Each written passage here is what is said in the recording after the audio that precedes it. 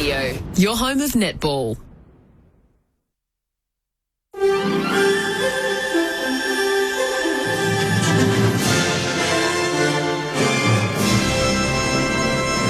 ABC News with Michaela Ortolin. Good afternoon. Prime Minister Anthony Albanese says the first confirmed case of the H5 strain of bird flu in Australia is concerning, but the nation is prepared. The deadly variant of avian influenza has been detected in a migratory bird that washed up on a remote beach in Western Australia's south. Mr Albanese says Australia has been preparing for years as the H5 strain spread to every other continent. I'll make this point that we've invested $113 million to strengthen our nation's preparedness for H5 bird flu, including an additional $11.2 million we had in our most recent budget. An alleged sexual assault, a crowd crush and multiple flares set off in Melbourne have marred the excitement surrounding the World Cup soccer match between Australia and the US. Yvette Gray reports. Thousands of soccer fans packed Federation Square and Amy Park in the early hours of this morning, with a heavy police presence monitoring crowd behaviour. Police say 14 flares and 1 firework was set off at Federation Square. 2 people have so far been arrested as investigators trawl through CCTV to find others responsible. A 16-year-old boy was also arrested over an alleged sexual assault of a woman. He's expected to be charged on summons. Vision has also emerged of soccer fans pushing over a fence at an entry point to Federation Square. Police horses were deployed to control the crowd. 1 police officer injured their foot after being crushed against a barrier. A shaky ceasefire between Israel and Hezbollah is in effect amid concerns fighting there will undermine peace efforts between Iran and the United States. Ali Crew has more. Israel and Hezbollah have both agreed to the ceasefire brokered by Washington. Despite the deal, there are continued reports of fighting, with Israel denying it launched around a dozen strikes in the first hour after the ceasefire came into force. The IDF says its troops in southern Lebanon will remain in place and are ready to strike if needed.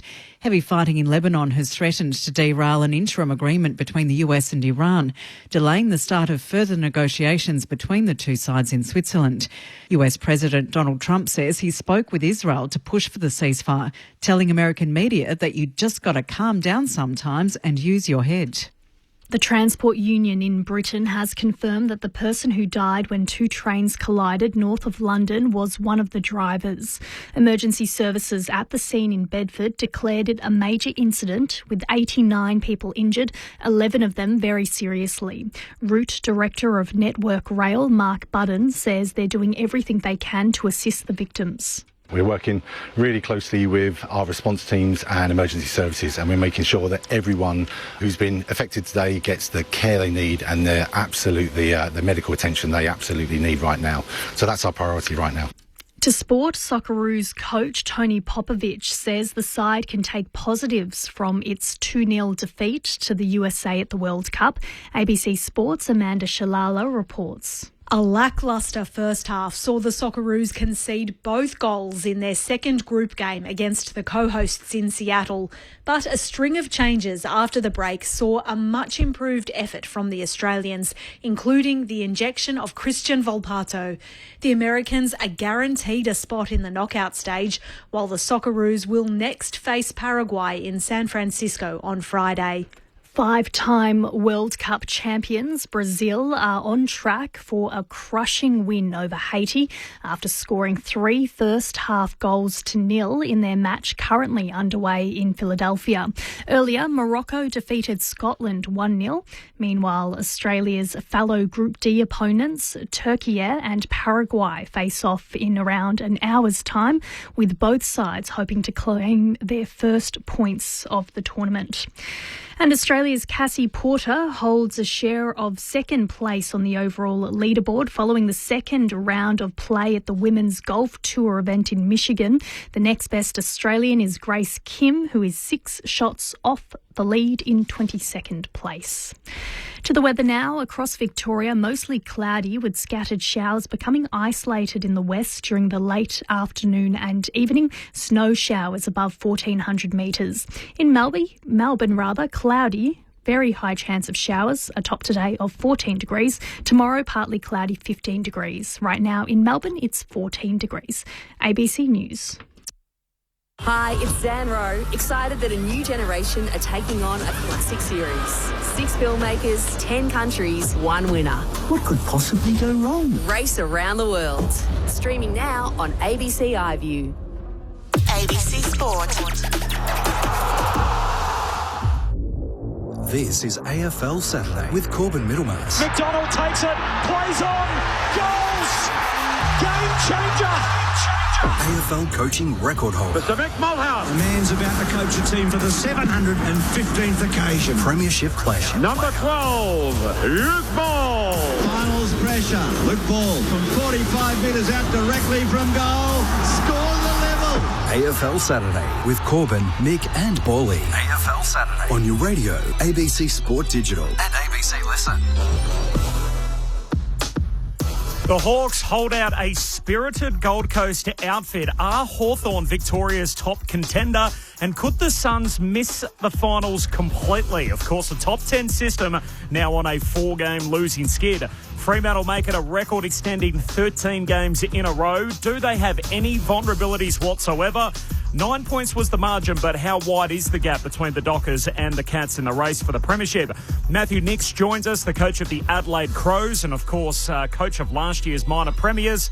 And what about this for a Super Saturday of footy? Cozzy Pickett in town to take on Jordan Dawson in Adelaide. Nick Dacos up against Zach Butters tonight. And the Josh Fraser Freight Train gathers more steam as the Blues make their way to Sydney. All of that ahead right here on AFL Saturday through ABC Sport. Walter with a late snap on goal. It's a point right on the siren to the Suns. And a drought-breaking victory for Hawthorn over Gold Coast at Carrara. The Suns are on a 4-game skid, but the Hawks jump out of the bye with a 16-point win over the Suns. Sneaky good game of footy last night, Friday night footy in round 15. This is AFL Saturday, the award-winning on ABC Sport. Great to have you with us. Unfortunately, the news this morning, USA 2, Socceroos 0. So USA make it through to the next stage, and the Socceroos all of a sudden have a pretty big date with Paraguay coming up next Friday to decide their fate. We're here to talk about the oblong ball, though, and what's going on in the world of AFL footy, and there's plenty of hot-button issues to discuss. And to help us through it, of course, the Premiership Pie, man who's worked in footy departments, match review panel, worked with the umpires. He's held just about every role in the game. All-Australian Premiership player, Luke Ball. Hello, Bally. Hello, Corby. Hello, listeners. Yeah, disappointing. I got up this morning, not for the start, if I'm being honest, just for the second half. And I woke up, checked the scores, and we were 2-0 down. And we threatened a little bit in the second half, but they were clearly the better team. So disappointing. We'll let the experts talk about that, as you said, though, and other shows, Corby. We're here to talk about the footy, and you're right, 2 good games of footy. I mean, Thursday night was a beauty, wasn't it? Freo and Geelong, 2 top 4 teams and a finals-like game, finals-like atmosphere. And Freo just establishing their credentials further, aren't they, as the best team in the competition at the moment. And then last night, pretty good performance from the Hawks against a home team, up against it, backs against the wall, a few injury concerns. And every time the Gold Coast, or you felt like the Gold Coast had the momentum or had control of the contest, the Hawks just had the ability to shift gear, didn't they? And whether it was Watson or Day, who I think we'll talk about, he's the one, isn't he? He's the one. You asked the question, are they Victoria's best chances? I think we've probably always said yes, with the asterisks of fully fit, Will Day. Barras came back in last night. He was great. They're still missing Gunston. They were able to cover for him last night. But I picked on the story's Gold Coast a bit off the back of 4 in a row. But in fairness, I picked the Hawks last night pretty confidently. So but plenty of soul searching still at the Suns, and the Hawks, an important win. It was an important win. If they had a loss last night, it would have been 2 wins in 7. So important game for Hawthorn to win to move up to 3rd spot. We're here in our ABC studios in Melbourne. Over in Perth, the place where they've painted it purple in recent times, a 13-game win streak. It was never like that when this man resided in that part of the world. Of course, he's the coaching icon, a man who's coached more games than anyone else in VFL, AFL football, Mr. Mick Malthouse. Hello, Mick. Good morning, Corby, or good afternoon. And Bally, we call him Blunt, Burgess, all those fifth men, you're working for the AFL, surely, Bolly, anyway. So, we okay, mate? Okay? Anyway, all our listeners, okay? I only threw that in because we just regularly argue about rules and regulations, but we don't need to argue about how good the Dockers are, and you're right about Hawthorn too. There's a few little smokies jumping up, which is fantastic. You don't want a one-horse or two-horse race. I still think Geelong are a very, very good side. You have a look who was out of the side, and they... they really, in the end of the day, I guess they lowered their colours in the last part of the game. The other one that's sneaking up on everyone, and I really think that they've got the goods. It's whether they can hold their nerve, and that's Adelaide. But anyway, I guess we'll be further advanced when we see some of these sides play each other, which we hang out for.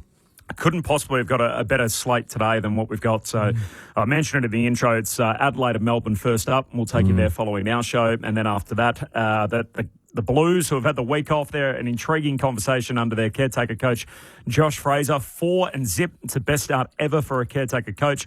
They're in Sydney to play the Giants. And then later tonight, Nick Dacos on one team, Zach Butters on the other. Is there a chance they'll be on the same team next year? I hope so. We'll talk about that as we work our way through with those two to go head-to-head tonight, the Pies and the Power. First time they've met since round 1 last year. Another little weird quirk in the fixture. We'll start with last night's game, though. So the Hawks holding out the Suns. It was a tremendous performance from both teams, really. Just a classic, great game of footy, 16 points in the finish, and really it came down to one thing, and that was the centre bounce dominance of the Hawks. So some of these numbers, Bally, were incredible. So 20-12, the centre bounce clearance numbers Hawthorn's way, but they won 11 in a row at one point after half time. So from the third quarter, it was 9-0, and then that continued on the start of the last. They ended up scoring 34 points out of the middle alone.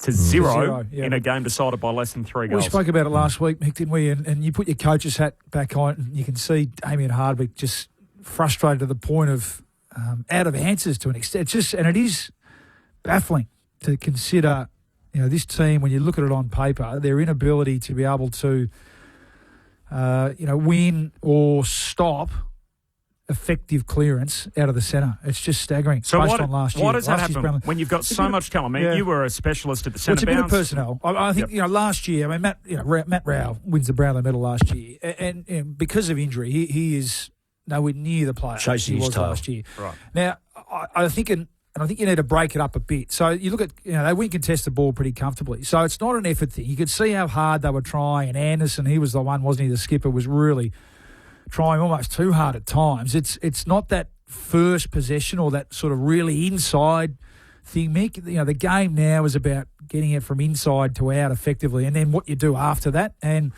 it's almost as if teams now are not happy to, but okay, we know that Matt Rowell and the Suns' inside mids are going to win the really tight one. We pressure it, we strip them of it, and then we're on to the next one, and then that's where it goes from there. And that's, we mentioned Day earlier and Newcomb, had a terrific night as well. That's the one. It's the scramble ball, the bobble ball out of that first possession, and that's really hurting them. And then what happens after that? I think the other thing too is, because there are plenty of sides that don't necessarily win centre bounce, but are able to stand up and defend. And sometimes you've just got to stand up and defend one-on-one. Now, we know that it's one-on-one, it's centre bounce, 6-6-6. And Collins aside, who isn't having as good a year, the queries still are around Gold Coast's ability to stand up and defend, strongly. And we're seeing the best teams are able to do that. And the difference last night in the end, so Barras completely overshadows King at one end, and Gold Coast's ability at times to be able to stop runs of scoring, not just last night but across the year, is the thing that's really letting them down. I agree with Damien. They're having a crack. They're having a crack, in and around the contest, but their inability to be able to stem the flow once it gets out of that initial clearance at times, and then also once teams get a run on, that's what's really hurting them at the moment. How do you address it, Mick, in the modern game when a team gets on a run like that out of the centre bounce? See, I'll take issue with the term modern. This has been going on since Adam was a boy. You've got to win the stoppages, and outside of the fact that many, many years ago, they used to just have the four in there, your wingers used to stay right out and your half forwards played half forward. It's from probably mid-80s, certainly into the 90s, and definitely in the early 2000s, it was a matter of getting the ball outside. You can sometimes get it, say, let's look at, say, when Dangerfield was fresh and young and Dane Swan, they got it and they bullied out. But even that's, they were still able to hand pass it out into the territory of Dale Thomas and Steele Sidebottom or whatever, wherever it was associated. So the game principally hasn't changed there. Where it's changed is you can't now have someone up on that 50-metre line, on your forward line, rushing straight in and perhaps or back line and pressuring that next possession. So that's all gone. Now, albeit the fact, Corby, it's only generally about 5 or 7 metres. But what I'm noticing is there's a reluctance to put the wingers on the point of the square where you think, if you leave your winger, it leaves it wide open. I reckon that winger's got to drop back so he can actually cut it, both wingers. If you're getting slaughtered in the centre, cut that line on the square of the 50-metre straight as hard as you can in, and that takes out about 25% of the centre square. Now, you do expose yourself if they come directly out to the wing, and then you've got to put up with that. But you can also, I still think, a half forward right on the 50-metre line, and his job is just to get into the back of the square. So I think fundamentally we're restricted, yes, because of that stupid rule, but at the end of the day, you still can impact it marginally, and sometimes you only have to impact it marginally to turn that around. I'm also intrigued how backlines are manipulated by those forwards. Now, there's 6 of them, yes, but the best ones I've seen are in an I formation, and for those that don't know what I formation is, just picture an I and go from goal squared up to the 50-metre line, 1, 2, 3, 4, 5, 6. It's very difficult. The best way to defend that is just on the shoulder and just outside, say 2 metres outside each one, so therefore when they spread they can't have space. But you can still put one of your forwards in a position. Look, it's never going to be perfect because it's so now clean in the middle, and to impact it is a time thing. It takes seconds to get that player in there. So you can do it, but it's at risk. Damien Hardwick last night, he was asked about his diagnosis. This is what he had to say when he fronted his press conference last night about what went wrong. There's 2 things there. 5 goals for from centre bounce and 8 goals from turning the ball over in our front half, which was just Suns killing Suns. Like, don't get me wrong, Hawthorn played a reasonable game sort of thing, but we just didn't help ourselves, which is frustrating because, you're judged by outcome, you're judged by the scoreboard, but our games for most of the night, apart from that 20% with the centre bounce and that, was pretty strong, to be honest, but we just couldn't get the result. The other interesting aspect of the Suns is clearly that really for the first time they've had this week in the spotlight of the media, that all of a sudden it's been, we expect more from the Suns. They're on a 3-game losing skid into last night. That became 4. They've got a trip to Perth now to play the Dockers, who have won 13 in a row, so it doesn't get any easier. And Damien Hardwick was asked about that last night and the expectation that is on his team. What we've got to understand, it's a privilege because it means you're someone, you're something, if that makes sense. If there was no spotlight, if there was no blowtorch, it means we're not, we're short of expectation. We understand that, but people are expecting more of us and we're expecting more of ourselves. So this is the place you want to be. And every side goes through this, and now it's our turn. We've got to sit there and take stock of where we're at. We've lost 4 on the trot. We've got to bounce back. Toughest challenge in footy. Go to Fremantle, no better place to be. Let's see what we've got. AFL Saturday on ABC Sport. Luke Ball, Mick Moldhouse in the house. My name's Corbin Middlemass. Your calls on 1300 558 222. Are they in danger, Bally, of missing completely? Well, I mean, they are. Yeah, the facts are that they are, Mick. It's but I like that. It's good messaging, and he has been through that before, and you can tell he really is trying to convince his team, isn't he, that, okay, we're in a bit of a slump at the moment. It's interesting. I mean, the last 3 weeks they've post their bye, they're games where they didn't necessarily start favourite in. So they've had Geelong down at Geelong last night, and Brisbane, who have got the wood on them. You go back to the before the bye, that Kangaroos game. That's the one, isn't it? If they don't fall in a heap and lose that one after the siren, it's 3 in a row. And okay, they've still got some work to do, but that's really set it set the fall, hasn't it? Not to mention they spent the whole week telling their guys how tired they'd be coming back from Darwin, and then sure enough they got overrun, almost like this self-fulfilling prophecy. Exactly, but so flip the messaging, and it is an opportunity. It has to be opportunity. I mean, it's hard to find a crack in Freo's game at the moment, Mick, but it's the scene of the club's best night or best day. This time last year, the only final they've won. So they should go over there with an opportunity mindset, not this is going to be hard. The only teams outside the 10 they play on the run home, GWS are 11th. It's a tough draw. They're no easy beats. Collingwood in 13th, and we know the Pies travel well. That's at Carrara, and then Carlton at Docklands. The Suns don't play the ground well, plus the Blues obviously are a different team in the back end of the season. Mick, the reports during the week around player tension has arisen, and that Damien Hardwick's lost a few of the playing group, and that they're unhappy with him, and there's some tension with the coaches who are also unhappy with the players. What did you hear when you heard those reports during the week? Yeah, ball is on the money.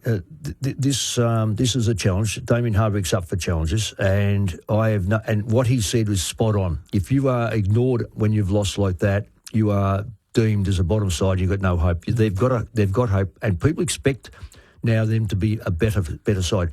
I reckon they've run through their bad games. I thought last night's game did everything except win the game against a very, very talented side. Make no mistake about it, Hawthorn are the real deal. I won't pick them, but I will not be surprised if they won the game next week, because it's very hard to maintain. Let's look at it. They've lost 4, so their intensity will be up. Fremantle won 13, coming off a very easy game against North Melbourne. A bye, went to sleep in the first. Well, hadn't woken from their slumber in the first half. Geelong virtually got them then, and then they were able to come home. They proved how good they are, Fremantle. But at some stage, believe me, there's going to be a mental and physical letdown, whether it be next week. What Fremantle can't keep doing is keep thinking that at half-time we're behind, that we'll win goals. Because at some stage, someone's going to put the anchors out right across the ground and go, no, you've got to get through us, and it won't happen. Whether Fremantle have got it, whether Gold Coast have got it, I will throw this in, and I'm not sure of the stats, because I know I keep going over stats and just forget them. I'm just wondering how the Petrarca situation in the middle has changed it up, because him in the middle means someone's not in the middle. Petrarca's good, but he's not brilliant at centre square. He's good, but he's not explosive. He's good with his skills, but he's not a great sharer. He doesn't cheat on his teammates by not giving the ball, but there's a lot. He's a very good player, but he's to me 5 to 15% under greatness, which means that someone else is not doing the hard work in there because he's in there. So I think that. And if I can just go back on the other thing, Damien would be that frustrated with them. They've been treated as kids for too long. He's used it a couple of times. They've got to grow up. I wonder whether that's got to them and they're going, we're a bit sick of it. No, you know what? Grow up, get over yourself, and start to play the football that you have been picked and selected to do so. They've got a wonderful football side. The test has always been, are they little kids or are they adults? Mac Andrew was with us on ABC Sport last night, and Zane Bojack asked him the question about the reports during the week. No, I don't know who's given, who was it, Tom Morris, that information. That, as far as I'm concerned, from what I know, everything's pretty good. Like, I love Dimmer. I know Dimmer loves all the boys love Dimmer, so I don't know where he's getting that mail from. It's complete bullshit. So it was strong, yeah. But there should be tension in the locker room, though. When you lose 4 in a row, even if you're playing, up in the bush, Mick, there should be a little bit of tension, because that's what absolutely. You need to create, opportunity and to turn things around. So. It's also a zero-sum game, isn't it? Like, there's only 23 that play every week, but there's 45 on the roster. There's never going to be everyone happy, of course. Yeah, but I think to the point, the 24th player, Bully, regardless of where you are, always thinks he should be in the side up until around about the 28th player. Exactly. That's well, right. The 28th player, because the 29th player is probably some kid or someone coming back from injury, and they get it. But it's that 3 or 4 outside that they go, well, I should be in. And you know what? Sometimes they are out just barely out, and it may be horses for courses. The way they played suggests to me that they were trying to make a statement over that. There didn't seem to be anything that suggests to me that they're turning their toenails up. We do overrate some players. I think I look at King. Oh, Mick, absolutely. I'm glad you said it. Yeah. Well, he's a very good footballer, but he's only a very good footballer one-dimensionally. He doesn't get the ball on the ground. He doesn't. Yeah. I think he's sorry to Buddy. He doesn't do enough. It frustrates me because I know what he's capable of. But to me, you look at the Dockers forwards, for instance, and we're only comparing. Well, we're only judging based on where he's held. And so you made the point. So all of a sudden we're talking about, big contracts and moving back to Melbourne. And ironically, the team he played last night is one that he's been heavily linked to. Well, I wonder what Hawthorn think now going away from that last night, thinking this is a guy who, against a good player, he doesn't have a plan B. He I wouldn't say he turns his toes, but he doesn't compete like a Tracy or a Voss, or he doesn't insert himself or have an impact in the game. Come up to the wing and or have 5 minutes in the ruck and do something. He's too happy just to say, well, it's not my night. I'm going to have 2 kicks and that's it. Zero impact. So if you're Hawthorn and you need they're linked with Zach Merritt. There's talk about Bailey Humphrey. There's talk about Ben King. If you have to prioritise one. I know the money in the game is one thing now. I wouldn't be paying anyone over the top. I wouldn't be paying anyone 1.5 million or more. No. I just wouldn't. If you want to be a good team, and again, the success leaves clues. Geelong don't do it. Sydney's a bit different. Market's a bit different. I'd be staggered if Hawthorn do. Staggered. One last one on the Hawks before we move on, and I'll get your answer to the question about whether they're Victoria's top contender. I thought of you both and your former charge, Mick, in Travis Cloke last night when I heard Dylan Moore interviewed on Fox Footy post-game. And, of course, Travis Cloke's favourite or famous line from all those years ago about the smoke and shadows behind the windows. We might have had the latest edition last night on Fox Footy when Dylan Moore fronted up to have a chat to the guys post-game. We came to these rooms, the first thing Sam said to us was, do you remember the last time you were in these rooms and the feeling you had? And we brought the elephant under the carpet or whatever you say, and so we don't want to feel like that again. So he really gave it to us again at 3/4 time and said, you've got to give it your all because otherwise we'll be in that same feeling again, and so proud of everyone. Just run me past that saying one more time. The elephant out of the carpet, was it? Get the elephant out of the room. Elephant under the carpet. I hadn't heard that. That's right up there. That rivals it. He's got a couple in there. He's thrown a couple. You've got to decipher that. So, I think you've probably pinched 3 things out of that. The elephant under the carpet. Yeah. What's the carpet part? Elephant in the room, I understand. Sweep it under the carpet? Sweep it under the carpet. Sweep the elephant in the room under the carpet. I love it. Yeah. It would be bumpy carpet. Gaz was all over it. He was very quickly just antenna up that. Hang on, I'm not sure that's the that's the analogy. 1300 558 222, the talkback number. Who's Victoria's top contender? We know obviously the 2 out of market teams with Fremantle and Sydney hold down those top 2 slots. Is it Hawthorn or is it Geelong or is it a third entity, Mick? Look, Hawthorn are okay. Hawthorn are good. I think we're going to be careful about discounting Geelong. They played off in the grand final. Cameron's he's not quite right, but he's probably not bad enough to move out of the side. Sort of rest. I think the Cats have got a very good game style that will, if they can stay in the top 4, the likelihood in the top 4 they'll play Sydney or Fremantle. And we saw how they went against Fremantle last night. I don't think it was conclusive last night by Fremantle by any stretch. And Sydney ground's a bit different. So to me, Geelong have got their nose in front of Hawthorn. I'm with you, Mick. I've got Geelong on top of the Hawks. Ooh. Like if they met preliminary final night, it's Hawthorn-Geelong as it was last year, by the way. Fully healthy. Well, no, I mean, the Hawks like playing Geelong. Fully healthy, fully fit Will Day, Gunston back in, which is, there's a question mark on that.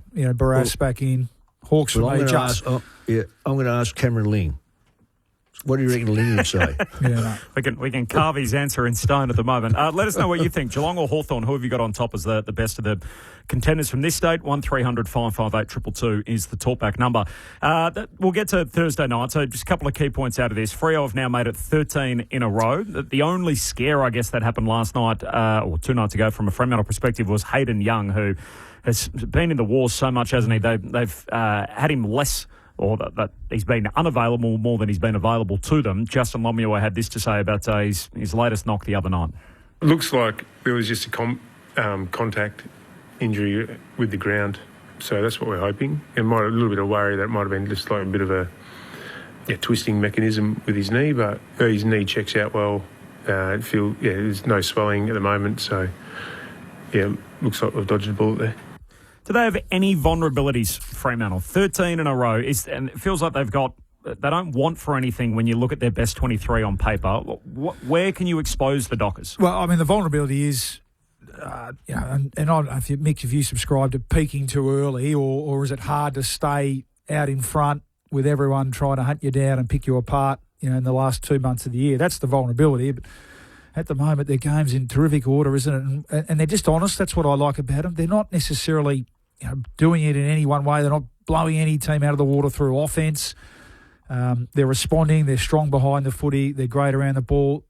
They've got a lot of guys who you call them match winners, but who can, when the time's needed or when it's required, can stand up and produce a moment, I think, and that's where, from obviously Jackson and Shea Bolton's having a terrific year, isn't he? But Brayshaw was terrific, wasn't he, in the third quarter, right under the pump on Thursday night. Sarong back into the team, and big, honest key forwards with classy smaller forwards at their feet. No, they're pretty complete. I think everyone was just waiting out to see now whether they can do it when it matters. And you mentioned Young. I mean, he's one of those matches. The beauty of the position now is they can just manage his season. So they're at home next week. Then they travel to Sydney. I think he came back on the ground though, didn't he? He came back onto the ground. Yeah. So he mustn't be too bad. That's right. They're a long break into next Sunday. And then I think they go home away for the last 10 weeks. So they're in the, have the position of the luxury to be able to manage not just him, but Jackson, and they've got a great integrity at selection at the moment too, Mick. There were players that went out of the team Thursday night who didn't do a hell of a lot wrong, including Jager O'Meara and young Wagner.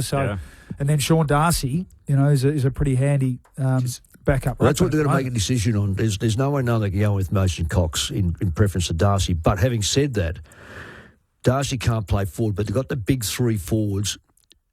They're the only side in the comp at the moment who've got big three forwards that actually can play together. I've always been a bit sceptical about Amos if Tracy's playing well, or then Voss is, but they're actually all kicking goals and the thing about they've got a role to play.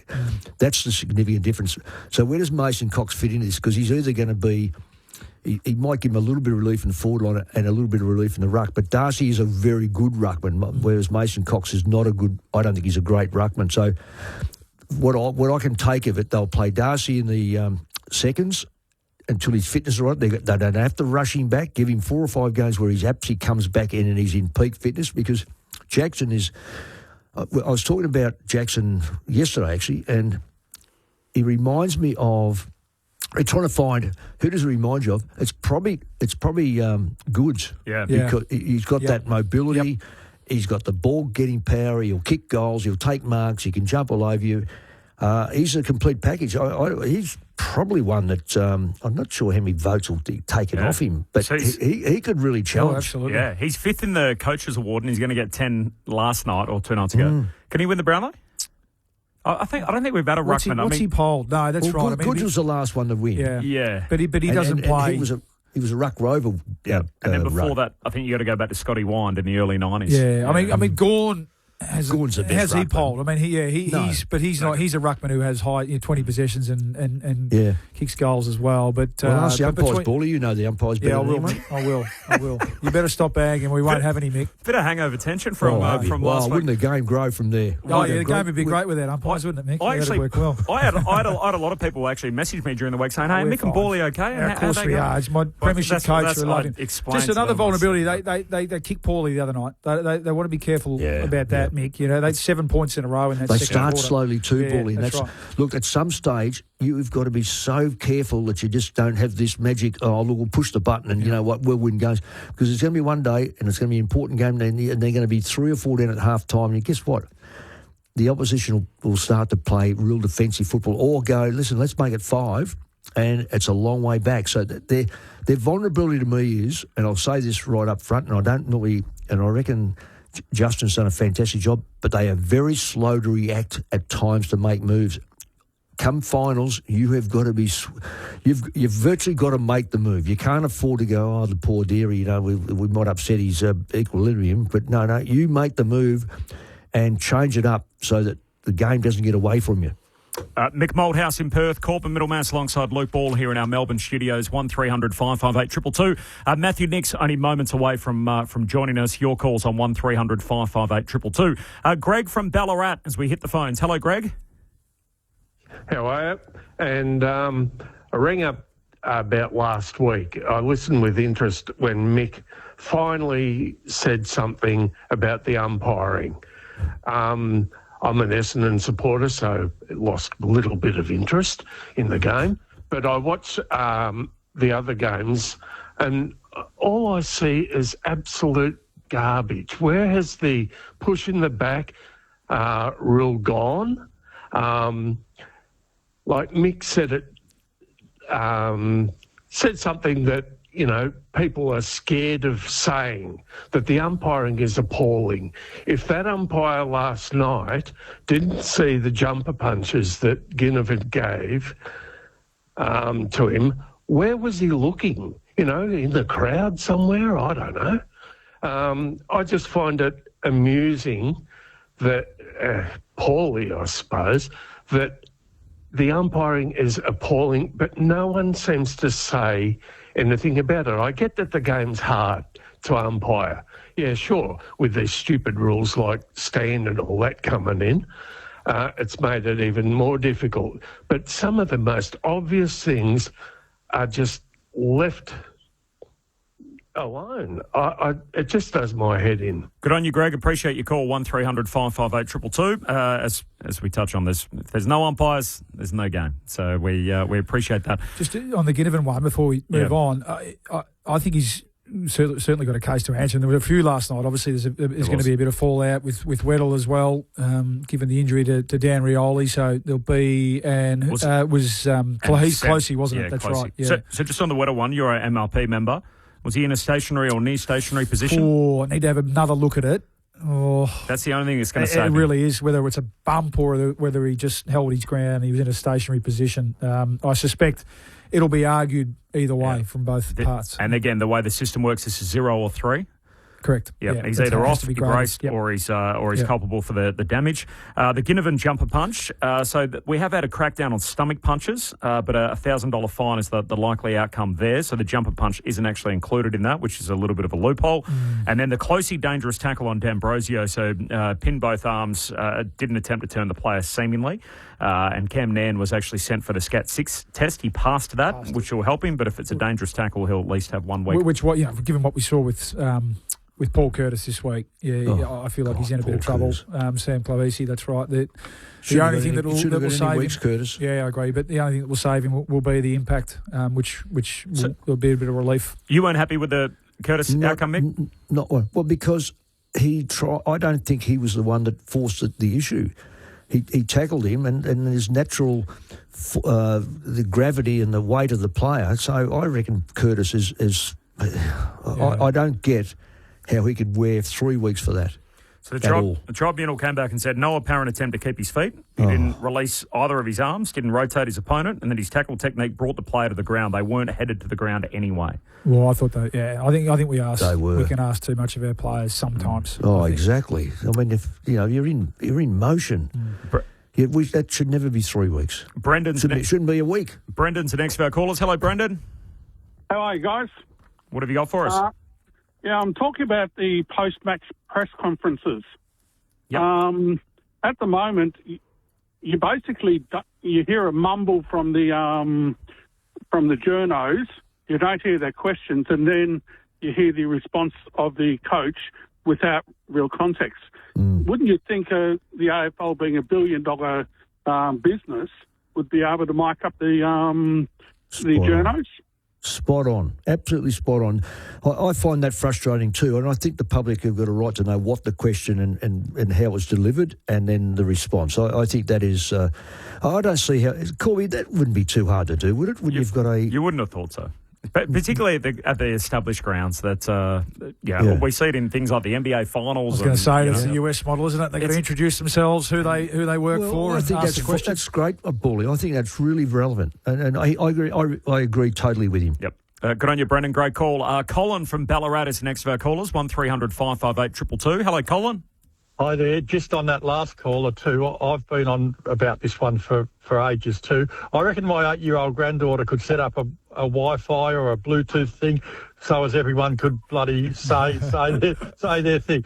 I couldn't do it because I'm 76. But what I'm ringing about is the countdown clock on the television synced to the timekeeper? I'll just say you would imagine so. Yes. Not the goal kicking one. I don't know definitely. Yeah. I don't know definitely. Mm. You'd hope so. Yeah. But okay, I've always had a problem with it because the clock disappears with 2 seconds to go. Mm. Last night, the Petrarca mark on half time. When it had 2 seconds to go, he took the mark, and he's ended up playing on, and I'm yelling out to my television, ring the siren. Then I went and replayed it. I got my stopwatch out. From the time it hit 2 seconds to the time the siren went, there was an additional, from when the siren should have gone, there was an additional 3.612 seconds. Now, if you want to get your go through the replay, now, so he should have been able to have his shot for goal, and this one's got a two-way thing. With his, the siren should have gone. He should have had his shot at goal. The other side to that is in that 3 seconds, if someone's running into goal and they kick the ball, the siren should have gone. They kick the ball and the ball sails through. It's a goal. I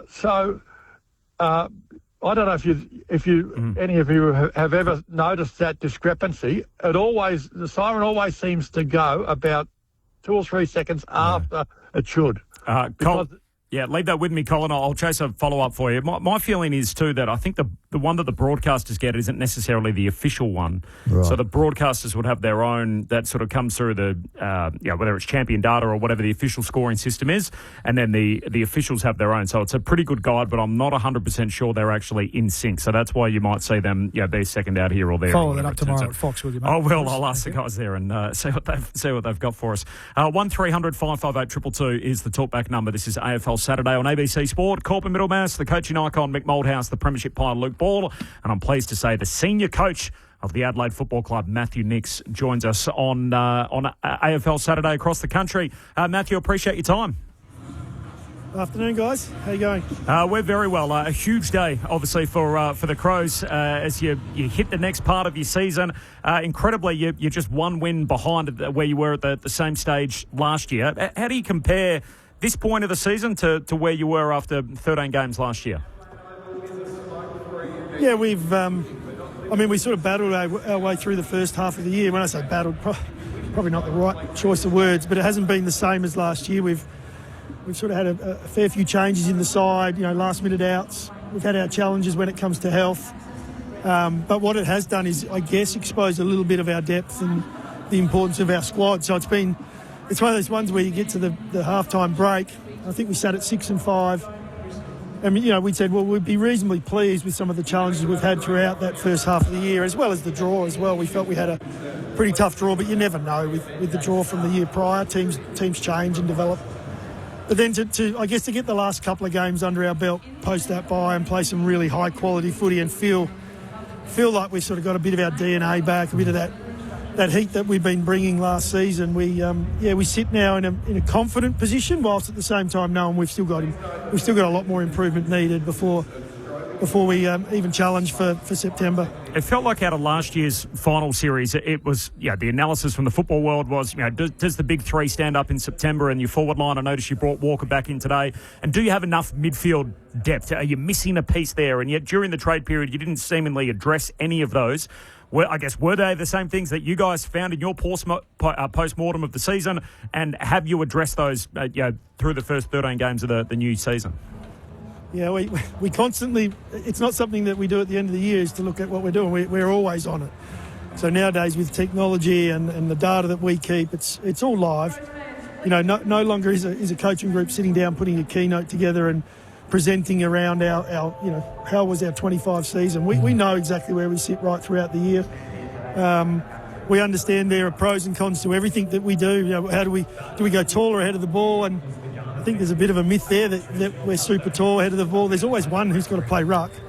So, even today with the three, we've got obviously Fogarty, Philthorpe and Walker ahead of the footy. Well, there'll be majority of that first quarter is going to be, either a Philthorpe in the ruck or McAndrew in the ruck. We, both Darcy and Tex need to have a rest. So there's another 5-6 minutes there where they'll be off the ground. So we've probably been a little smaller this last couple of weeks since the bye and had a little bit more speed and pressure, and we've liked what that's looked like. But then we weigh up, does Taylor Walker, what does he bring with it when it comes to leadership and structure and discipline, and how does he, make the player next to him stand taller? So we're constantly working through so many different things. It's not as simple as, hey, tall works or small works. Matt, it's Mick Mulder here. Just on last year and your side today, where do you think your improvement has been? And I should say this, do you think your side is better than last year? And I'll flip another question in. I see the top sides have got taggers. Who would be your principal stopper? People hate me using the word tagger. Who's your principal stopper going into it, being tuned up now, ready to go into a final series? I know, and it seems a long way off, but it's not. We know it's not. Yeah. I guess in the first question, are we better? I think every team is. So organically, you've got growth. We've got another 12 months under our belt, so 20-odd games for the majority of our this group that play AFL. And I'll use an example of Max Michaelani, who I'll probably talk to in a second, as one of our stoppers. But, for Max, he's still such a young player from an experience point of view. If you do a comparison of Max to Alex Neil-Bullen or Max to Cal Archie, it's chalk and cheese, for what they've been through. Both Neil-Bullen and Archie, and again, this is where we've had more improvement, is bringing in the experience of those guys. It's not only for the 120 minutes that we're out here today, it's for everything they bring off field, for the way they speak in meetings, for the way they fill buckets of teammates and compliment things they like, and they've been through it. They understand what it is to play well in September. Well, we unfortunately haven't got that in amongst our group, but bringing Cal Archie in has added that. Bringing Neil Bullen the year prior has added that. So, short answer, Mick. Yeah, we're a lot better than last year. Yeah. Well, I was going to say it looks it. It really does. Just another one. We're talking about depth before. Underneath, have you got some young ones that you haven't played so far this year, or only played 1 or 2 games that are going to contribute over the next 8 to 10 weeks prior to finals? Is there someone standing out? Yes, our standouts are probably most we'll be talking about. Sid Draper's one that we're talking a top 10 pick. Right. And Sid's just had some issues around body and getting himself, the health there so he can play consistent footy, but he's got some real weapons. There's a reason he went in the top 10 in his draft. Sure. And it's just a matter of us now getting his body right. So he's a big one. He's a midfielder, but we know it takes 2 or 3 years for midfielders to really lock in and be able to compete with the best. So there's probably a period of time he's going to play half forward and pinch and come up to the stoppage, here and there, and he's doing that at SANFL level. Just to give you an idea, we get his body right, he breaks his jaw in just a contest, so he misses 4 or 5 weeks. Yeah. He's one. Oscar Ryan's another one at half-back who's a really, he's so young and he's raw. You think back to Braden Cook, who's now playing in our side and probably getting a lot of accolades for where he's got his game to. Oscar's a very similar sort of player. He's got it there, but he's still young and he's light and he gets moved around a fair bit. So a few more years in the gym, we feel like he'll be a player coming through. So, there's still some young guys that we feel will be able to step up and play at this level. Matt, I know you got to go. It's game day, and appreciate your time so close to the bounce. Just a quick one on the way out. Obviously, Tony Modra as a legend of your club. Unfortunately, you do have a lot of experience at dealing with very serious events that have happened in recent times. How have you handled this in the last 48 hours? Well, we've just got around all of our staff. We've tried to be there for Tony and his family. There's not a lot you can do at the moment, but it's just prayers and well wishes and I don't know enough detail around how I believe he's improving and hopefully he's going to be able to fight through this. But it's one of those ones where it's just incredibly unlucky and incredibly lucky in the same voice. Hopefully that he can fight his way through it. But it's amazing how footy clubs are, guys. If you go through some of these sort of tragedies or these incidents that have quite traumatic, they're good places to be because everyone sort of bonds together and we stick tight. We've had a fair bit of that this year, unfortunately. Go well today, Matt, and the rest of the way. Appreciate your time.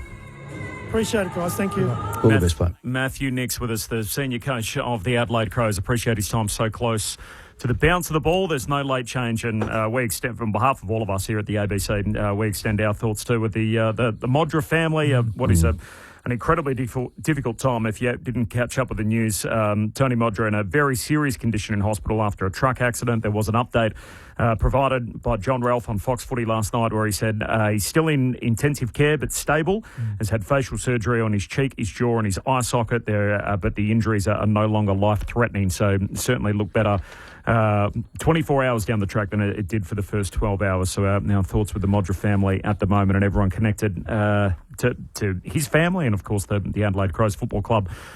What a player and what a figure he is in the game. Sure was, yeah. Well said. Here. Hopefully it's the first step to a recovery and... they'll be keen to play well today. Kept their momentum going. It was great. It's great to see Mark Keane back.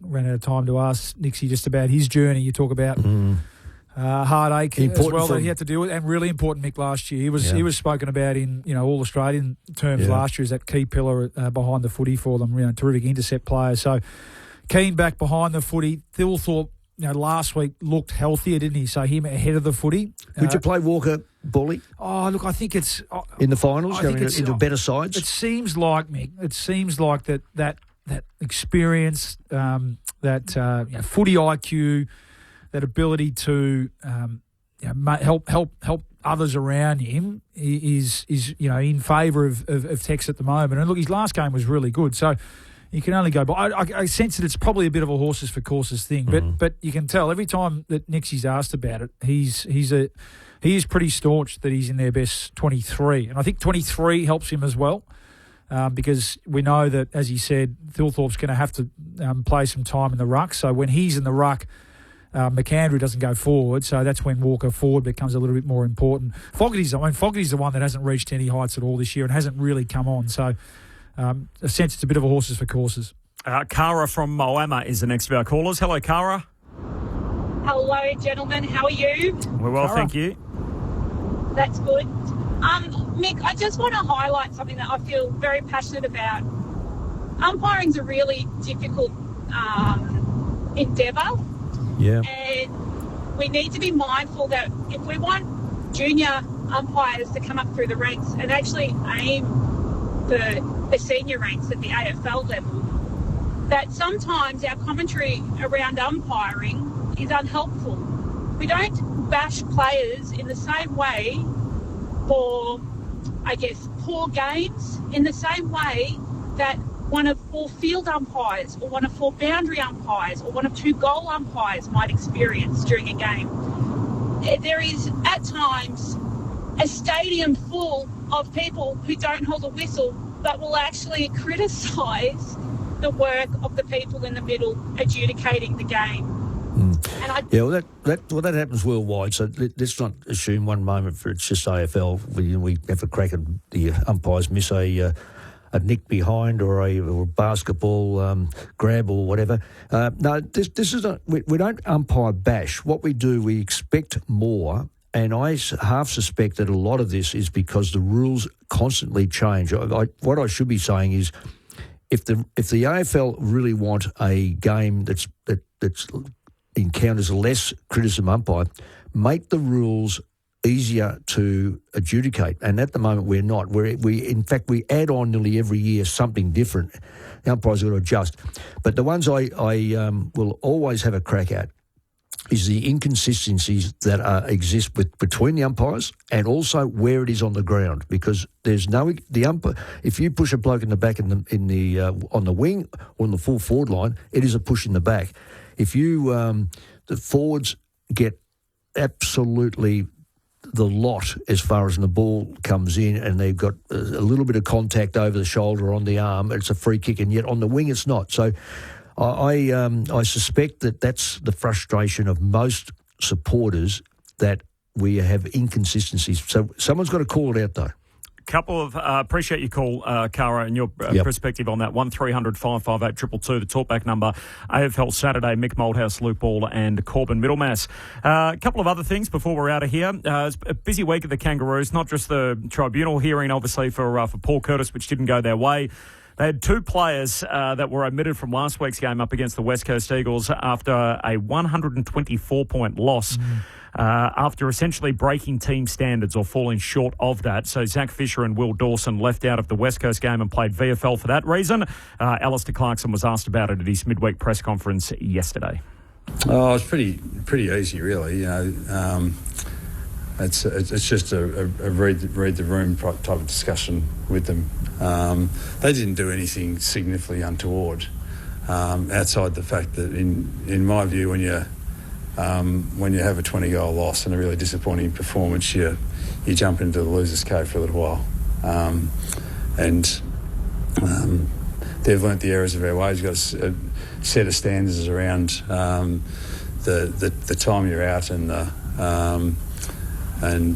your behaviours in public and that sort of stuff, and we thought they went outside of those, so it was an easy decision for him to go back and play VFL footy last week. Story broken by you, Corby, must be said. Yes, I know you're way too humble to say that, but we hear enough, I think, Nick, across the board, don't we, from others who want to tell us that they've got an exclusive, so I'm just slipping that in there, making that be known. But So no curfew, no alcohol ban, but as I said the other night when I broke the story, 21 of the players essentially knew what the balance was about. You can go out and have a drink or whatever it turns out to be, but be back at an appropriate hour. And these two clearly were so far on the other side of the line. Just one for the idiot file, isn't it, Mick? Yep.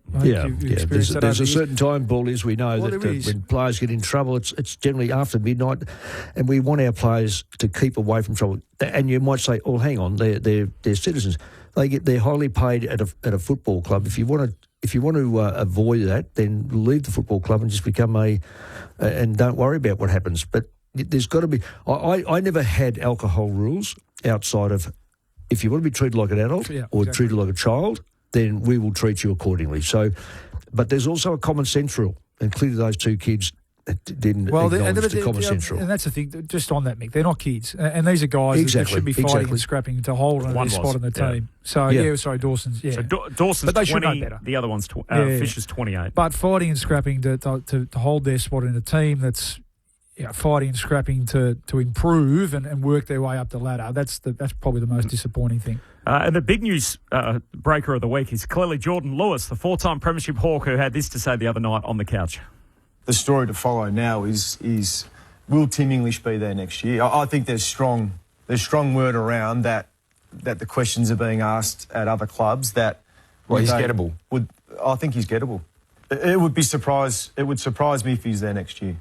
Gee, it'd be a disaster if in a footballing context, of course, if Tim English wasn't at the Dogs next year. Caught everyone off guard a bit, didn't you reckon he wants to go? Well, Luke Beveridge had this. Contracted. Luke Beveridge was basically took it for what he felt it was worth. This is a guy who's in the second year of a 5-year contract. This is Beveridge's response at his press conference during the week. I'll scoop Lewis.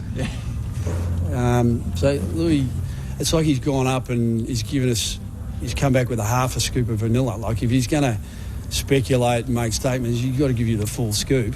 No, I mean Tim's contracted until the end of 29, so player of his ability and impact, he's secure here. So it came out of left field for us. Didn't know where it came from, other than Louis. So I don't know who he's talking to, but we're not sure about there's any accuracy in any of that. What happens around this time of year, though, is this story breaks out of the blue, and then everyone around it comes out and says, no chance, it's not going to happen, it's not in the players' best interest that it's been discussed at this stage, or the clubs, and then the ones that have a little bit of truth to them all of a sudden resurface in October, and we're talking about it again in the trade period. So I can't see how the Dogs would be mad. Yeah. And if he wants to go, he's just on a contract. Well, but so it must have come. If something's come, it's come from the English camp, hasn't it? Yeah. But it's just surprising because we're not used to hearing Geordie go with something like that, are we? So, no. And I think Bevo's got an existing relationship with Louis, and that's why I think he handled it with a bit of tongue in cheek. Would have handled it really well. I sense that if it was someone else who he didn't have a relationship, he wouldn't have been as jovial about it. 15 seconds. Can the Pies get Butters? Yeah, well, they can. Wow. Yeah. And they should have a crack at it. What do you reckon, Mick? He's got to go to the Dogs. Ooh. Okay. If he's going to leave it all. Yes, there is great speculation he'll move, but I would say it would be Port or the Dogs. Who wins tonight, Pies or the Power? Collingwood should, but it wouldn't surprise. Power a better side. They've lost 5 games under 4 points. They're around. And Crows, D's? Or Crows at home. D's away from still yet to be proven. Huge Saturday footy. Yeah, big day. Mick, enjoy your time in the West. I'll see you back home next week. Certainly. Well, I'm looking forward to coming home. Thanks to Craig Davis for all of his work. Thanks to you, Bally. Good day, Corby. Let's go to the footy, the Crows and the D's. Some chase the story. We'll be interviewing some of Australia's most famous faces. And some are the story. Hello, beautiful people. The piano, the assembly, and race around the world. This is fabulous. I loved it. Great storytelling on ABC iView. ABC Sport. We begin this broadcast by acknowledging the traditional custodians of the land on which this match will be played today and pay our respects to their elders past, present and emerging. We extend that respect to Aboriginal and Torres Strait Islander peoples listening.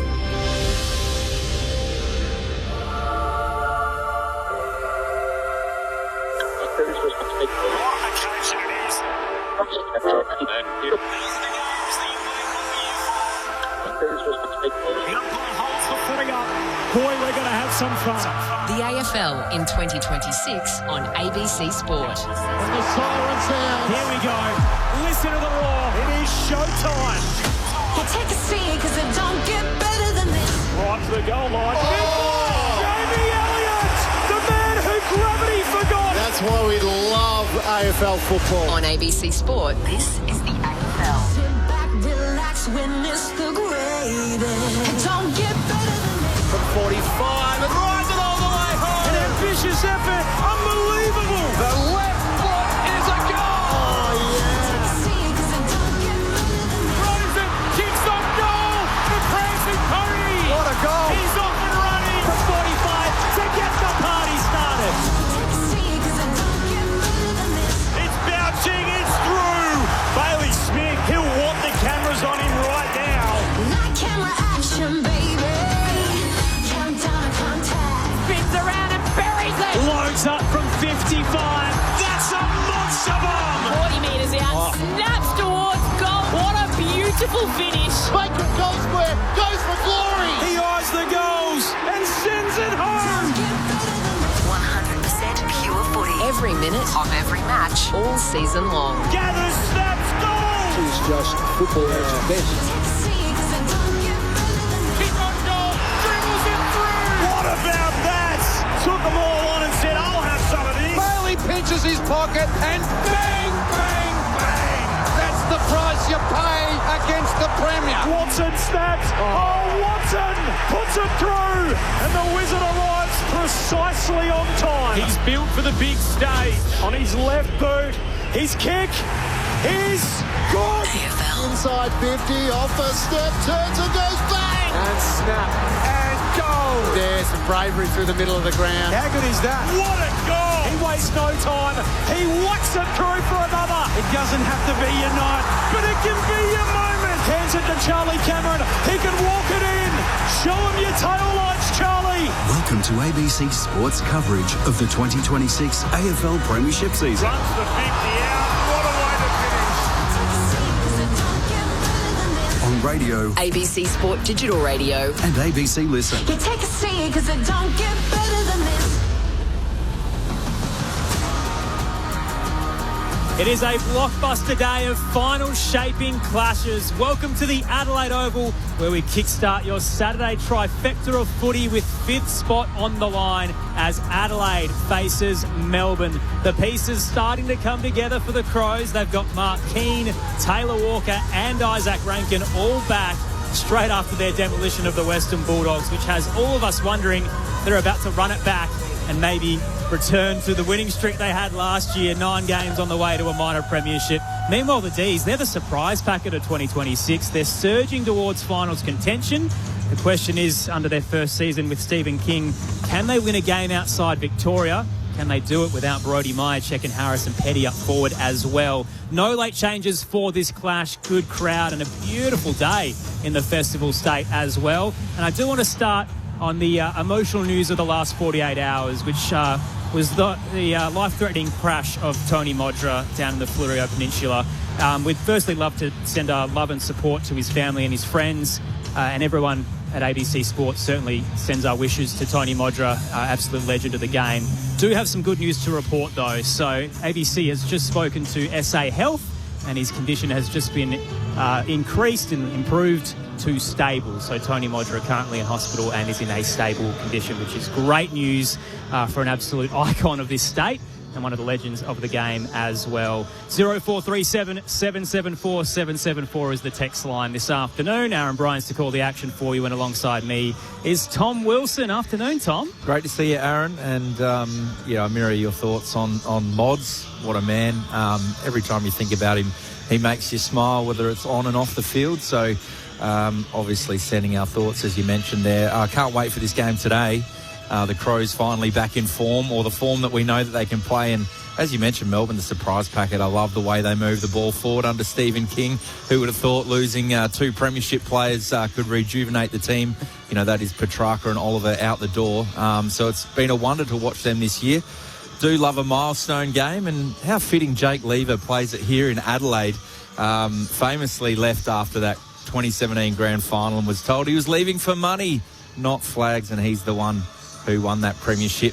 So it's always fascinating. And the man who said that, Taylor Walker's back today. Incredibly ironic that he comes back to the Adelaide Oval for this milestone, and I know the Crows supporters have a fair bit to say to Jake Lever at times with how he left, so we'll see how they react to him this afternoon. Our experts this afternoon are absolute legends of the game as well. Firstly, we've got the premiership player and former Port Adelaide coach, Lauren Arnell. Good to see you, Loz. Happy Saturday, guys. What a day for footy. It's one of those where if you're playing or you're watching, it's such great weather for a winter's day, and probably for our listeners that are interstate, the best I can communicate it is, as a toddler parent, it was okay that my daughter refused a jumper this morning. The sun was out. I could tolerate it just today. Just starting to acclimate a bit to the weather here. Alongside Lauren Arnell, we've got the four-time Showdown medalist, the current North Adelaide coach, Josh Franco's here in the ABC Sport box. Welcome, Josh. Yeah, good afternoon, everyone. Similar, Lauren, talking about the weather was horrific during the week, wasn't it? But they've turned it on here at Adelaide Oval. The sun's out. Beautiful looking day. And a real litmus test for Melbourne. We've spoken about they have on away from home, so a real litmus test for them, showing real promising signs in terms of their form and fortunes this year. But come up against Adelaide, an in-form Adelaide at Adelaide Oval, probably no tougher ask in the AFL at the moment. Going to put them to the test, and we're very privileged that we've got three of the top 10 players in the game right now out there in Jordan Dawson, Max Gawn and Keziah Pickett. If you didn't hear it before, Matthew Nix was part of AFL Saturday, so you can jump back in the ABC AFL podcast feed and hear all of the show back with Corbin Middlemass, Mick Malthouse and Luke Ball. But the inkling from Nixie was that should Cozzy go forward, Max Michaelani will be there to meet him, which will be an interesting matchup across the afternoon. But it will put the Crows midfield to the test. It's been, I guess, their weak spot over the last campaign. It's what hurt them in finals last year, and now they've got to find a way to combat Keziah Pickett and Max Gawn. Well, it's funny, I've just written some notes down in the break that can Adelaide stop Pickett? And I've thrown Gawn into the mix as well, but I guess from Melbourne's perspective, can they stop Jordan Dawson? As you've mentioned, Aaron, probably the Achilles and the narrative around Adelaide's Achilles heels has been their midfield and the depth that they have going through there. Sam Berry has taken his game to another level, and Jordan Dawson's just an outright star. So expect a big contest in the middle of the ground.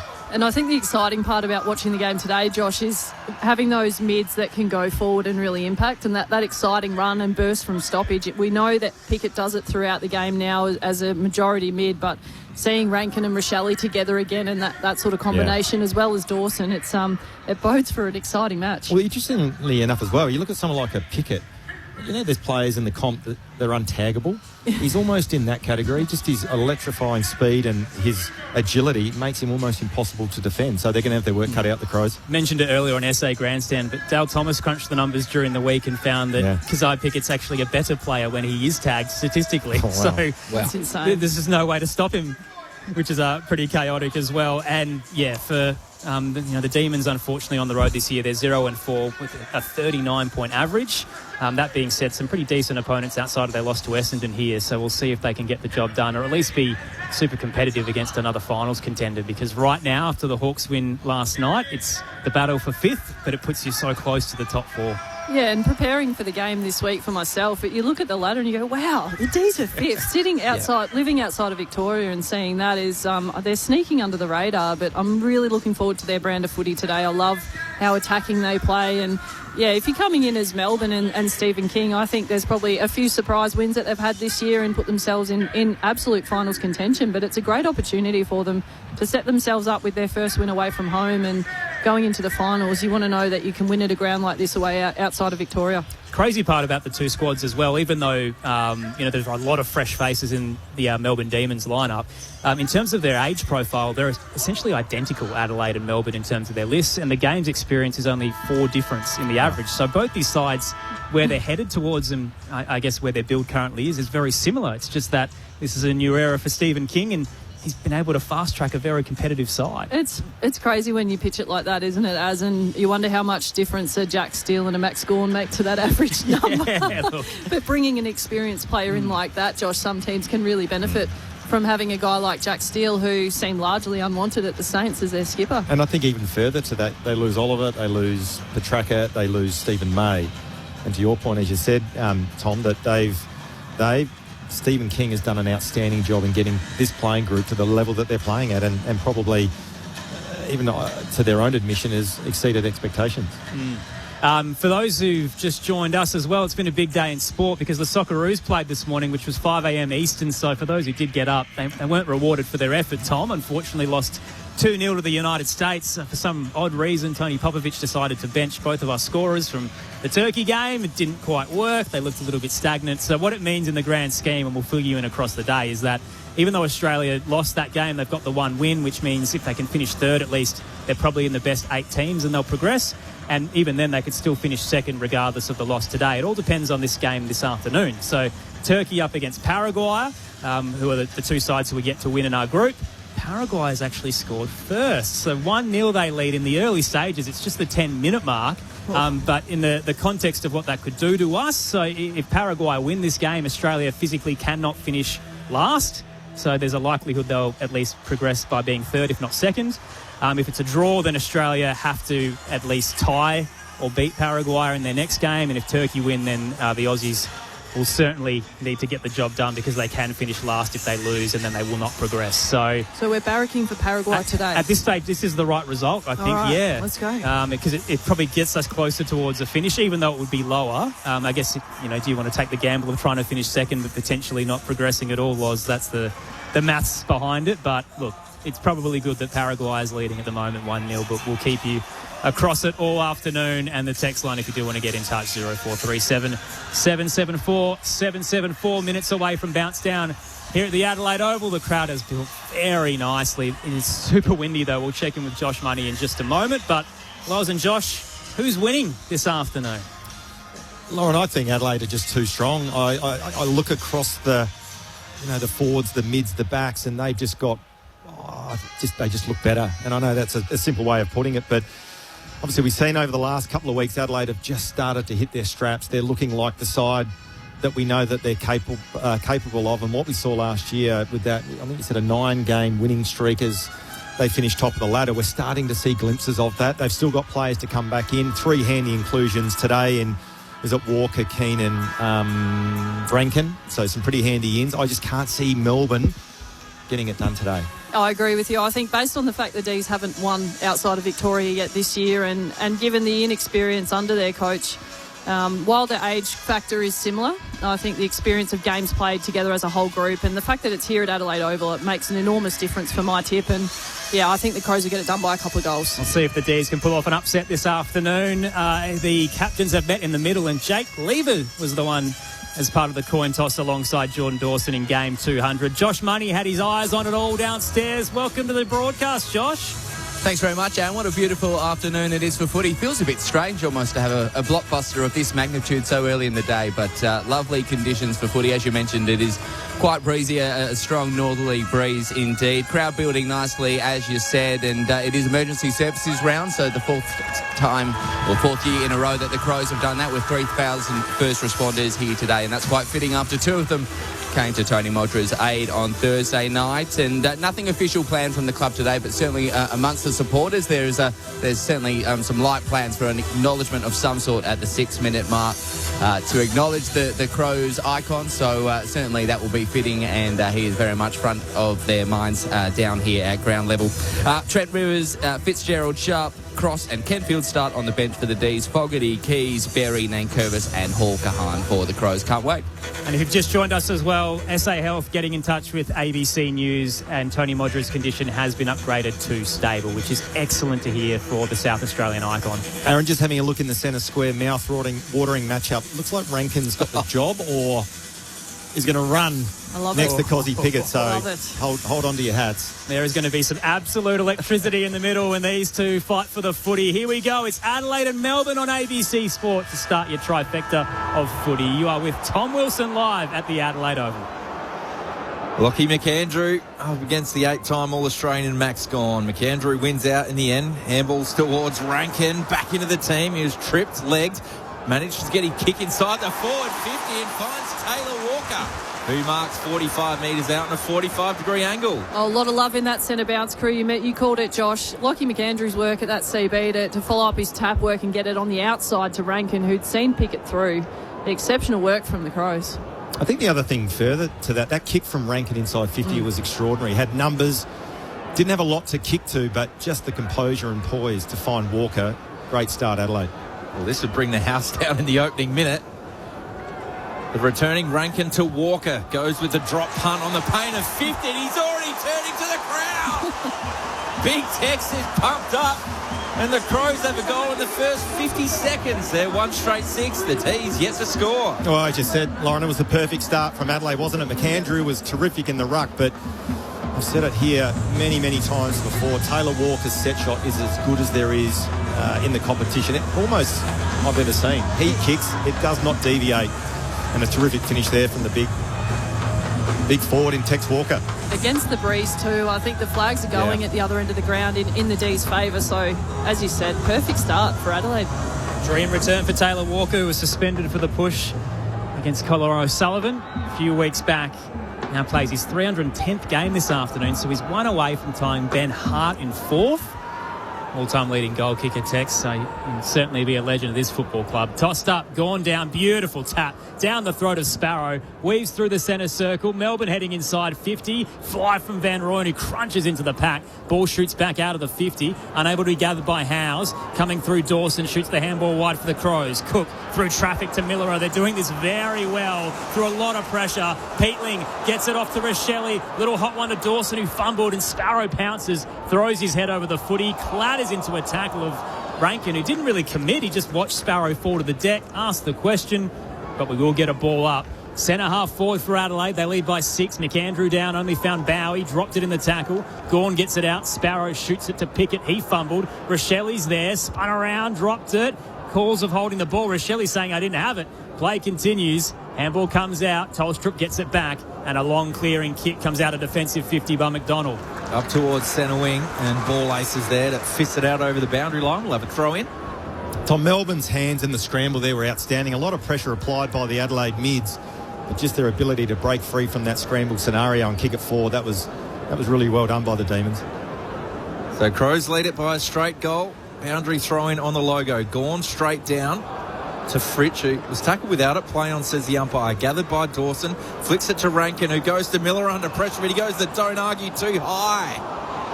Got Chandler high. One of the smaller men on the ground. He quickly handballs away to Sparrow. Goes inside the forward 50. A real kick in hope. Ball ace works his way back. Couldn't complete the mark, but the Crows have the numbers. Nick Murray goes to Rory Laird in the left back pocket. Out towards the wing, outer side of the ground. Big fly, rode by Neil Bullen. The former D takes on his old teammates. Gets a handball away just in time. Into the space of the centre circle. And Rankin! He spun through, got the handball out, couldn't complete it to Peatling. Turnover D's. Howes lobs the handball out to the eastern wing. Turner in some space. Disco into the 50 for the D's. They've got the outnumber. The flyer is Tolstrup, and Melksham couldn't take it either. Van Rooyen, though, gathers, hands it back to Windsor, gives it across to Langford, and he squeezes a snap from 20 through. Melbourne get the response, and it is fast, frenetic, top-shelf footy early. One straight 6 apiece. 4 played at the Adelaide Oval. Well, just having a look at some of the numbers, Lauren, I know it's only a small sample size, but both sides at the moment are just overusing it by hand. And we look at Adelaide, just the 3 kicks and 10 handballs. Melbourne have had 5 kicks and 9 handballs. So both sides happy to flick the ball around. But as we saw on that occasion from Adelaide's perspective, the pressure's too good, caused the turnover. Shot on goal. And it looks like in that back half turnover when the Crows win it, they're charging through with that over handball through the corridor. And Melbourne have defended that well in the last couple of plays and getting it back out to the outside and playing quickly inside 50, which we know they do, benefited Harvey Langford on that occasion. Just having a look in the centre square. Rankin's now come to the bench for a rest, and it looks like Peatling has gone to Cozzy Pickett. McAndrew wins out the hit out, tries to knock it to himself, socket off the deck by Steele, but Berry gets the handball to Dawson, to centre half back in Miller, back towards Berry in the middle of the ground, using hands well here, the Crows, out to Michaelani, steps inside his opponent on the logo and goes long inside the forward 50, Tex is there waiting, he's roving, handball to Peatling, probably the wrong option, who handballs towards the boundary line, and Neil Bullen, and Langford's pretty happy to see that out. At left half forward for Adelaide, scores a square at 6 apiece, 5 minutes in. Just another example, Tom, of Adelaide just overusing the ball by hand. I reckon Peatling there, just get it on the boot. At the moment, they're running at 4 kicks and 16 handballs, the Crows. Voice of Josh Franco alongside Lauren Arnell this afternoon. Tossed in, Max Gorn with the fist, trying to exit Adelaide's 50. Only found Curtin, who's quickly wrapped up. Get a ball up just in front of the Rashudo stand. Quickly reset. McAndrew down. Gets it to Dawson. Low snap across the body. Dees was sitting back with the spare. Or could bounce for them, but Turner bursts out of the defensive goal square. Bangs it out of dodge. Only finds Rory Laird. Adelaide's going to go right back in through their dual All-Australian. Laird into the 50-30 out. Caught behind was Taylor. Hits the deck. Dees there as well. Sparrow with a hot handball. Didn't quite work. Couple of tackles laid on Langford, and we'll get a ball up. 35 out. Adelaide's 50. Gorn wins the hit out towards Sparrow, immediately tackled by Berry. Thinking about Rory Laird, he's like Benjamin Button, isn't he? Oh, yeah. He's getting better and better the older he gets. He's had that wonderful career through the midfield and at half-back as well. Berry off to Neil Bullen from the clearance, all the way back to Curtin to Michaelani. Kicks it back inside the forward 50, left half forward, Rochelle Marks. Josh on the boundary. Yeah, Tom, just that round of applause going around the ground now, honouring Tony Modra. Well, just looking at Rochelle's body language, he's going to kick from about 55 metres. He's within range here, I think. As you said, the wind's against him, but he's got the protection of the riverbank stand, but it's going to take a good kick. The applause of Tony Modra. In comes another rock star of the Adelaide Crows. Rochelle unloads from 50. Just away to the left. He had the journey, Josh. Minor score, 1-1-7 Melbourne. One straight 6-7 minutes gone. Has been special to see the state wrap its arms around the Modra family and friends over the last 48 hours, and thankfully in a stable condition this morning. Jake Bowie out of the defensive goal square, heads to the eastern side. What a mark in front, flying across from Turner. 2 to beat, pops up immediately. Short chip over the top to Fritsch. Melbourne are moving this with pace. Down the line he goes to right half forward. Windsor turns into a paddock. Tight on the boundary line. He'll thread it inboard. Looking for Van Rooyen. Couple of fists. Head over the footy. Melksham, though, hands it back to Langdon. No look dish towards Chandler. Spun in the tackle overhead. Tries to get it 20 out. Van Rooyen with a clean take. Back to Chandler. Mowed down by Keane. Ball shoots out. We're in front of the scoreboard. And it will finally be held in. 20 from home. Melbourne's 50. Adelaide by a point early stages. Quickly tossed up, and neither ruck could get there in time. Ends up hitting the shins of McAndrew. Couple of players put their heads over it, but Dan Curtin in Modra's number 6 gathers, gets the handball out, gets it wide to Taylor, then backtracking is Laird. Fast feet as he dances and dodges, gets it back towards Taylor. He's running out of room, and eventually they find the boundary line. And it will be a last disposal free kick because he tried to go for the handball, but boundary umpire's not overly convinced, and eventually will pay it. So Melbourne ball, right half forward, Ed Langdon to receive it. Aaron, at the moment, Adelaide have only kicked the ball 9 times with 23 handballs. And again, just guilty of just overusing the ball by hand. And Melbourne's pressure's been really, really solid. They say an umpire never changes his mind. Well, they've changed it twice there. It's going to be a boundary throw-in. So right half forward for the D's. Up towards Gawn and McAndrew. Gawn over the top towards Fritsch, who fumbled. Fell on the lap of Michael and he goes to Miller. Flat ball inside the middle of the ground to Rochelle. Perfectly placed. He goes short to Walker. He plays on quickly over the top towards Taylor at centre half forward. He's got a runner, Dawson on his wrong side. So he chips inside the forward 50 on his right boot and kicked it straight to Langford. Had so many options, but just couldn't weight it properly. Went right in the middle of 3. Langford now to left half back. The cheers for the 200 gamer, Jake Lever, former Adelaide Crow, 66 games with them as an early pick. Number 14 in 2014, Jake Lever, but left after a couple of campaigns. Switched through McDonald out wide to Tolstrup, who links up now with Jake Bowie. Running in front of the Williams stand, Colton Tolstrup up to a pack at right half forward. Few flyers, and Keane comes up with it. Didn't realise it could have been a mark. Quickly hands it back to Michael Annie. Hot pass though to Neil Bullen. Didn't quite hit him as charging the other way was Turner. Bullet pass into the 50, but Ball Ace gets back. Intercept mark. It's the Crows by a point. 9 minutes in on ABC Sport. Great story of perseverance for Ball Ace. Popped his spot in this 23. Went short to Curtin. Now Peatling. Down the line. Finds Neil Bullen. Marks on the wing. Asked to play on by the umpire. Up towards left half forward. His kick was short. D's have the numbers, but Rochelle did well. Got his hand in there. Taylor was clean. Running into the forward 50 is Jordan Dawson. 2 bounces. Chip shot. Goal! The skipper adds another. For the Crows, they extend their margin to 7 points. They're 2-1-13. Melbourne, 1 straight 6, 10 minutes gone first term. Well, Dawson knows how to find the scoreboard, doesn't he? And just a clever run to get to the foot of that contest in Adelaide's front half. And I love the work of Taylor Walker, just splitting his defender, running wide and forcing Lever to open up the lane for Dawson to finish that goal. And while the D's have been exciting pushing forward, I think the Crows dropping players like Laird back behind the ball and having him as a spare and then playing fast off that is working for them at the moment. The aura of Jordan Dawson with Daddy Cool as his goal song, and a couple of look-backs as he just trotted into the open goal. He understood the situation, the skipper, and he's in a hot run of form right now. Leading from the front, Adelaide by 7 on ABC Sport. Gawn wins it down against McAndrew. Another straight tap as he gets it off to Fitzgerald. Second gamer into the 50. Ball ace, too strong for Melksham, who just calls for some assistance. Just engulfs him with his widespread shoulders and his height. Short pass wide.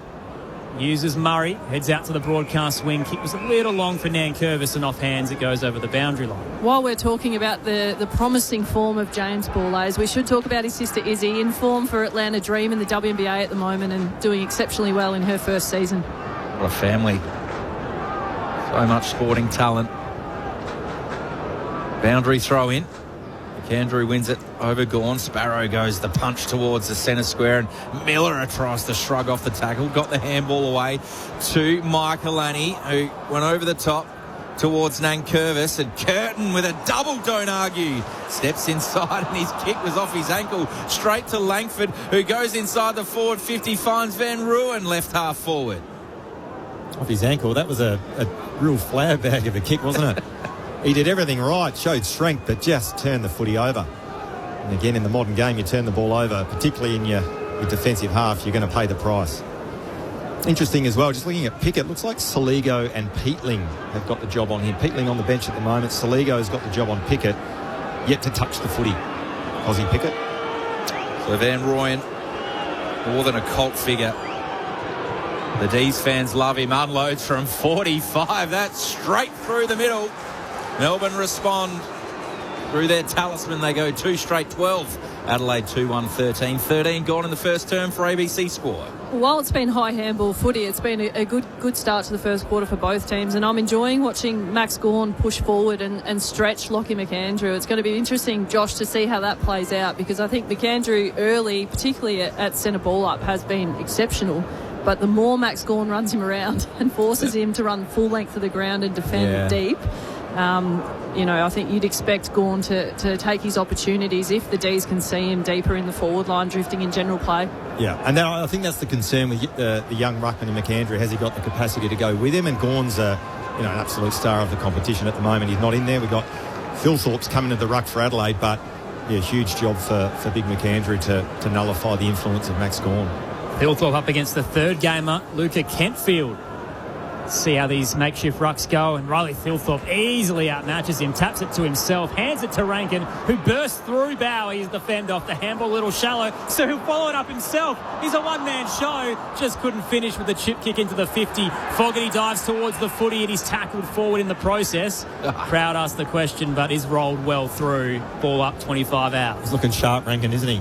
He's only kicking at 33% at the moment, but gee whiz, he looks electric and dynamic around the fall of the ball at stoppages. Now Turner and Kentfield confused as to who's going to nominate, so Philthorpe takes the ruck, taps it straight to Berry, tackled right as the ball came to him, but didn't quite have possession.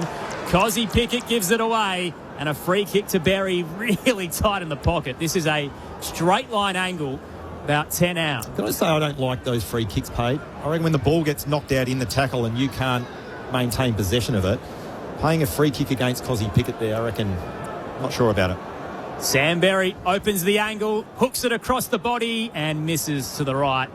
Adelaide moves their lead to 2 points, 2-14. Melbourne 2 straight 12, 15 minutes in on ABC Sport. There's an argument to reward, I guess, the footy smarts to leave the footy. Sometimes you don't know, tackle, though, but as a tackler. It's a little cheeky, isn't it? Yeah. I'd say penalise the ball carrier for releasing it, but... Langdon tries to play on and get past Nankervis, put himself under enormous pressure. But doing well there was Trent Rivers.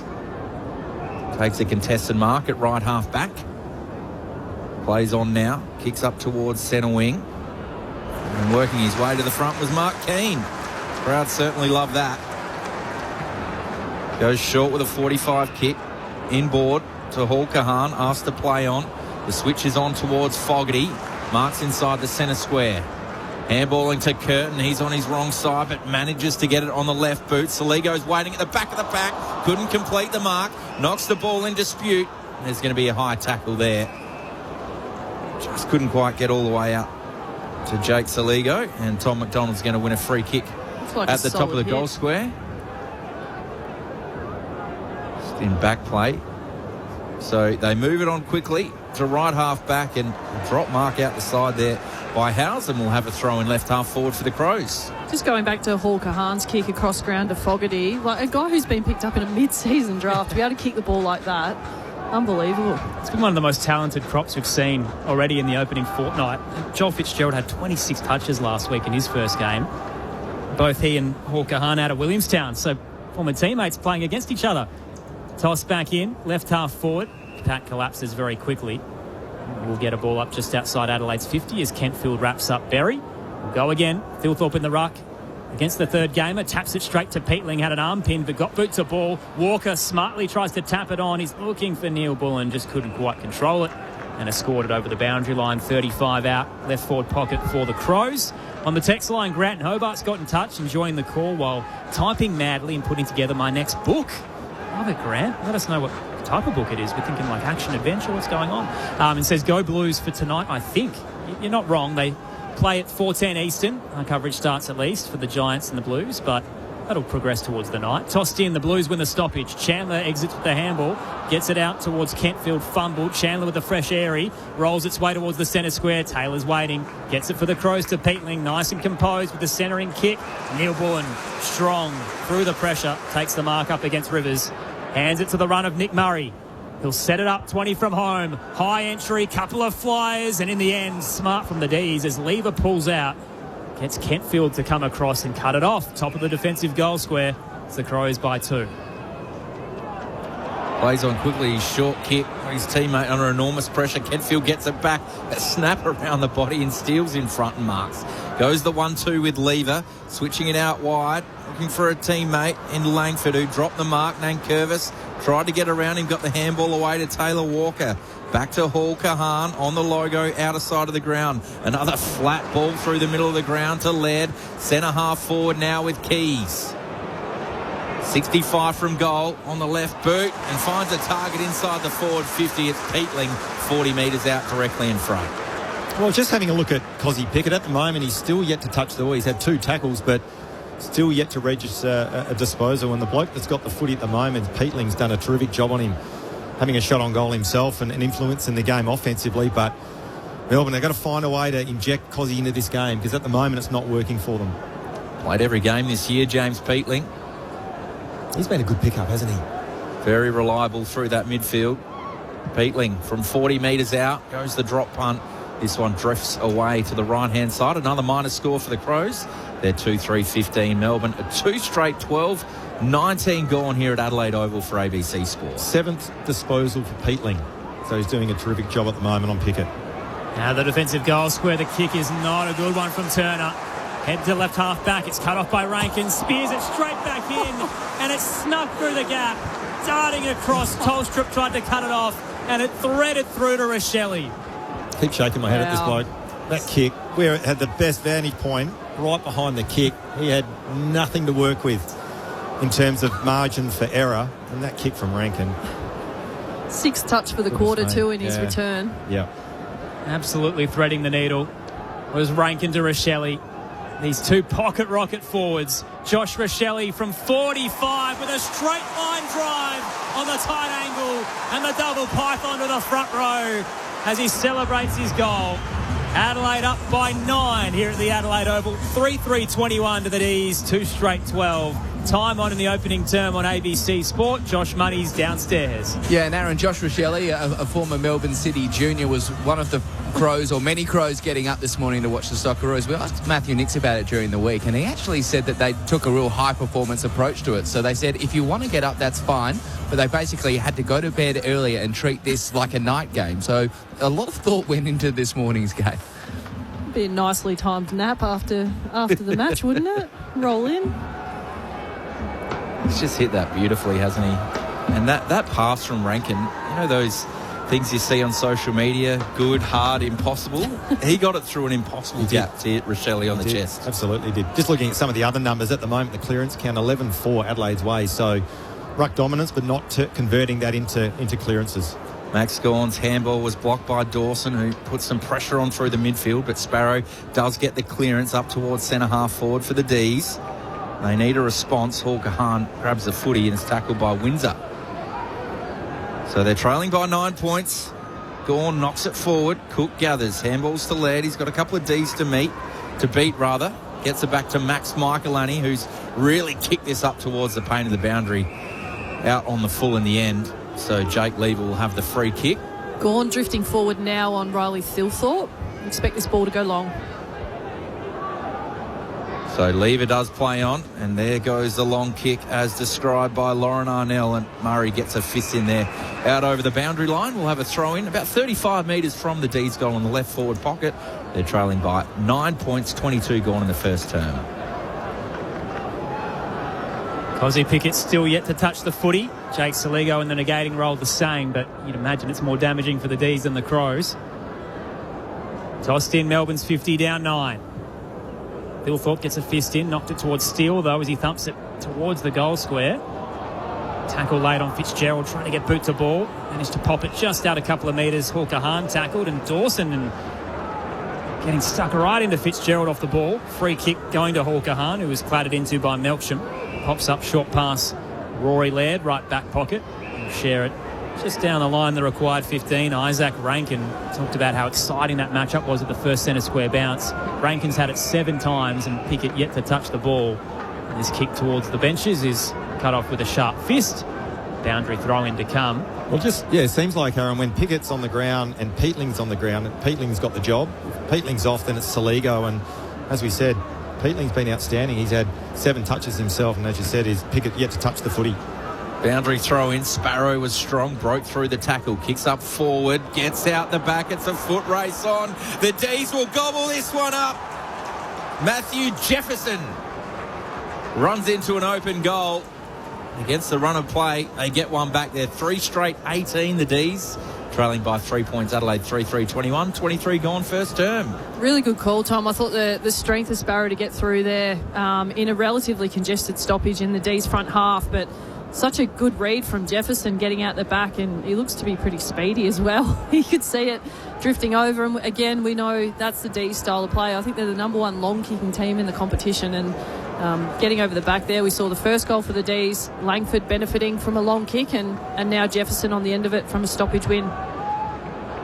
Score check in the World Cup as well, so the Socceroos losing 2-0 this morning, and Paraguay leads Turkey up in the 38th minute mark, 1-0. So if they can complete this victory, it means the Aussies cannot finish last, likely to progress whether it's through second or third. Tossed up, McAndrew down, bounced off a couple of hands, Rankin tackled by Steele, and just got a handball out as the umpire called for a ball up. So we'll come back to the centre square. Crows by 3. McAndrew taps, tries to track, can't get there in time. Dawson picks it up, hands it to Miller up, backtracking to Laird. He's set upon by 3 and handed it straight to Van Rooyen. Spots the open goal square and pounds through his second. That is a costly turnover from Wayne Miller. A goal assist for the wrong team, and Melbourne hit the front.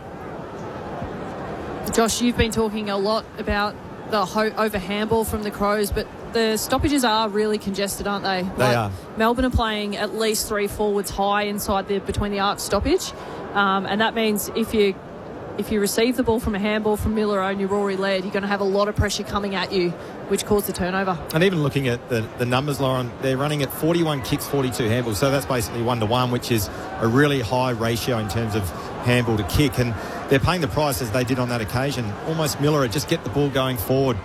Don't invite pressure and relay the pressure onto one of your teammates, which he did on that occasion. The D's 4 straight 24. Crows 3-3-21. They're in front, the visitors. Cozzy Pickett with his first touch, handballed it defensively. Bowie lays a tackle and gets the footy. Sparrows having a quarter.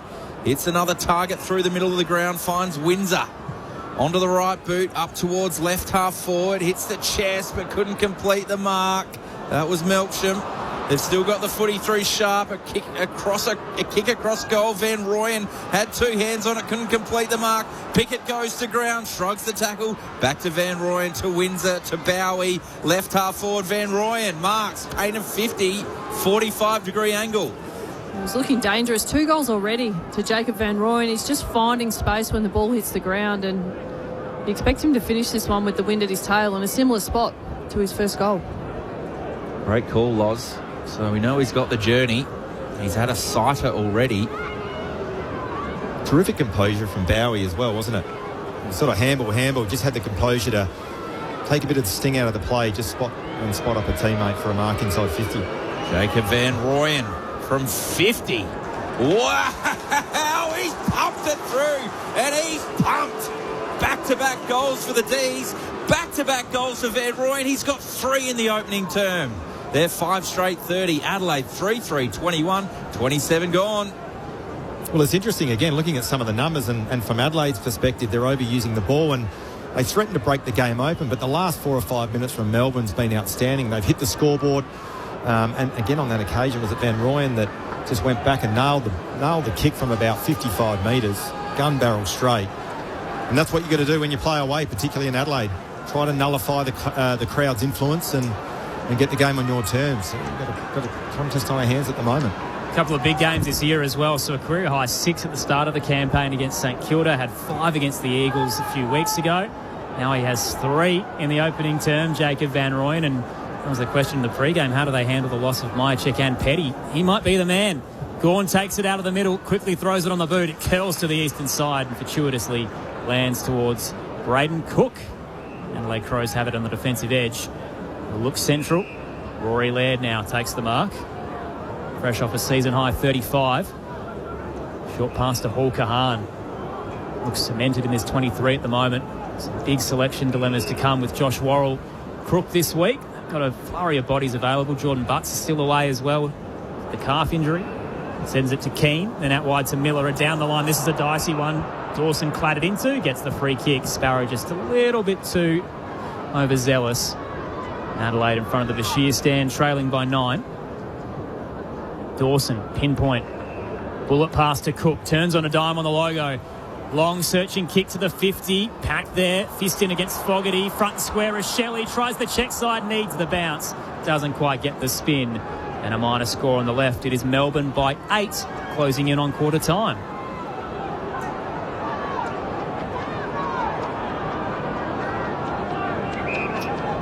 So the D's to bring it in through Bowie. Short to McDonald, the veteran. Kicks long towards the wing. Van Roy, he's having a quarter. No, it's Turner, in fact. Sorry. There's a few shaved head blokes from the D's, so from 100 metres away. So Turner kicks long, right half forward, and ball ace. Gets his jukes up there, takes the intercept mark at left half back. That's 7 for the quarter for Adelaide intercept marks. Their mojo back in defence as well this season.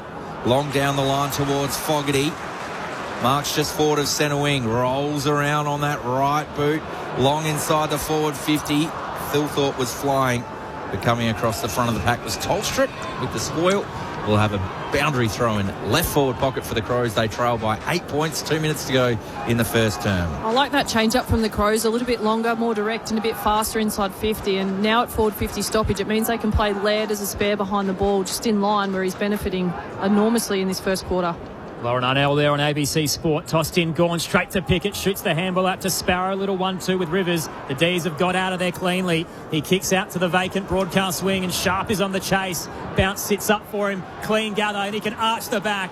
2 bounces up to left half forward. Sharp honours the lead out wide. It's a little shallow for Melksham, and he can't trap it. 20 from home. They were on with end-to-end footy there, the D's. One that got away, wasn't it? I just watched Melksham. He put, I think it was ball ace to the sword in terms of speed to get goal side, and just the kick just had to be a little bit better to find that connect inside 50. That's one that got away for the Demons.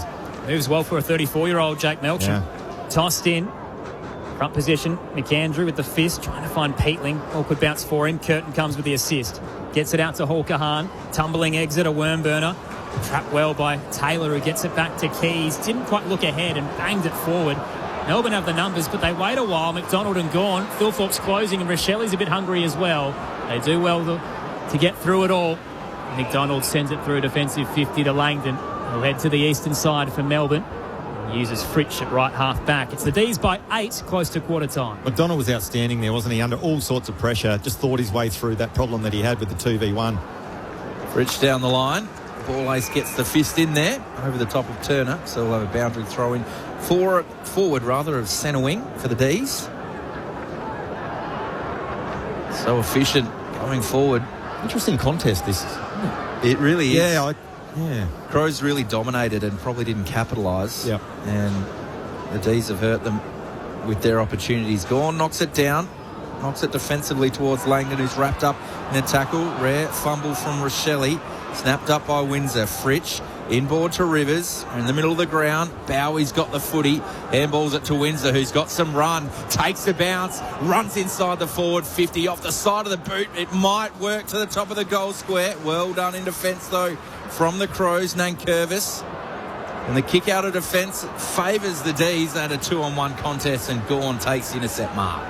Just behind right half forward. Gawn quickly spots something he likes. It was Bailey Fritsch. Getting back in time was Dawson. Couldn't quite control it, though. Fritsch hands it to Pickett. Very tight angle. Missed everything. Out on the full free kick, Adelaide. Well, you'd be feeling a little bit frustrated if you Pickett. He drifted forward from the previous stoppage and was wide open. Windsor took the bounce and had the shot himself. We feel for him. He's getting into good spots, Pickett, but just not being used. A few little jumper punches rather as well, and he's had the 4 touches in the term. Getting a little bit restless, Cozzy Pickett. Exiting kick to Fogarty for the Crows. Tries to loop it over the top. Thilthorpe on the half volley. Very good. Gathered. It's over the top. Rochelle just lost it in the sun. And the siren will beat Adelaide in transition anyway. What a start to this clash between 2 top 4 hopefuls. It's been high-quality footy. Both of them pressing their case in this arm wrestle, but the D's very accurate to start. 5 straight 30 lead the Crows 3-4-22. On the text line, 0437 774 774. Paul in Shepparton's loving the call while cleaning up my dad's block. Packing hundreds of old bricks into pallets seemed like fun when we started, but the sense of satisfaction has worn off. Best of luck to you, Paul. Grant's book is about transport. He's a transport enthusiast and looking to do one on buses in Australia and New Zealand. So there you go. Best of luck to you, Grant. And Dean says, tongue-in-cheek, good to hear that Melbourne have played 14 games and only 4 of them have been away. And the Vicks don't believe in bias in the fixture. So there you go. Melbourne looking for their first road win in the campaign. They've got 3 goals to Jacob Van Rooyen to start, which has been a prolific opener for him. Harvey Langford on the board as well. Meanwhile, for the Crows, their 3 goal scorers, Rochelle, Dawson and Walker. It is Melbourne by 8 at quarter time on ABC Local Radio, News Radio, Sport Digital and ABC Listen. This is Saturday Footy on ABC Sport. Meet the builder of dreams. It's a great honour to be leading Tasmania's new football club. Sam Pang's brand new office comedy, Ground Up. Time to make a little history. Ground Up. Stream all the episodes now on ABC iView. This is the 2026 AFL Premiership season with ABC Sport. Turner in some space. Disco into the 50 for the D's. They've got the outnumber. The flyer is Tolstrup, and Melksham couldn't take it either. Van Rooyen, though, gathers, hands it back to Windsor, gives it across to Langford, and he squeezes a snap from 20 through. D's have the numbers, but Rochelle did well. Got his hand in there. Taylor was clean. Running into the forward 50 is Jordan Dawson. 2 bounces. Chip shot. Goal! The skipper adds another. Boundary throw in. Sparrow was strong. Broke through the tackle. Kicks up forward. Gets out the back. It's a foot race on. The D's will gobble this one up. Matthew Jefferson runs into an open goal. Van Rooyen had 2 hands on it. Couldn't complete the mark. Pickett goes to ground. Shrugs the tackle.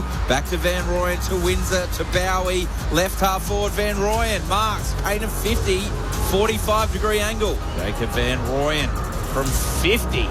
Wow! He's pumped it through, and he's pumped. The AFL on ABC Sport. On radio. ABC Sport Digital Radio. And ABC Listen. Melbourne by 8 at the first change, and Jacob Van Rooyen with 3 goals in the first term. It's been a cracking contest as Adelaide hosts Melbourne to continue round 15 on ABC Sport. 3 big games today, all of them between sides who are only a couple of ladder positions apart, all of them fighting for final spots, including wildcard positions. The Giants and the Blues to come at the Sydney Showgrounds. That's from 4:10 Eastern. And Collingwood and Port Adelaide tonight at the MCG from 6:45. The Aussie women are in action as well as part of our coverage of the Women's T20 World Cup. They've got the Netherlands. You can hear that from 7:15 on our dedicated World Cup button. The Socceroos had a 2-0 loss to the USA this morning. Doesn't totally damage their chances of progressing to the round of 32, but it would be helpful if Paraguay could win this current game against Turkey, because it means we wouldn't finish last, and likely we could progress as one of the better third-place sides and could finish as high as second. Paraguay are leading 1-0 at the 51-minute mark, but they've just suffered a red card. Miguel Almiron with a dangerous challenge has been sent off, so they're now down a man but leading by a goal. We'll see if they can hang on for the Socceroos. Lauren Arnell, Josh Franco here alongside Aaron Bryans and Tom Wilson.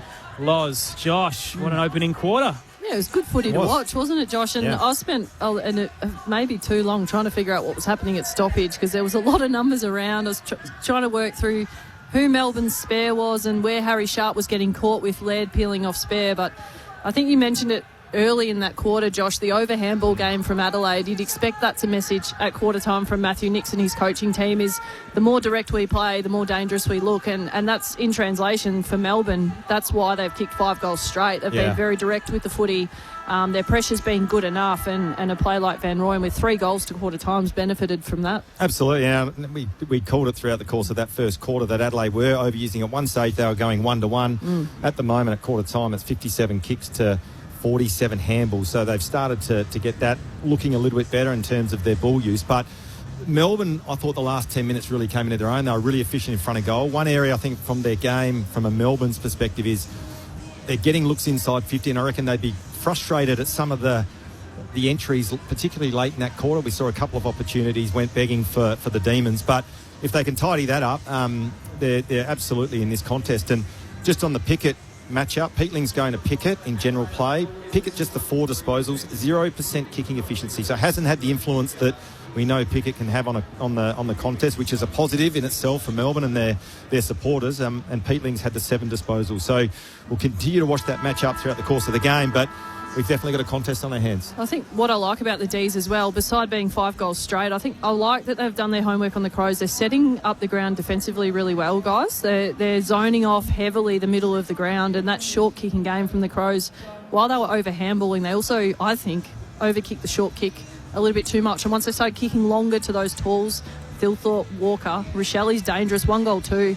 Kick longer, be more dangerous, and the ground opens up for them. Doing it with Cozzy Pickett on 4 touches as well, so they can arguably get better, the Ds.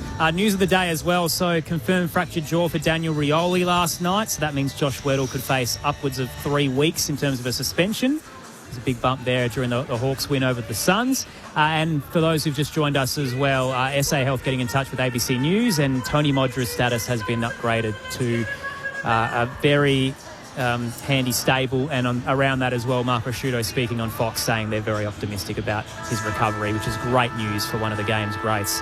All right, second quarter about to get underway. It's the D's by 8 on ABC Sport.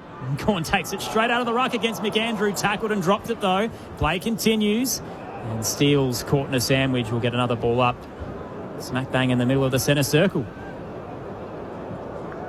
Dawson on Fitzgerald, Rankin alongside Steele. Gawn wins it down. Clearing kick for the Crows, though.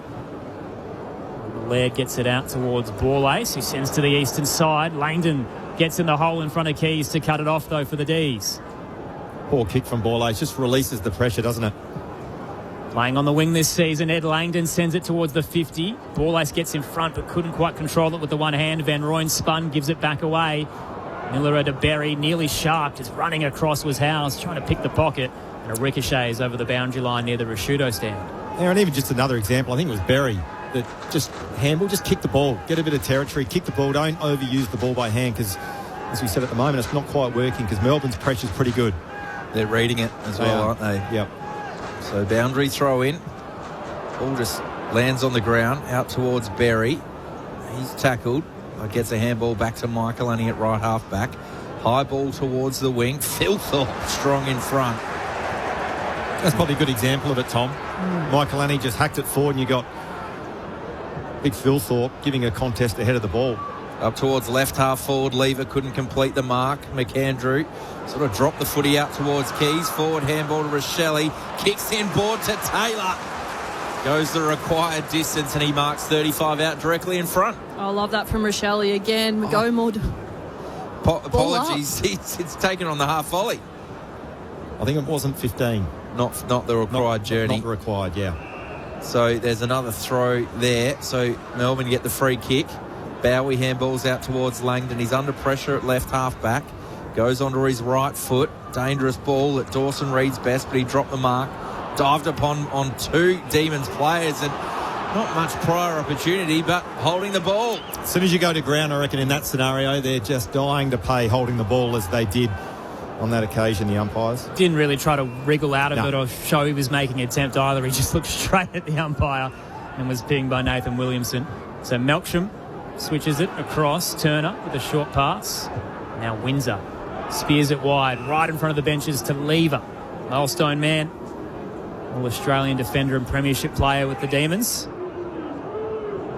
Steps inboard, tries to thump it, but it ends up being a low one. Checked it late, trying to get it towards the 50. Melksham flew, couldn't control it. Sharp there as well as Tolstrup. Neither can gather, but Rankin can. He just zips through traffic with ease. Pendlebury-esque as he slows down time. Short pass to Miller. Now ball ace at right half back. Oh, wow. Kick down the line, just a little flat to Walker. The groan from Josh Franco. It's cut off by Howes. Melbourne now with a counter-punch. Pickett turns, centre wing. Spots Gawn, who has some space. Coming late, Murray with the fist. Spills out to Cross, though, in the back door. Turns to an open goal square. If he had popped it short, Van Rooyen was there. But he blazed away looking for glory and misses to the left. It's the D's by 9 in the second turn. Aaron, I did groan because that's Borlay's second turnover in almost as many minutes. And on that occasion, Cross just guilty of not being able to see Van Rooyen. That was another opportunity gone begging for the Demons. Would have been a certain goal. Yeah. Miller up from right half back for Adelaide. going long towards McAndrew. Gawn had some support in the back plate with Langdon. Pickett puts Steele under pressure, tackled by Dawson. The ball goes forward. Langdon now kick inside the forward 50. That's well marked there by Murray.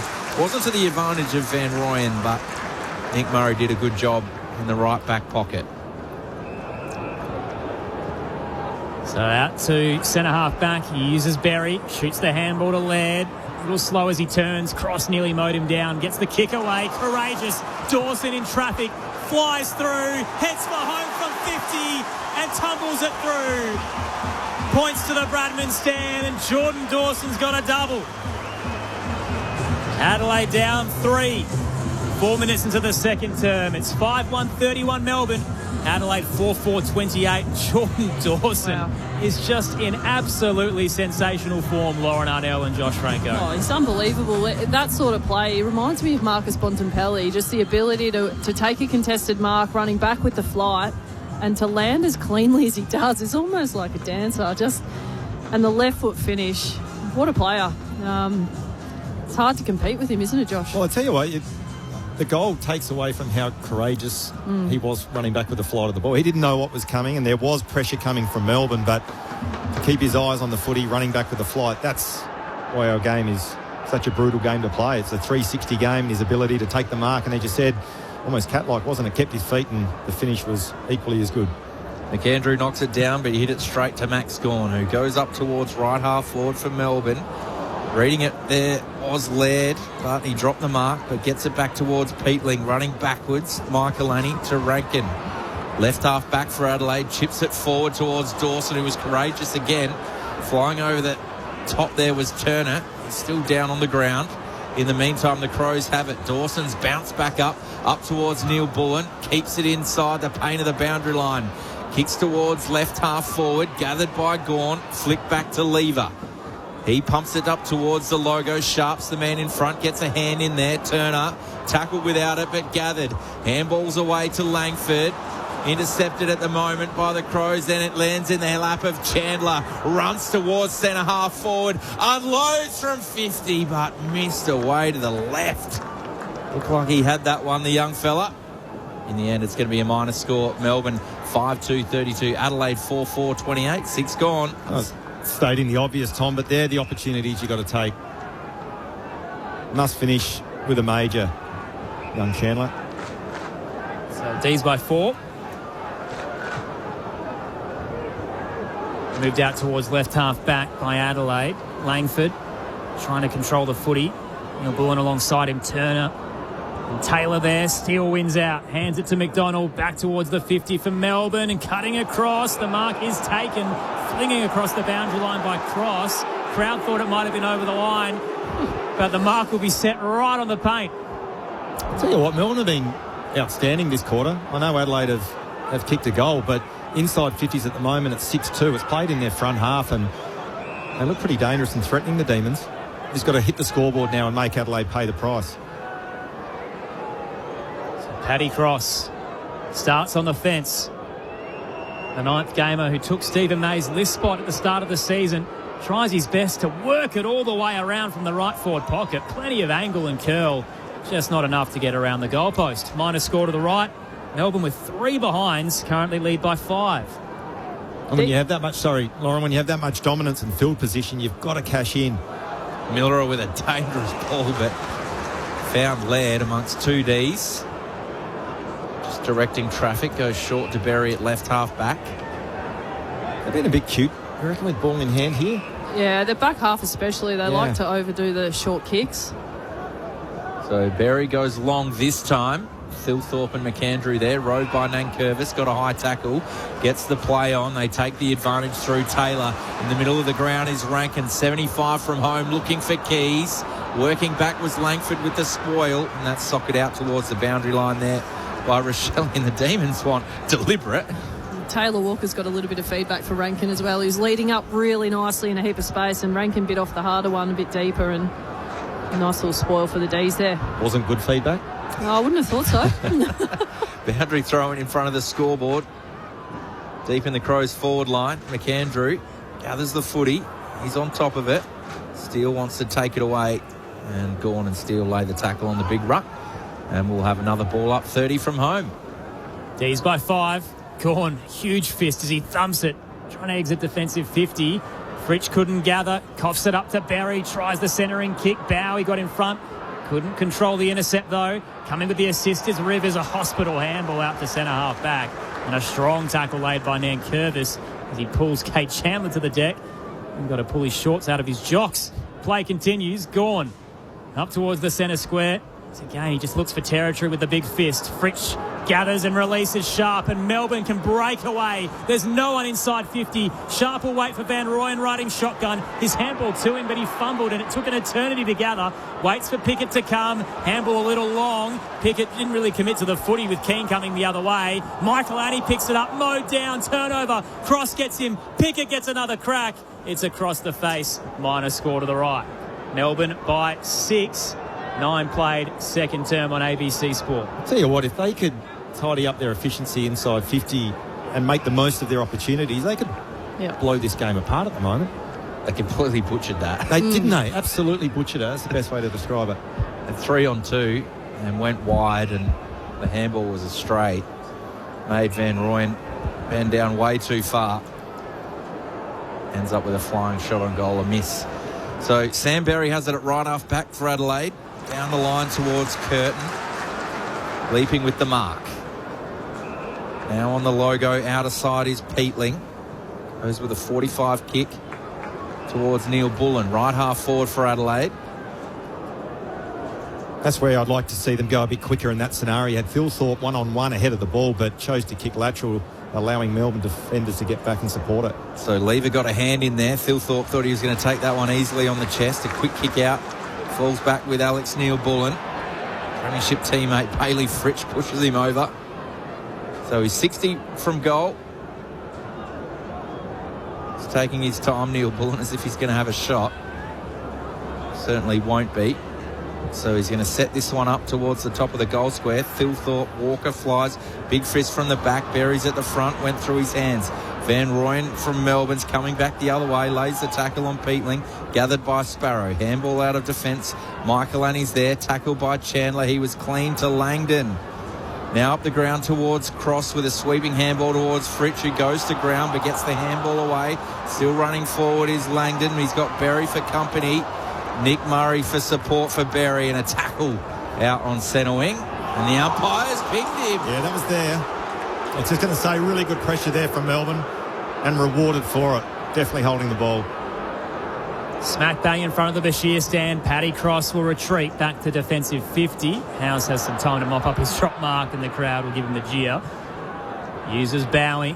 Drops down low to take the mark. Starting to get into some groove. Bowie as well after that foot injury at the start of the season. Season high 28 touches last week. Gets to McDonald. Now Rivers from right half back looking for Gawn. Just a little high, which is a tough task. Didn't hit his ruckman. Out the back, Miller had gathered. Nankervis was entangled with Tolstrup though and gives away the free kick. It's Harvey Langford has it in front of the benches. He'll hand it off.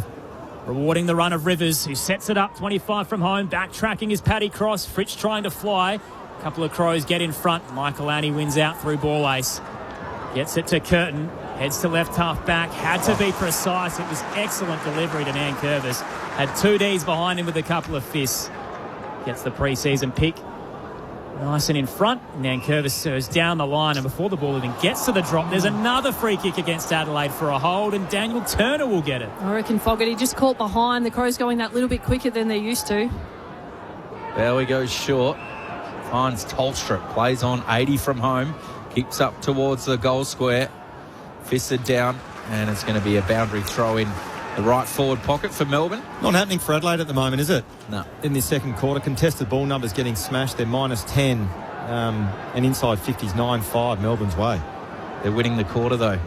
Yeah, quite remarkable. Yeah, it is. And they, as we said, they've butchered some opportunities inside 50. The Demons, that goals that you'd almost put your glasses down, but have just found a way not to kick a goal. But if they can tidy that area of their game up, as I said, they're looking pretty threatening at the moment. So Jordan Dawson with the only goal of the quarter. It's deep inside Melbourne's 50. Kentfield's there. Chandler gathered. Handballed over the top. Got it to Sparrow. Tackled by Peatling. Gathered by Keane. Handballs towards the boundary line where Windsor is for the D's. It's come off his thigh.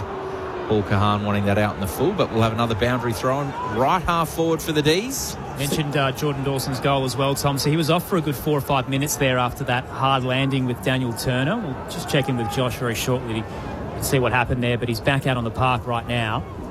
Tossed in. McAndrew buffeted away by Kentfield. The third gamer takes it out of the ruck and snaps from 30. It's shallow and bounces wide right. Minor score again for the D's. So 5 in the term to Adelaide's 1 goal. They lead by 7 points. Josh, what happened there with Jordan Dawson? Yeah, he was fine. Just some running repairs on a shoulder, a couple of painkillers, but no real concern there. The one to watch is Sam Berry, who, of course, is having a career year. He's just gone down to the rooms with the doctor. Did have a little, maybe, head scare 10 minutes ago, so wondering if the ARC has intervened and he might be requiring a concussion test. Oh, that's a good call from Josh. Berry was collided into in an aerial contest with Miller. Took a while to get up. So it's centre-half back. Paul Kahan goes wide to Murray. Goes short to Borlase. And Nick Murray gathers again on the wing. That's a floater up towards left half forward. Fogarty got 2 hands to it. Couldn't complete the mark. Keys handballs towards Neil Bullen, who's wrapped up by Jack Steele at right half forward for Adelaide. So 5 straight goals in the first term for Melbourne. 5 straight points in the second. And they lead it by 7. So Thilthorpe takes it out of the ruck. Goes to Rankin. Flicks it back to Hall Kahan with the 1-2. Rankin now to Millerer. Another handball here. Back towards Rankin, who goes short to Keane. Now he goes inside the forward 50, looking for Keys. Pushed off it. Gathered by Taylor Walker, who snaps on the left. That would have been a special goal. Across the face of goal. Punched over the boundary line. We'll have a throw in next to the right behind post. In front of the scoreboard. The Crows trail by 7 points. Half-time in the World Cup, so Paraguay lead Turkey 1-0, but a red card against them. Socceroos would like them to win. It means we cannot finish last in our group. Likely to advance to the round of 32. Tossed in. Kentfield down. Picking it up is Turner. Hard tackle, but got his kick away. Skies up to right half back. Tumbling towards Braden Cook. Had 2 to beat. Ricochets out. Taylor flings it towards Murray. The Crows are going to head back in here. Cook checks the kick, trying to find the pocket where Saligo is. Triangle converges on him. Couple of fists and Sparrows there. Quickly off a step. Just tries to panic clear it. Pumped it out to right half back. Chandler getting in front of Dawson. But off hands, it rolls over the boundary line. How important was Lever's little touch there? Just coming back with a flight, just enough to affect the kick and not connect inside 50 for the Crows. Real arm wrestle between these 2 top 4 contenders. Winner will be 5th after today. It's Melbourne by 7. As Tom said, very inaccurate in the second term. Tossed in, tapped down. Tolstrup caught one below the belt, and his handballs a turnover in the process. Rankin towards the 50. Big flying fist. Almost an awkward landing as well for Lever, who really flung his body in 20 from home. And it will be a boundary throw in 20 out. Oh, defensive gold from Jake Lever. Those are the ones you're going to want to watch back during the week. Ripping spoil. Deep in defensive 50 for Melbourne.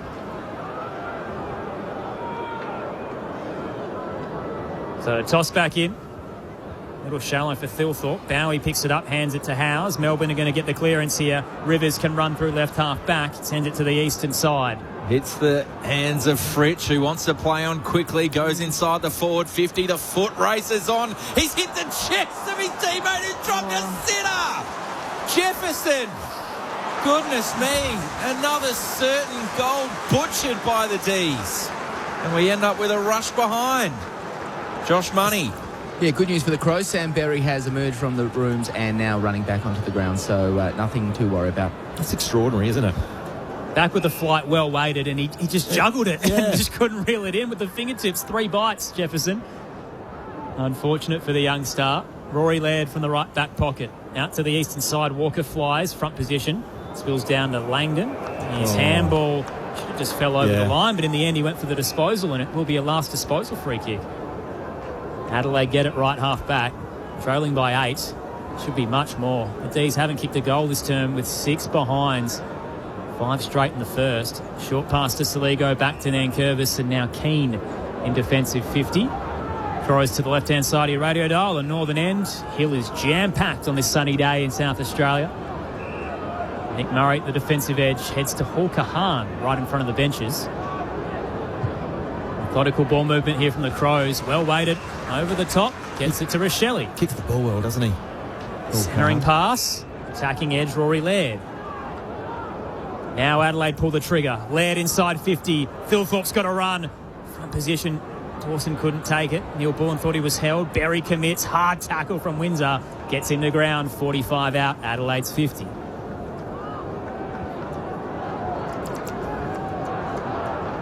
So we'll have a ball up. 45 from goal. Philthorpe with the knockdown. Knocked it out of their forward 50 though. Working hard. In at the bottom of the pack there was Sparrow, but had 2 bites of that handball, holding the ball. Laird handballs it off to Hall Kahan inside the forward 50, misses the target, falls out the back of the pack. Roving at the front with an underground handball was Peatling towards Cook. Steps inside, shrugs the tackle to Rochelle in the pocket. Rochelle goes the snap, but just across the face of goal, minus score. I mean, something from nothing, and against the complete run of play here at Adelaide Oval, minus score. Adelaide 4-5-29, Melbourne 5-6-36, almost at time on in second term. 5-star footy in the first quarter. It's been the opposite in the second. Neither side can really make the most. Melbourne's exiting kick no good. Nankervis cuts it off. Gets it to Taylor Walker, who pulls the kick from 50, trying to place it to Keys. Bounced a little wide. Lever can get it on the half volley. Hands it to Langdon. Looks the exit. And out the back is Fritsch. He can turn and go. But again, nothing ahead.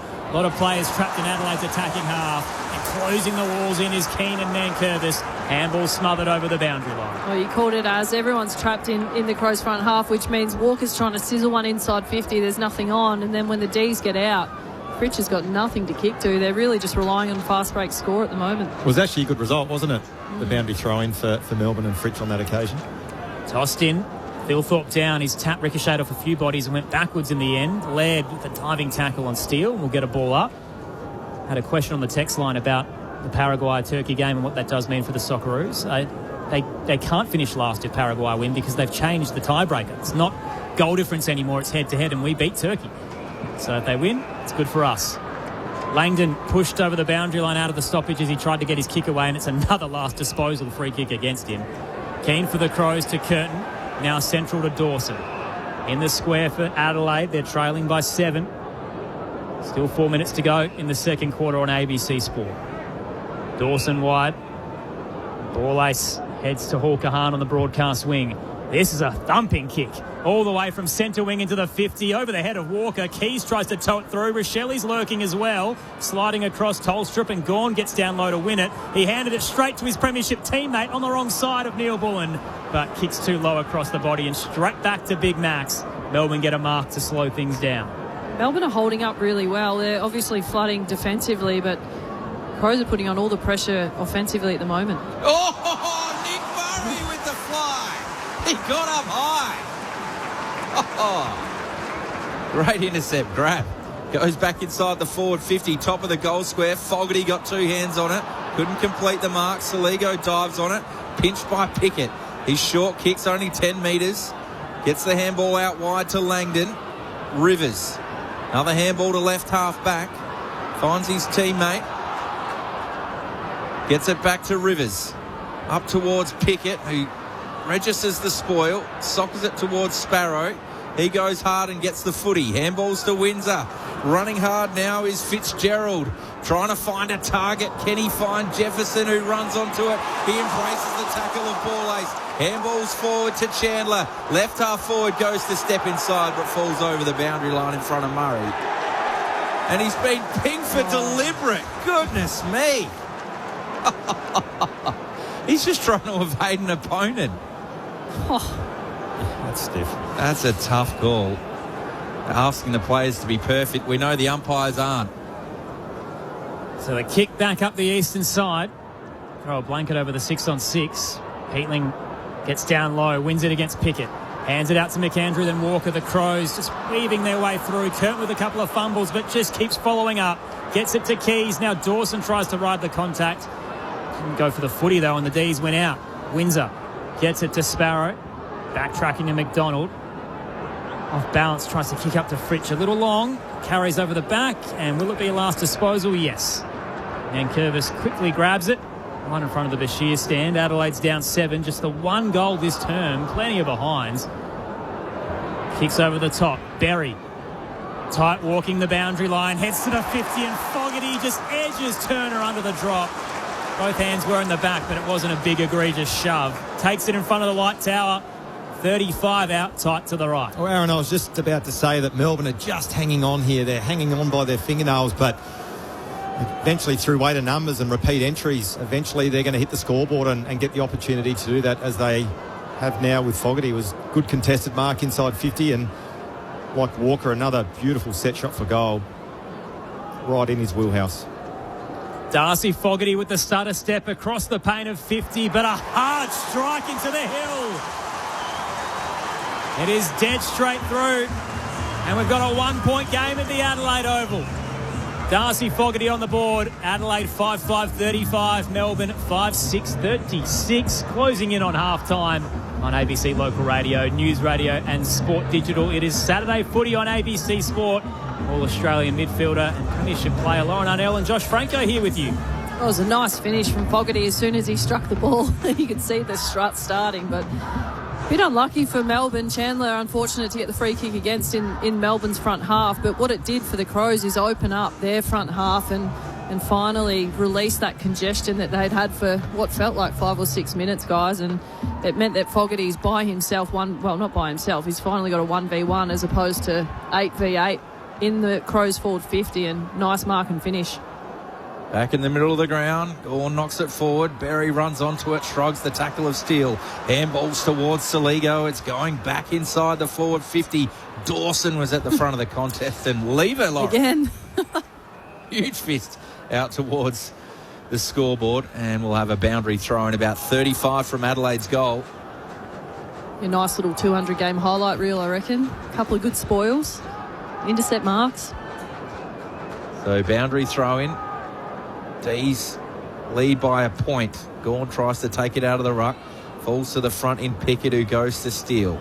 Kick out of defensive 50 towards the wing. Murray flew.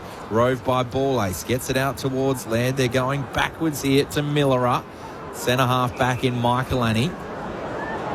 Complete the switch now to Nankervis, who shrugs the tackle of Rivers. Runs forward, handballs to Taylor. Got the short option in Neil Bullen or Walker. Allows it for Tex. Quick kick inside to no one really in particular. It's clean bowl Turner, but gets back out over the boundary line. We'll have a throw in the left forward pocket. The Crows trail by a point. I think Walker was trying to go fast inside for Rochelle, but that missed kick. Not a bad outcome for the Crows with a 450 stoppage. Enough time for a late score, though. Tossed in, 25 out. Adelaide's 50. McAndrew in front, looking for Saligo. Fitzgerald gets in front. Kicks around the body up to right half back. Laird puts the fist in on Chandler, and it rolls over the boundary line. Shout out on the text line to Laurel from Rushworth, who's enjoying the call and loving Josh Rochelle, who's a former Shepherd and Swan. Good to see him doing well. Woodsy also listening from Victor Harbour while setting up for the Winter Whale Festival tonight, says Go Demons. Just checking if this came off potentially Chandler's boot as he was escorted over the boundary line. It's actually gone near Sharp. So Nankervis edges Chandler over. Sharp's caught behind. But they're going to give it to Melbourne. Yeah, so it's the back heel of Nankervis. Oh, I really dislike this part of the rule. It happens in AFLW as well. It's not an actual kick. It's not a disposal over the boundary line, but they've deemed it so. Does that mean he gets a kick on his disposal count? There you go. You might be happy with that. Pickett takes the free kick. It heads to Chandler, who gives it to Sharp. The D's are moving very quickly here. Fritz uses the body to try and bounce off Cook and draws the free kick. He was the one who instigated it. Oh, there we go. Braden Cook gets it. It's not a free. It's just good body work and good forward craft from Fritch. Check the space. That's just a contest. Yeah. Cook up to the broadcast wing for Adelaide as the clock ticks down. Fogarty swarmed by 3. Whistle before the drop. Umpire points. Waiting for the signal to see which way we're going. It's the D's who will win it. Non-controlling umpire races in. Gawn quickly places it up to right half forward. Good fly across. Committing the body there from Van Rooyen. Clock's ticking. Might have to have the set shot here. He's got 3 for the afternoon, all in the first quarter. Now Jacob Van Rooyen will have to let one fly from 55. Tied at right half forward. Jacob Van Rooyen for something special. on the half-time siren. Van Rooyen gets close to the man on the mark, puts as much power in as he can.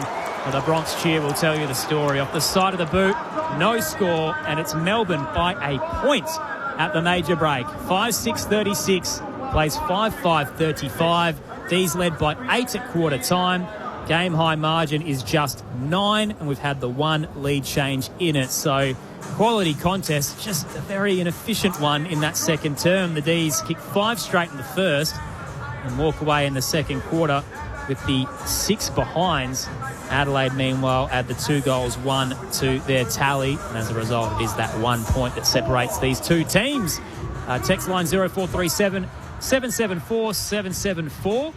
Moen Malden says, is it just me or is Joel Fitzgerald the spitting image of Freddie Mercury? Might be drawing similar sized crowds in a few years if he keeps playing the way he is. Definitely has the moustache. The hairline's a little bit more brutal than I think Freddie had, but he's sorry, Joel. But no, he's a quality talent, isn't he, Joel Fitzgerald, out there for the D's right now.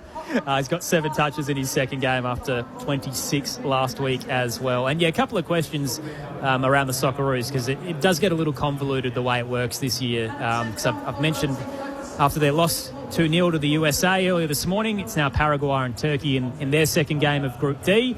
Paraguay leads 1-0 but down a man with a red card. It's good for the Socceroos because what happens is the tiebreaker is head-to-head now, and we've beaten Turkey. So because it goes 48 teams into 32, the best 8 third-place teams will advance. We've had a win, so we're probably going to be in there. We could still finish as high as second if we can beat Paraguay, but should they win this afternoon, it pretty much gets us through to the next round. Even a draw against Paraguay, would get us second because we've got a superior goal difference as it stands. A 1-0 result if Paraguay beat Turkey in that way. So it would be interesting, the tactics going into that game, because both teams, a draw is probably enough. That being said, we're getting ahead of ourselves. 57-minute mark there. There's still plenty to play out between Turkey and Paraguay. But when it's done, we'll tell you what it means for the Roos. And that red card was weird. So late challenge at the end of the first half from Miguel Amaron. And the actual red card was because he got frustrated with the other player as they were checking it with VAR and put his hand over his mouth and has obviously said something untoward, and that's why he got sent off. So it wasn't the challenge, it was actually what he's obviously said under his breath, which is quite surprising, and sounds like he's Paraguay's best player, so yeah, that's going to hurt them a fair bit when they play us on Friday, the Socceroos in Paraguay. Anyway, back to the footy. D's by a point. Lauren Arnell and Josh Franco are here to unpack it all, and just a little frustrating for D's fans, isn't it, Crew? They probably should have piled on a fair few majors there. Yeah, absolutely. And we mentioned that at quarter time.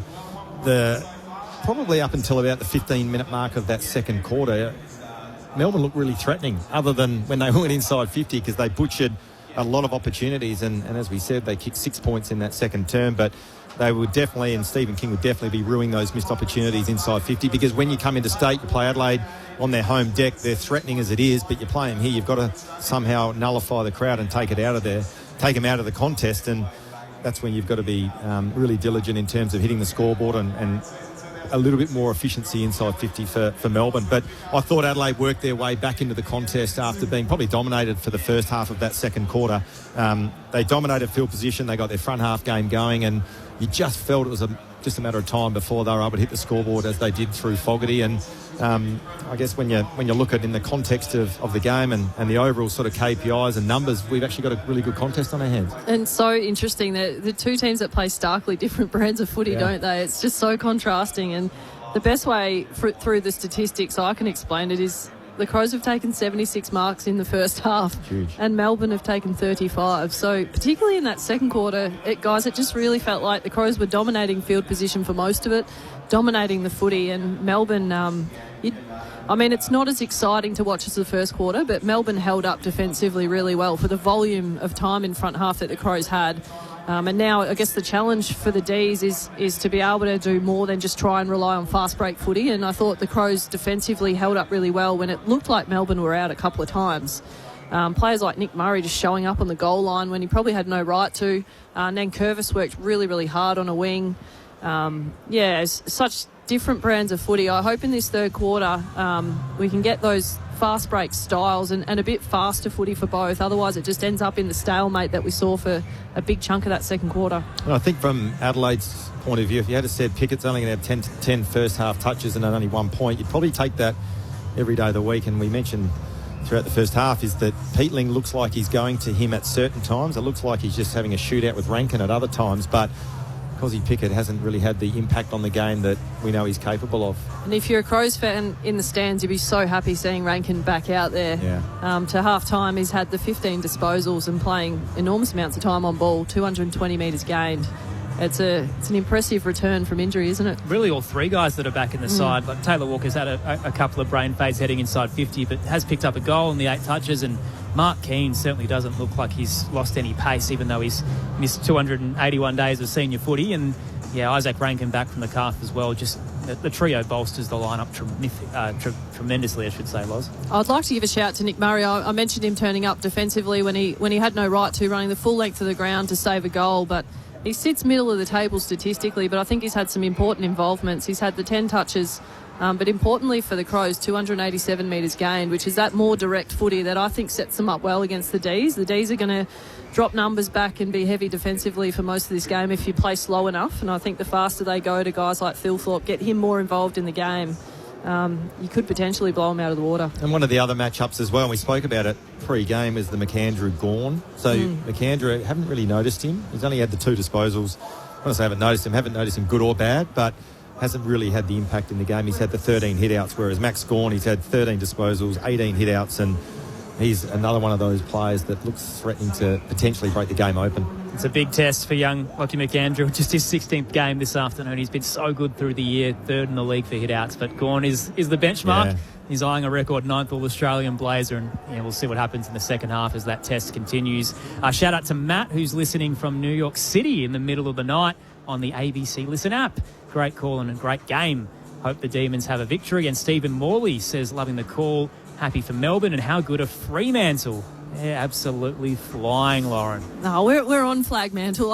I just love them, and I love that they've come good. They've been through all the ups and downs that you have to go through, most teams have to go through to be successful at the back end of a final series, and I'm so excited to see what they can do in September, and I'm hopeful for them, if I'm honest. I'd love to see Longmuir and that crew of guys, particularly those midfielders and all the tall forwards for Freo. Like, it's a special little team they've got there. It is special, and you know, they get these polarising characters in our game.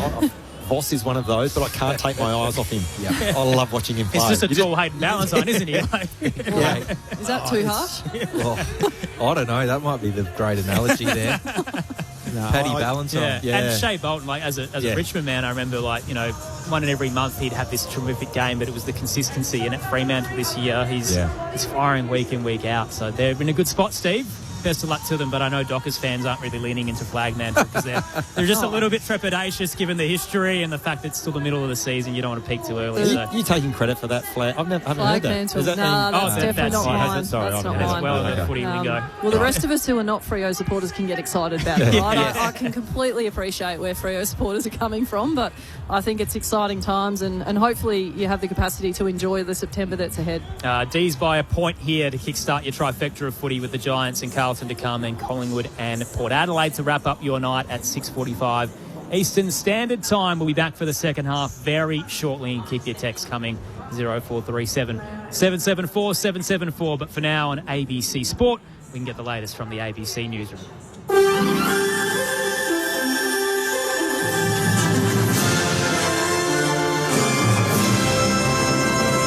ABC News with Satyam Weinstein.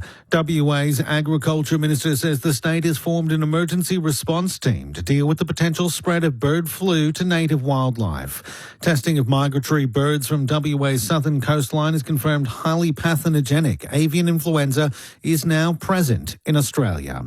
The federal government says it's unclear whether the virus has spread through native populations. Jackie Jarvis says community cooperation will be crucial in keeping ahead of the spread of the disease. The community can assist by reporting any dead or sick birds or marine mammals to the Emergency Animal Disease Hotline on 1800 675 888. People should also take steps to keep their pets away from wildlife. The Prime Minister says his government will make a decision on whether to extend the cut to the fuel excise in the coming days. The temporary 50% cut was introduced to lower prices in Australia as it felt the effects of the US and Israeli war in Iran, but is set to expire at the end of this month. Anthony Albanese says there's more fuel in Australia now than there has been since 2023, and more is on the way. I can announce that Export Finance Australia has secured with the private sector an additional 50 million litres of diesel, and that this shipment is now headed for Port Botany. Since February, the figures of securing nearly 800 million litres of diesel. Lebanese security services say Israel has carried out a dozen airstrikes in the first hour after a ceasefire came into effect with the Iranian-backed Hezbollah militant group. US officials say the two sides have agreed to hold their fire as Washington looks to shore up its deal to end the war against Iran. A spokesperson for the Israeli military, Efi Defrin, says Israel will maintain its presence in Lebanon and will strike if necessary. During the night and until now, the IDF has attacked more than 100 Hezbollah targets. The strikes will continue as needed. Our fighters in southern Lebanon continue to destroy terrorist infrastructure. I want to make it clear, our forces on the ground have full operational freedom to deal with any threats in the area. A woman has been killed and hundreds of tourists have been evacuated due to a large fire at a hotel in the Dominican Republic. Authorities say 46-year-old Italian woman Francesca Valentino died in the blaze at the Viva Wyndham Dominicus Beach Hotel in Bahia EBay. 3 people are being treated in hospital for their injuries. Video online shows thick clouds of smoke billowing out of the hotel as flames engulf the resort's straw roof. US President Donald Trump has shown off his new presidential jet gifted to him by Qatar. The plane's been converted into the new Air Force One and abandons the traditional robin's egg blue exterior for a bolder look. The underbelly of the plane is painted navy blue with a stripe above it, while the tail of the aircraft features a massive American flag.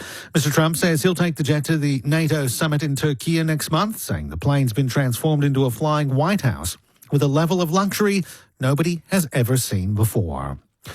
Police are searching for a number of men over an alleged armed home invasion in Sydney's southwest. They say at least 4 men broke into a home at Yagoona armed with knives and threatened the residents before stealing jewellery and mobile phones. Police arrested 2 men in a nearby street shortly afterwards. No injuries were reported.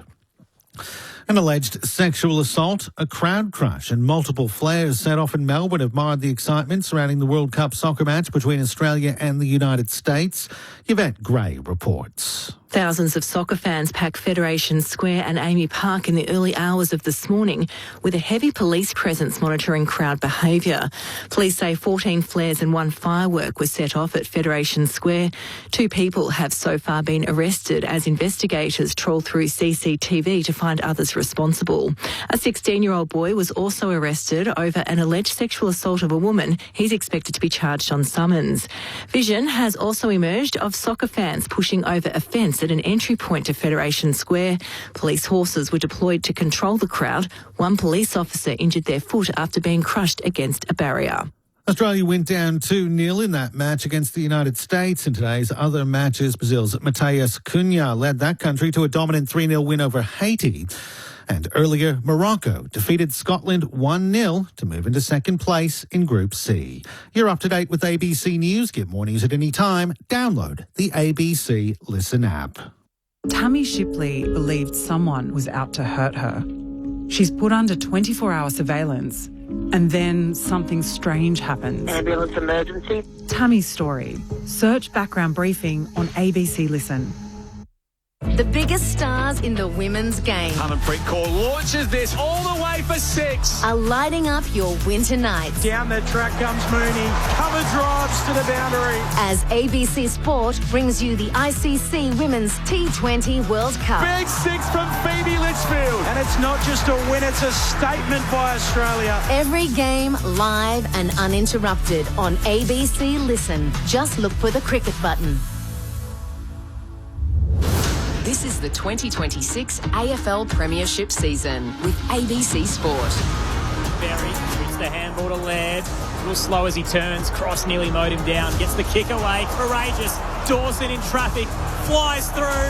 Heads for home from 50 and tumbles it through. Points to the Bradman stand, and Jordan Dawson's got a double. And Curvis quickly grabs it right in front of the sheer stand. Kicks over the top. Berry. Tight walking the boundary line. Heads to the 50, and Fogarty just edges Turner under the drop. Both hands were in the back, but it wasn't a big egregious shove. Takes it in front of the white tower. 35 out, tight to the right. Darcy Fogarty with the stutter step across the paint of 50, but a hard strike into the hill. It is dead straight through. And we've got a 1-point game at the Adelaide Oval. The AFL on ABC Sport. On radio. ABC Sport Digital Radio. And ABC Listen. 1-point game at the Adelaide Oval to start your 3 fixtures here on ABC Sport. We've got the Giants and the Blues coming your way next to the Sydney Showgrounds. Collingwood and Port Adelaide at the MCG. All clubs feel like they're involved in the race to finals with the top 10 this year. And all of the matchups today separated by a couple of ladder positions, so they're all very important. We'll bring them to you live on ABC Local Radio, News Radio, Sport Digital and ABC Listen as always. If you're just joining us, the news that we mentioned off the top of the broadcast, ABC News chatting to SA Health this morning, and the great Tony Modra's condition has been upgraded from critical to stable. So successful surgery overnight, as John Ralph reported on his face, and those around him, including Mark Rashudo, who spoke to the Fox Footy today, saying that they are very optimistic about his recovery. So excellent news for one of the most beloved figures in the game, and particularly in the state of South Australia, Tony Modra, in a stable condition in hospital and recovering well, which is what we love to hear. And Anthony on the text line in Canberra says, I'd love to see Tony Modra toss the coin at Freo and Adelaide in round 23. A nice way to get the comeback. We'll see how it goes, Anthony, but at this stage we're just happy with the news that we're receiving day upon day. D's by a point here over Adelaide, 5-6-36, plays 5-5-35. Aaron Bryans and Tom Wilson calling the action for you alongside Lauren Arnell, the former Port Adelaide coach and Premiership Lion, and the 4-time Showdown medalist and North Adelaide coach Josh Franco's here as well. News of the day in the round ball game, so the Socceroos a 2-0 loss to the USA. Does dent our chances of where we can finish, but doesn't completely evaporate them. We've got a game with Paraguay on Friday. They currently lead Turkey 1-0 in the 72-minute mark. They had a very early go at the goal in the second minute, and then right on the cusp of half-time, Miguel Almiron covering his mouth, getting a red card for saying something untoward. He's a Newcastle winger, arguably one of Paraguay's best players, so we'll hurt them when they play us. But at the moment, we just want them to win because it will help us in terms of the tie-break, which is head-to-head. And given we have beaten Turkey, it will help us if Paraguay win this one because we're very likely to advance as a result. So let's see if they can hang on, but they're down a man with, a good 20 minutes to go. We'll find out how that tracks across the afternoon and keep you updated with it.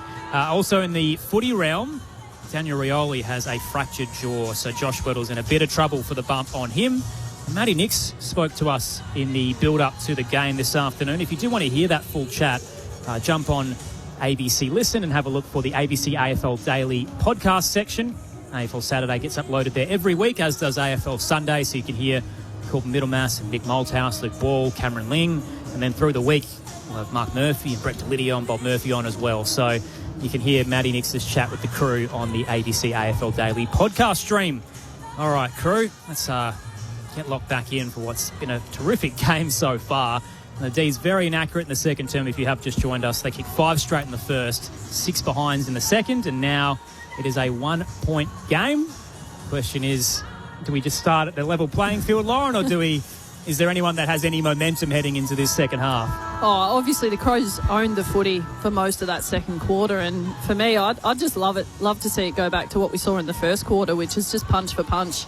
Open up the ground a little bit more, and by nature of the D's, like the way they like to play out of their back half is switch the ball and get it out into space, but they just couldn't get enough footy in enough attacking ground to do that. So I'd love to see the game open up. Josh, Franco. Yeah, absolutely, yeah. And one player I'm looking at the moment as well is Cozzy Pickett, and there's big expectations on his shoulders, and all the Melbourne supporters out there needs to. And look, he's had 10 disposals, and I say he needs to inject himself in the game, but bring some of the electricity that he can bring and that we know that he's capable of to to really set this Melbourne team alight. But from Adelaide's perspective, yeah, look, you're right, they did control the ball. A lot of kick mark. They've had 76 uncontested marks in that first half. So Melbourne somehow restrict that, but Cozzy Pickett start to get going a bit. It's amazing the way that the D's play in their first year under Stephen King. This is exactly what the AFL want moving forward. They are so fast when they get the ball, and they just go. See if they've got enough to get over the line and win on the road for the first time this season. It's the battle for fifth right now on ABC Sport. D's by a point. And we're just waiting for the host broadcaster to get underway. The players are in position. I don't think sounding the siren again is going to help, but finally we are going to get underway. The umpires just look very bamboozled here. It's blown twice. Nathan Williamson has the ball in the middle and looks a little frustrated. And finally, we're underway, Tom Wilson. Okay, so McAndrew wins the hit out. Sparrows there waiting at the bottom of the pack. Handballs to Steele, kick towards centre half forward. Big bashing, crashing contest. Roved by Gawn up towards Van Rooyen, who is so good in the first quarter. Kick 3, gets a handball away. Cozzy Pickett tries to soccer it off the deck. Roving hard is Langford, but he's tackled off the kick by Peatling, who gets a relieving handball to Keys. Now to Cook, who sells some candy. Handball over the top to Keys. He's going to work to his left foot. Members side of the ground, long down the line. Looking for Rochelle. Falls out the back towards Neil Bull, and there's going to be a holding free. And it's going to go the way of Turner. Defensive side of centre wing for the D's. Umpire hesitated on that one, but right in front of us, it was absolutely holding against Fogarty. So Daniel Turner looks inboard for Melbourne. Their 1 point lead in the third. Kicks it to Lever, game 200. And the jeers against the former Crow in his milestone game have softened a little bit. Crowd still getting back to their seats. It's pretty packed here, though, at the Adelaide Oval. The sun's just disappeared a little bit, but nice day for it. Heads wide. Turner goes down the line. Van Rooyen out the back door wanted to break away. Coming back for a free kick anyway to Gawn. McAndrew doesn't quite agree with the call there. Gawn will take it anyway. Places at top of the goal square. Jefferson's there. Huge fly at the back, though. And an excellent mark through 3. What a clonk from Colton Tolstrup. He's popped up a little proppy as well. Gee, flung himself into that. That was a terrific mark, wasn't it? That's your typical sort of pack mark. Landed heavily on the ground, but talk about efficiencies in front of goal. I'm stating the obvious, but he needs to go back and nail this. So Harvey Langford, 30 out, slightly to the left. Set shot to come towards the northern end. Langford off a couple of steps, gets the D's going early with a nice, comfortable set shot. No misses in the third. Melbourne's up by 7, 6-6-42. Plays 5-5-35. 2 played third quarter. Saturday footy on ABC Sport. Lauren, I know it's only a very, very small sample size in this third quarter, but Max Gawn already influential in a couple of the plays for the Demons, and we mentioned him at the break. McAndrew hasn't had a huge impact on this contest, but Gawn is definitely threatening. Yeah, lots of forward attacking run. I liked the clever kick there, and Langford playing from a wing. Braden Cook sort of hoping and not going with him in the contest. There's a clever kick from Gawn and a really nice contested mark from Langford. 17 goals for the year, played every single game. The pick taken after Sid Draper in the draft the year before. Crows took Sid at pick 4. Back in the middle of the ground, McAndrew just takes it out, throws it on the right boot, hit Cozzy Pickett in the back of the head, and Bowie's able to rove it for Melbourne. Up towards left half forward. Flying over the back was Murray with the spoil. Langford, the goal kicker, roving. Tackled out over the boundary line by Braden Cook for the Crows. What about Gawn's follow-up? Instead of hit Cozzy Pickett, but the desperation from Gawn, I think, got a finger to that kick from McAndrew and caused and affected the turnover. That's what makes him so great. It does, yeah. Love watching him play. Listening on the radio, in person. The superstar of the competition. Knocks it down, rode by Cook again. Kick partially smothered. Crows had the numbers, but that was clever by Windsor, who burst through the pack to Gawn, to Chandler. Unloads with the left foot. This would be some team goal. Brilliant from the D's. And Chandler with the finish. That's two quick ones to start the third. There's 7:6:48. Adelaide 5:35. 4 gone third term. You watch that one back, Josh, as a coach, and you get around Jack Steele. He's the one that put the fingers over the footy and got the smother on in the first place. And when the ball bounced back to him, super clean hands to release from congestion, and really nice finish for the D's. A super start to this quarter, but Jack Steele doing all the nice work inside the contest for the Demons. Has a ruckman ever been tagged? That's a serious question. I'll tell you what, Gawn starts this third quarter. We only played 2.5 minutes, but 3 disposal, 100% kicking efficiency, 79 metres gain, and was again influential in that bit of play. Tell you what, if they haven't, Luke Jackson's going to be a prime target over the next few weeks the way he's playing. D's by 13. Gawn and McAndrew resume their battle, and the Crow wins out this time. Taps it to Berry, brushes off Sparrow, hands it to Dawson. It's an awkward bounce for him, though. Miller comes the other way to help. Gets it to McAndrew, then Dawson under a bit of pressure, trying to get through the tackle. Ball popped out. Melbourne get the turnover. Rivers towards the 50. Big push from Ball Ace on Melksham. And Melksham did have a bit of his Guernsey in the process, so free kick goes the way of the Crow. Tell you what, they're looking all right, the D's. 4 inside 50s. Adelaide yet to breach their forward 50. So in front of the light tower, James Ball Ace to the eastern wing, kicking to the southern end, right-hand side of your radio, looking for Dawson. Steele in front, hits the deck. Taylor, clean, whips out of there. Short chip kick, didn't carry enough to Neil Bullen, who asked the question, was that 15? But Bowie has paid the mark on the intercept. Heads back to Lever, right half back. D's by 13 points. Jack Steele cost Melbourne a future third pick. He'd be pretty happy with that. Short pass back through the logo. Rivers tried to sweep the handball across to Lever. A little soft, but got the job done in the end. Gets it to Turner, who threads the kick, flaring across the body, looking for Van Rooyen. Couldn't control it. Adelaide have the numbers on the drop. Ball Ace to Murray. And now the exiting kick to come from Max Michaelani.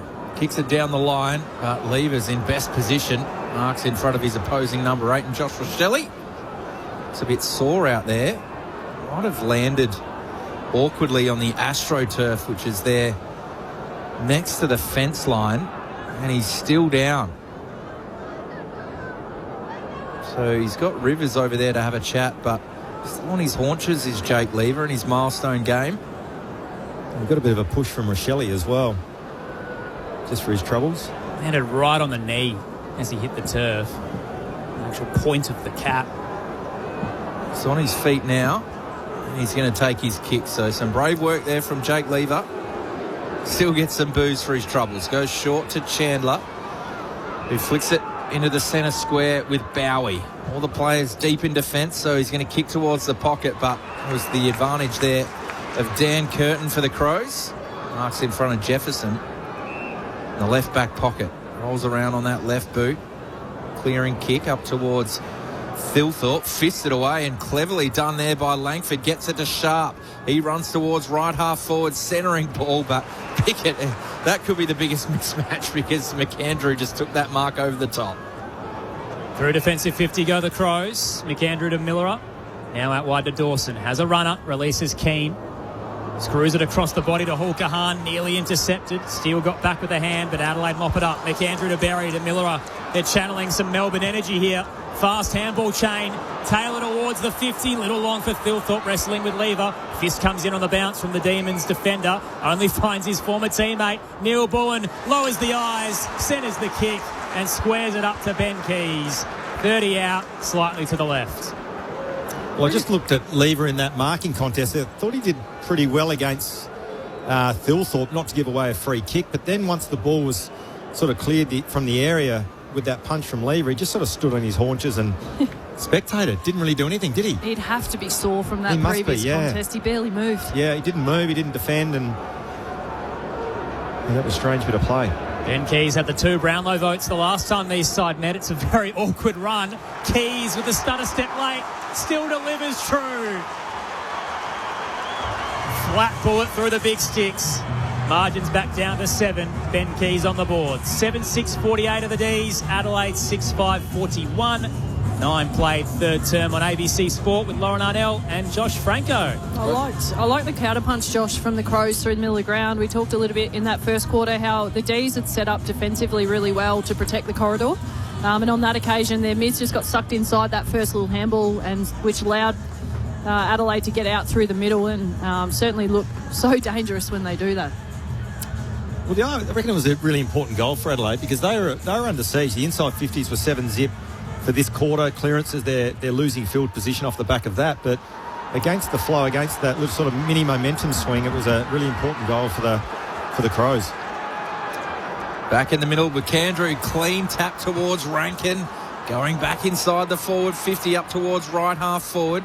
McDonald got two hands on it. Roving was Neil Bullen. He runs to the paint of the boundary line looking for a short pass. Couldn't complete the mark and he's bowled over. Good work in defence here from Melbourne. McDonald keeps it in. Kicks it out of defence up towards Fritsch. With a fist in there was Michaelani. Good contest here at Adelaide Oval. I'm enjoying the Ds. Like, you look at their ladder position, wow, they're fifth. They haven't won away from Victoria, but they're holding up really well into this third quarter at Adelaide Oval. I think regardless of how it plays out, they've stood up to the test. They're ready to match it with the best through this year. Tossed in, gone with the fist, only found Nankervis. Shrugged the tackle of Fritsch, was a little high and will come back as he blazed away inside 50. Is that a bit late, you reckon, Az? The call? Yeah, I mean, he'd already kicked. And as I mentioned as well, he definitely raised the shoulder to try and slip it higher. So Fritsch would be a little bit frustrated with that. Luke Nankervis, just between the attacking edge and right half forward, decides to retreat back on the 45. The Ds have flooded defensive 50. So Nick Murray through the centre square. Short to ball ace behind the centre circle. Will complete the switch out wide. Mark Keane, the man from County Cork. First game this year after the broken leg. Spearing pass, that's good. Gets it to Michaelani, who releases Miller. A long-range strike from downtown. In an instant, Adelaide go bang. Looks stagnant, pulled the trigger, and Wayne Miller flushes it. Second of the year, his first of the afternoon. Melbourne 7-6-48. Adelaide down by a point, 7-5-47 on ABC Sport. 11 played third term. Well, Lauren, I thought it was a really well orchestrated goal there from Adelaide. They were sort of pinned in this sort of member side wing of Adelaide Oval, but then just chipped the ball around the arc, if you like, back through the middle of the corridor, and eventually, I think it was Michaelani that popped out in the middle of the ground and the handball receive. And I'll tell you what, Miller, he's developing into a player, isn't he? What a year he's having. Yeah, he's outstanding. I mean, I've seen a few of the half-time All-Australian squads. I've seen him not in many. That's ridiculous. He should be locked in at half-back with the impact that he's having. It's just so clean, and a finish like that. Gawn wins the hit out. Gathered in the middle of the ground with the 1-2. Looking for Steele, who rides the tackle of Rankin. Who just welcomed it, knowing that he was going to get wrapped up. Quick ball up from the umpire. Gawn wins it down again. McAndrew tries to take it out. Fritsch at the bottom of the pack. Paul Kahan in there as well. McAndrew on the hands and knees. Flicks it forward up towards Neil Bullen, who wraps up Tolstrup in the tackle. We'll have another ball up just forward of the logo, Crows Way. Got a bit of momentum here, the home side, trailing by a point. Bursting through there was Curtin, right into the back of his D's opponent, and was right in front of the umpire. He thought about it for a while too, didn't he? I thought he was a bit late on the call, but yeah, definitely a push in the back. So Short finds his teammate in Fitzgerald, does Langford. It's a worm burner towards Steele, who was clean with the ground ball. Langford inside the forward 50, looking for Van Rooyen. Couldn't get his hands up in the contest. That was clever from Taylor. Knocked it to Nankervis. Went the 1-2 with Hall Kahan to Saligo, working it by hand. Right in the tackle was Laird, and it's easy to take him high. At centre half back, he wins the free. Has a runner, dishes it off. Michaelani heads to the eastern side, kicks a little long. Taylor tracking it. He's under a bit of pressure though. Breathing down his neck was Rivers, and he stands through the tackle. Gets rid of him. Hands it to Ben Keys. Up to left half forward. Adelaide inside 50. The fog was rising in South Australia. Skies cleared. He spotted it early. And Darcy Fogarty clunks it 20 out. Well, what I will say, I was just looking at the replay as that play was unfolding of the Laird tackle. You know, I reckon that's one of those iffy ones that shouldn't be paid. Maybe technically it was there, but I reckon he shrugged it, went high, and I reckon that's play on. Darcy Fogarty Starts from 40 out. Short approach, straight in front, leans back and converts his second. Adelaide hits the front for the first time since the 24-minute mark of the opening term. 8-5-53 plays Melbourne, 7-6-48. 3 straight for the Crows at the 14-minute mark of the third term on ABC Sport with Lauren Arnell and Josh Franco. Josh, money downstairs. Yeah, concern on the Crows bench for James Borlase in a contract year. The defender has just come from the ground and signalling to his groin in the hands of the Docs as we speak. Well, it's what we hoped for this third quarter. The game's opened up a lot more than what we saw in that second term, and thought Zach Taylor's involvement in that scoring chain for Adelaide was really important. He got involved in that back half, nice little touch, and then standing up in the tackle. It meant they had Dan Turner on the back foot, Fogarty a free run at the footy. So Thilthorpe in the ruck, knocks it down to Berry, back towards Peatling, all the way to centre half back in Millerer. Tries to shrug the tackle of Jefferson. He was worried out of it. Chandler goes inside the forward 50, a bit of a kick in hope towards the goal square. Keane rushing back, he wants to get it through, decides to keep it in and hits Hawker Hahn. How's the composure of Keane then? Nice kick too. Wasn't it? The keenest of composure to Hawker Hahn, who goes to Rankin in the left back pocket. Second touch of the term, and he kicks it straight to Rivers. Turnover quickly. 45 ball to steal, about 80 from home. Wants to handball it off.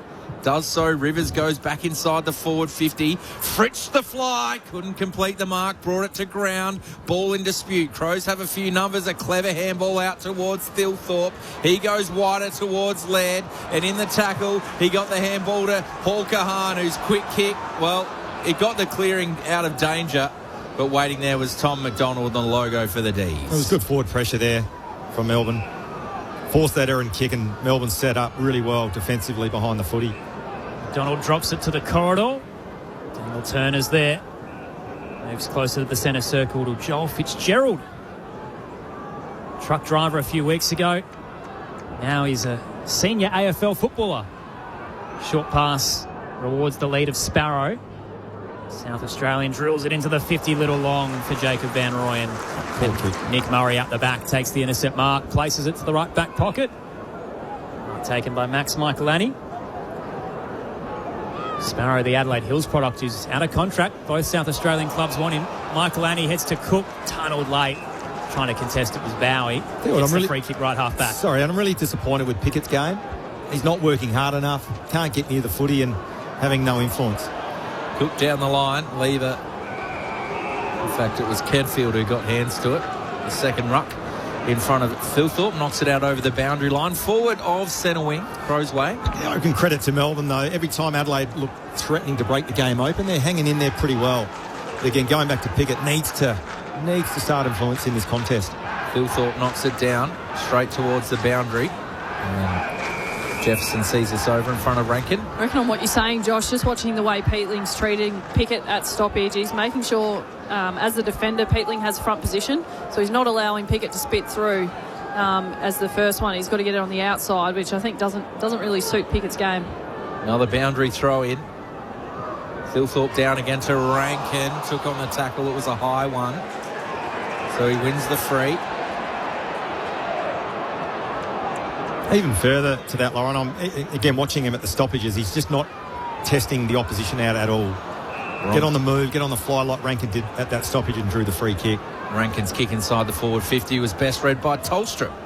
Sends it back where it came from, but a bit more meaty this kick. Carries towards the logo. Big fly again from Murray. Had a hanger in the first half. Couldn't complete that one. Van Rooyen pounces, gives it to Chandler. Sparrow back to Van Rooyen. Tried to walk through the Cook tackle without the footy. Then gathers and knocked it towards Chandler. He's wrapped up by Max Michaelani. The Crows' pressure was relentless, and they win the free kick at right half back. A really positive sign from the Crows. Michaelani's strong tackle, but they had serious numbers showing up defensively to help him out. Shades of the Dogs win last week. Absolutely everywhere to force every single disposal. Down the line, Michaelani. Pickett thought about a hanger. Nowhere near the drop in the end, but does follow up. Handball out, central, and caught high just after he disposed it. So it's coming right back. Meanwhile, Dawson with a heavy tackle as well as he pulled Paul Tolstrup to the ground, but it is Cozzy Pickett's free kick. Has some time to hand it off to Bowie. Drills a low one. Bailey Fritsch just behind left half forward for the D's. They're down 5 after leading for the majority of the game. Bailey Fritsch to snap a run of 3. Sends it inside 50. Couple of flyers. Van Rooyen waiting front and square. Hands it to Paddy Cross. Pushed off his kick. It's curling from 20. Not enough bend. Minus score on the right. It's Adelaide by 4 as we approach time on in the third term on ABC Sport. Third behind for Cross. It's their first score in 15 minutes of play. Trailing by 4 points. So Mark Keane brings it out. Finds Cook. Defensive side of centre wing. Close to right half back. Looking for Fogarty on the lead, but that was gutsy from Bowie.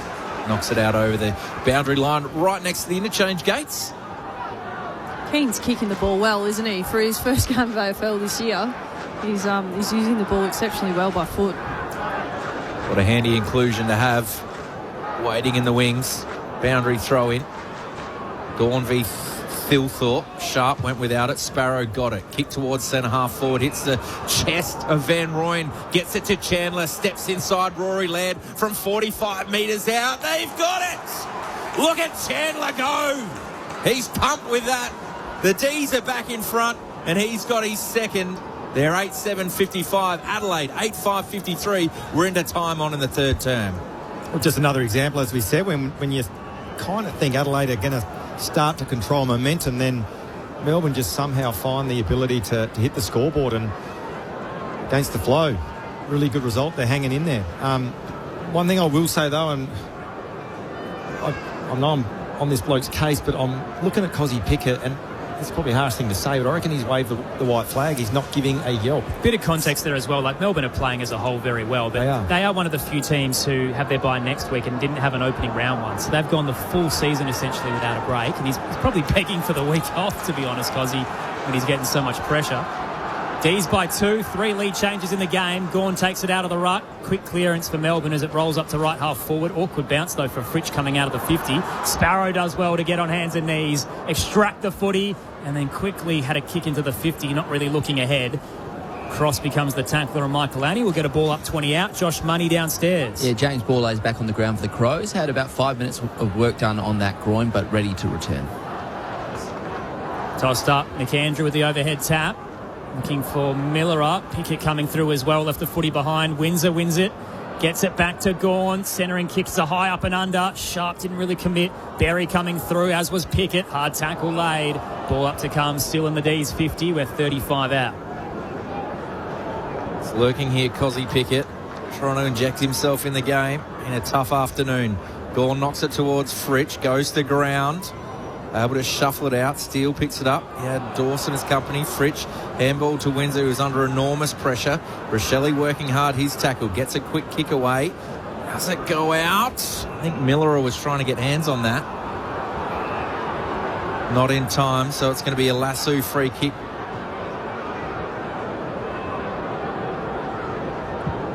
Langdon goes inside the forward 50 now. Flying Van Rooyen got first hands on it. Had 4 bites of the cherry. A crow's hand in there.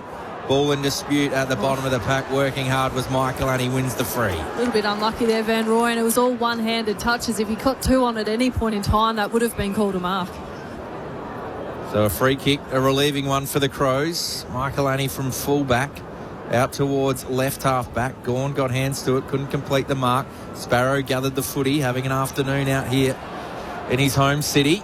Just with Pickett here, he's obviously still playing as a mid. Peatling's wearing him well, and you just want to see a little bump at least from a teammate to let him get through the stoppage. He looks like he's all out there by himself. D's by 2. Gawn straight down to Sparrow as he was entangled with McAndrew, and Sparrow kicks around the body and hits Jefferson inside 50. Fortuitous drop. 45 out. Melbourne a chance to go bang here. And Lauren, even further to that, if I'm standing Cozzy Pickett, I don't want him to run at stoppage and blitz through, and he's not doing it, so he's easy to negate in that scenario. But you're right, can he get some help from teammates? First round pick from a few years ago, now out of contract. Had 5 against the Bombers in the VFL last week to earn this spot. Matthew Jefferson from 50. Jeez, absolutely hit that hard, but missed to the right. Minor score, and it's Melbourne by 3 in the third term. You just wonder whether a Jack Steele, with the experience he's got, is someone who can get Cozzy on the move, get him spinning through a little bit more. And then the next question as a coach is, does Stephen King look to put him forward and get a little bit more dangerous in that part of the ground? Paul Kahan brings it out. Berry did well to create a contest, but the handball from Peatley missed the target. Windsor wraps up Laird at centre half back. Saligo spitting through, but tackled there by Rivers. Inside 50s this quarter as well, 16-6. So that's in favour of Melbourne. That's plus 10 and clearances plus 7. Still a tight game here. Windsor knocks it towards centre half forward. Bursting through was Van Rooyen. Gets a handball away to Windsor. To Sparrow, who cleverly knocked it forward, but Nick Murray read it best. Gathers the footy, tries to kick it out, smothered by Windsor.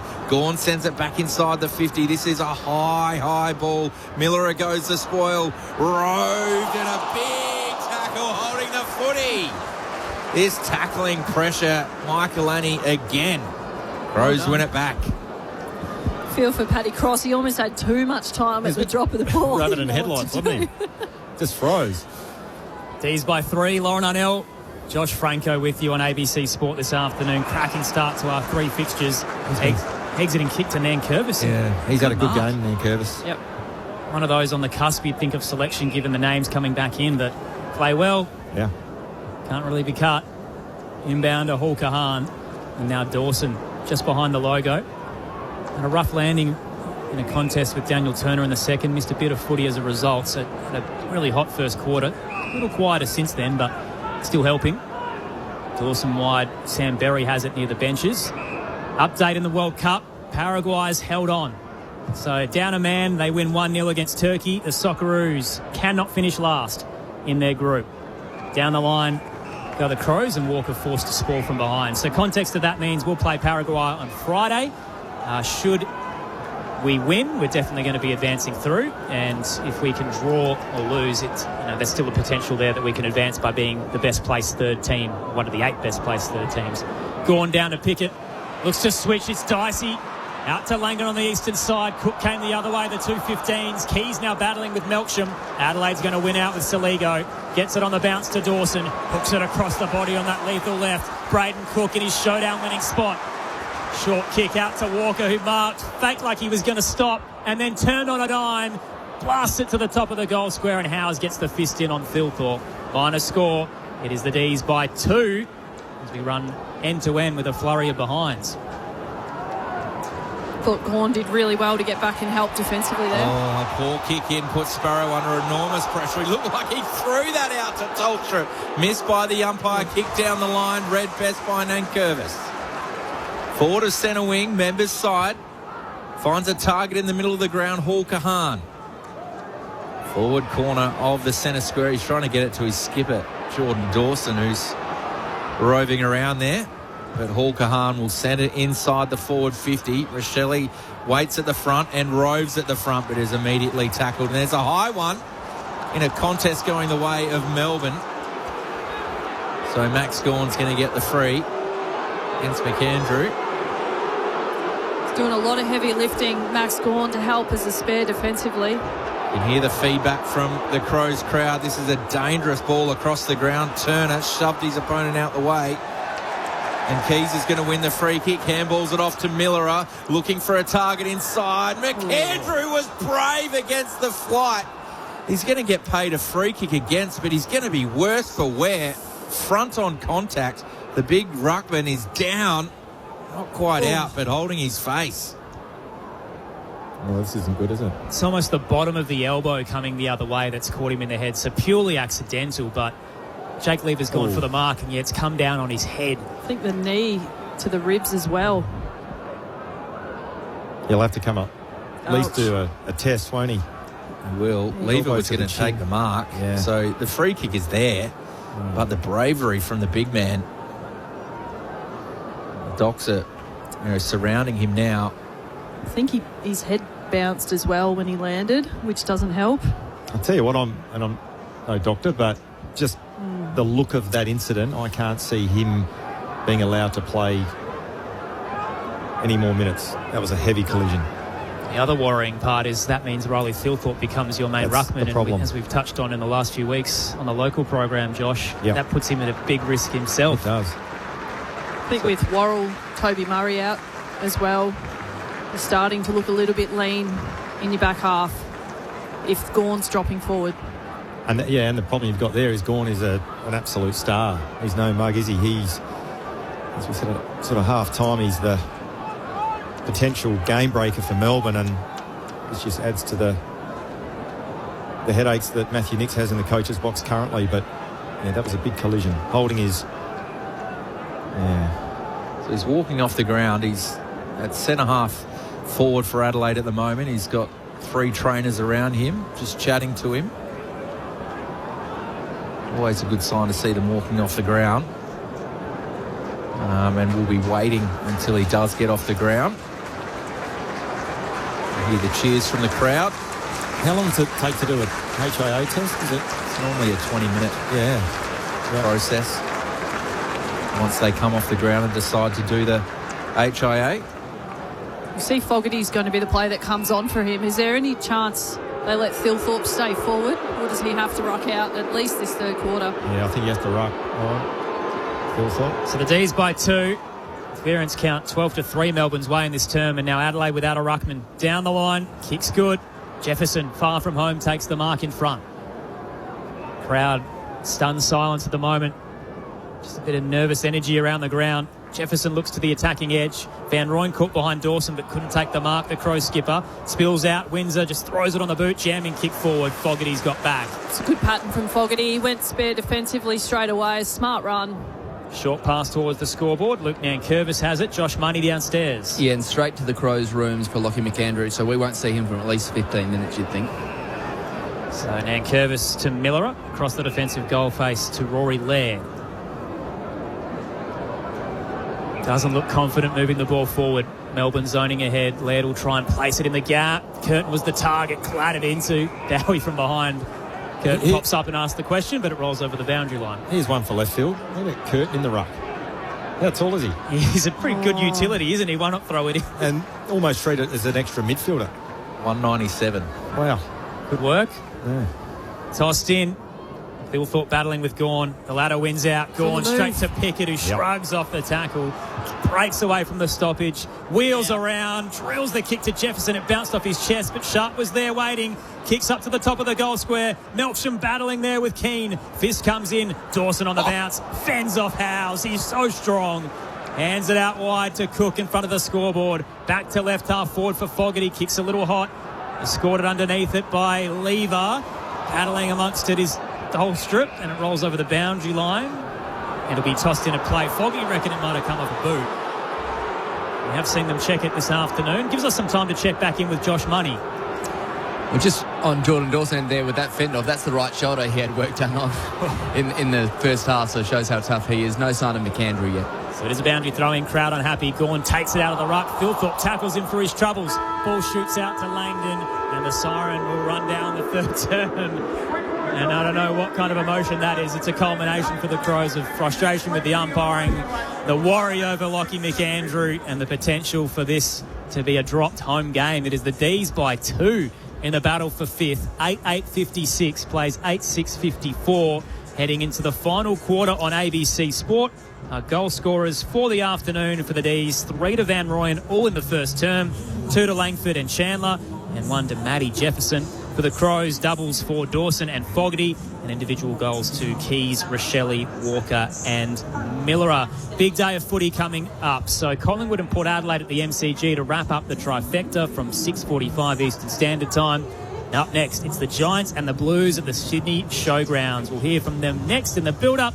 It's great to have your company on ABC Local Radio, News Radio, Sport Digital and ABC Listen. This is Saturday Footy on ABC Sport. Do you know the next Australian of the Year? Are they raising funds for those in need? Or building a brighter future? Conducting research? Or inspiring future astronauts? See them, hear them, nominate them at australianoftheyear.org.au. This is the 2026 AFL Premiership season with ABC Sport. Down road by Cook again, kick partially smothered. Crows had the numbers, but that was clever by Windsor, who burst through the back to Gawn to Chandler. Unloads with the left foot. This would be some key goal. Brilliant from the D's. Taylor towards the 50, little long for Thilthorpe, wrestling with Lever. This comes in on the bounce from the Demons defender. Only finds his former teammate. Neil Bullen lowers the eyes, centres the kick. and squares it up to Ben Keys. Very awkward run. Keys with the stutter step late, still delivers true. Mark Keane, the man from County Cork. First game this year after the broken leg. Spearing pass, that's good. Gets it to Michaelani, who releases Miller. A long-range strike from downtown. In an instant, Adelaide go bang. Sparrow got it. Kick towards centre-half forward. Hits the chest of Van Rooyen. Gets it to Chandler. Steps inside Rory Laird from 45 metres out. They've got it. Look at Chandler go. He's pumped with that. The AFL on ABC Sport. On radio. ABC Sport Digital Radio. And ABC Listen. We've been spoilt with 9 single-digit thrillers at the Adelaide Oval this season, and we might just be about to witness another. Melbourne by 2 at three-quarter time over Adelaide. 8-8-56 plays 8-6-54. Big injury concerns over Lockie McAndrew, who's down in the rooms after a big collision with Jake Lever. So Max Gawn might be the dominant ruckman in this final term. Massive day of sport. So the Socceroos lost 2-0 to the USA earlier this morning. The flip side is Paraguay held on to win against Turkey despite being a man down. They win 1-0. What that means for us is we play them on Friday. Win or draw, we finish second in advance. If we lose, we finish third, but we're still probably likely to get through anyway because we've had a win, so we could be part of the best 8 teams to finish third. So Socceroos, even though they had the loss, probably been a good day overall with that victory for Paraguay. It's still to come. Collingwood and Port Adelaide tonight at the G, but up next it is the Giants and the Blues at the Sydney Showgrounds. Ben Cameron's there as part of the team and what has been a thrilling day of action. Ben, what are you anticipating out in Sydney? Yeah, thank you, Az. It's been all care, no responsibility for caretaker coach Josh Fraser. Can his dream run continue? 4 from 4? Can he make it 5? The Giants, meanwhile, they've been the masters of the second half run in recent seasons, including 9 out of 10 last year, 7 in a row the year before that, and 11 of 13 back in 2023. I was hoping to have team news for you. That's not available yet, unfortunately. But I can tell you about our team. The 05 Premiership player Ty Kennelly, the triple threat Alicia Eva, player, coach and analyst, Declan Byrne and myself to call, and Phil Pryor on the boundary. I can't wait. The Giants and the Blues coming up following your game. Looking forward to it, Benny. It's a big day of action. So Collingwood with later tonight, they could jump into the top 10. The Giants and the Blues obviously on the cusp as well of a wild card position. And this afternoon, we're battling for 5th between the Crows and the D's. So excellent day. Do not go anywhere. ABC Listen, your home of the AFL this season. Lauren Arnell, Josh Franco here, watching this cracking contest that's going to go to the wire, Loz. Oh, the biggest question for me right now, and Josh, I'm hoping you can help me, is who rucks for Adelaide in this last quarter? We know how banged up Thilthorpe is. We know he can ruck. But are you doing yourself any favours by making him ruck against Gawn in this last quarter, knowing how bad his back's been throughout this season already, knowing you're trying to frame yourself for finals? What alternatives are there? I'm struggling. I'm looking at, the next best talls in your front half are Fogarty and Walker, and there's no way they can run with Gawn. No, well, look, it's intriguing. It's interesting what they're going to do because whoever does it is going to lose the hit. So even if you put Thilthorpe in, Gawn's still going to get his hands on the footy. I'm almost expecting that he's just going to belt the ball forward and try to get a bit of speed onto it from Melbourne's perspective. So the person that goes on there has to be able to run with him, but also has to cash in at ground level. So that's why I mentioned even a Curtin. Curtin wants to play on ball, and I know it's a high risk. I guess what I'm saying there, centre bounce don't jump, but around the ground just get a little bit of body and then play as an extra mid, like Gawn does anyway. But I get you what you're saying, but I think Thilthorpe's a Ferrari as well, so don't put him in there. But they're running out of options. Is it Murray?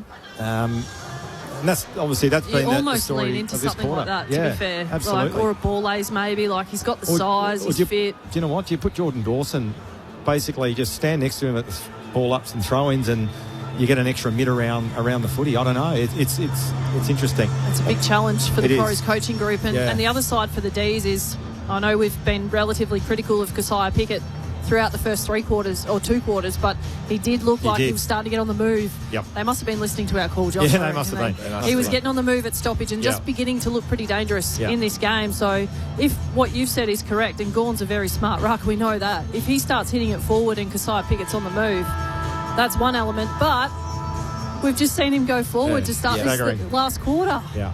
So direct line to the coach's box we've got here at ABC. So Cozzy Pickett forward, Riley Thilthorpe in the ruck, Josh Money's on the boundary. Thought was with the midfield group as well during that three-quarter time huddle, so he's certainly going to be the main man. James Borlase is one who in the past has gone in there as well. Here we go. Big finish coming up on ABC Sport. D's by 2. Going out of the middle. Hands it out. Clearing kick to come from Fitzgerald, and down in back play is James Peatling, who caught one in the belly. Up towards the 50. Couple of flyers. Jefferson involved. Off hands it rolls out towards the boundary. Kick across the face though, and nearly taken by Cross. Miller gets his head in. Tries to win the footy. It's coming back anyway. Bit of a shove on Dan Curtin, so he'll win it in the right back pocket for the Crows. But, geez, electric from the Demons early there. Just those half chances. Thought it could have almost taken the mark there, or should have taken the mark, but... Player to slow down because Paddy Cross had him backed up the 10. Gave Melbourne some time to set up. And the exiting kick will come straight back in, or it would have had there not been an arm over the shoulder. Intercepted by Tolstrup. But ultimately the footy's handed to Taylor for the Crows. At right half back, kicks a high ball long down the line. Flying is McDonald. Brought to ground. Rove by Langdon. Handball to Lever. Has to keep this in. Snaps it around the body.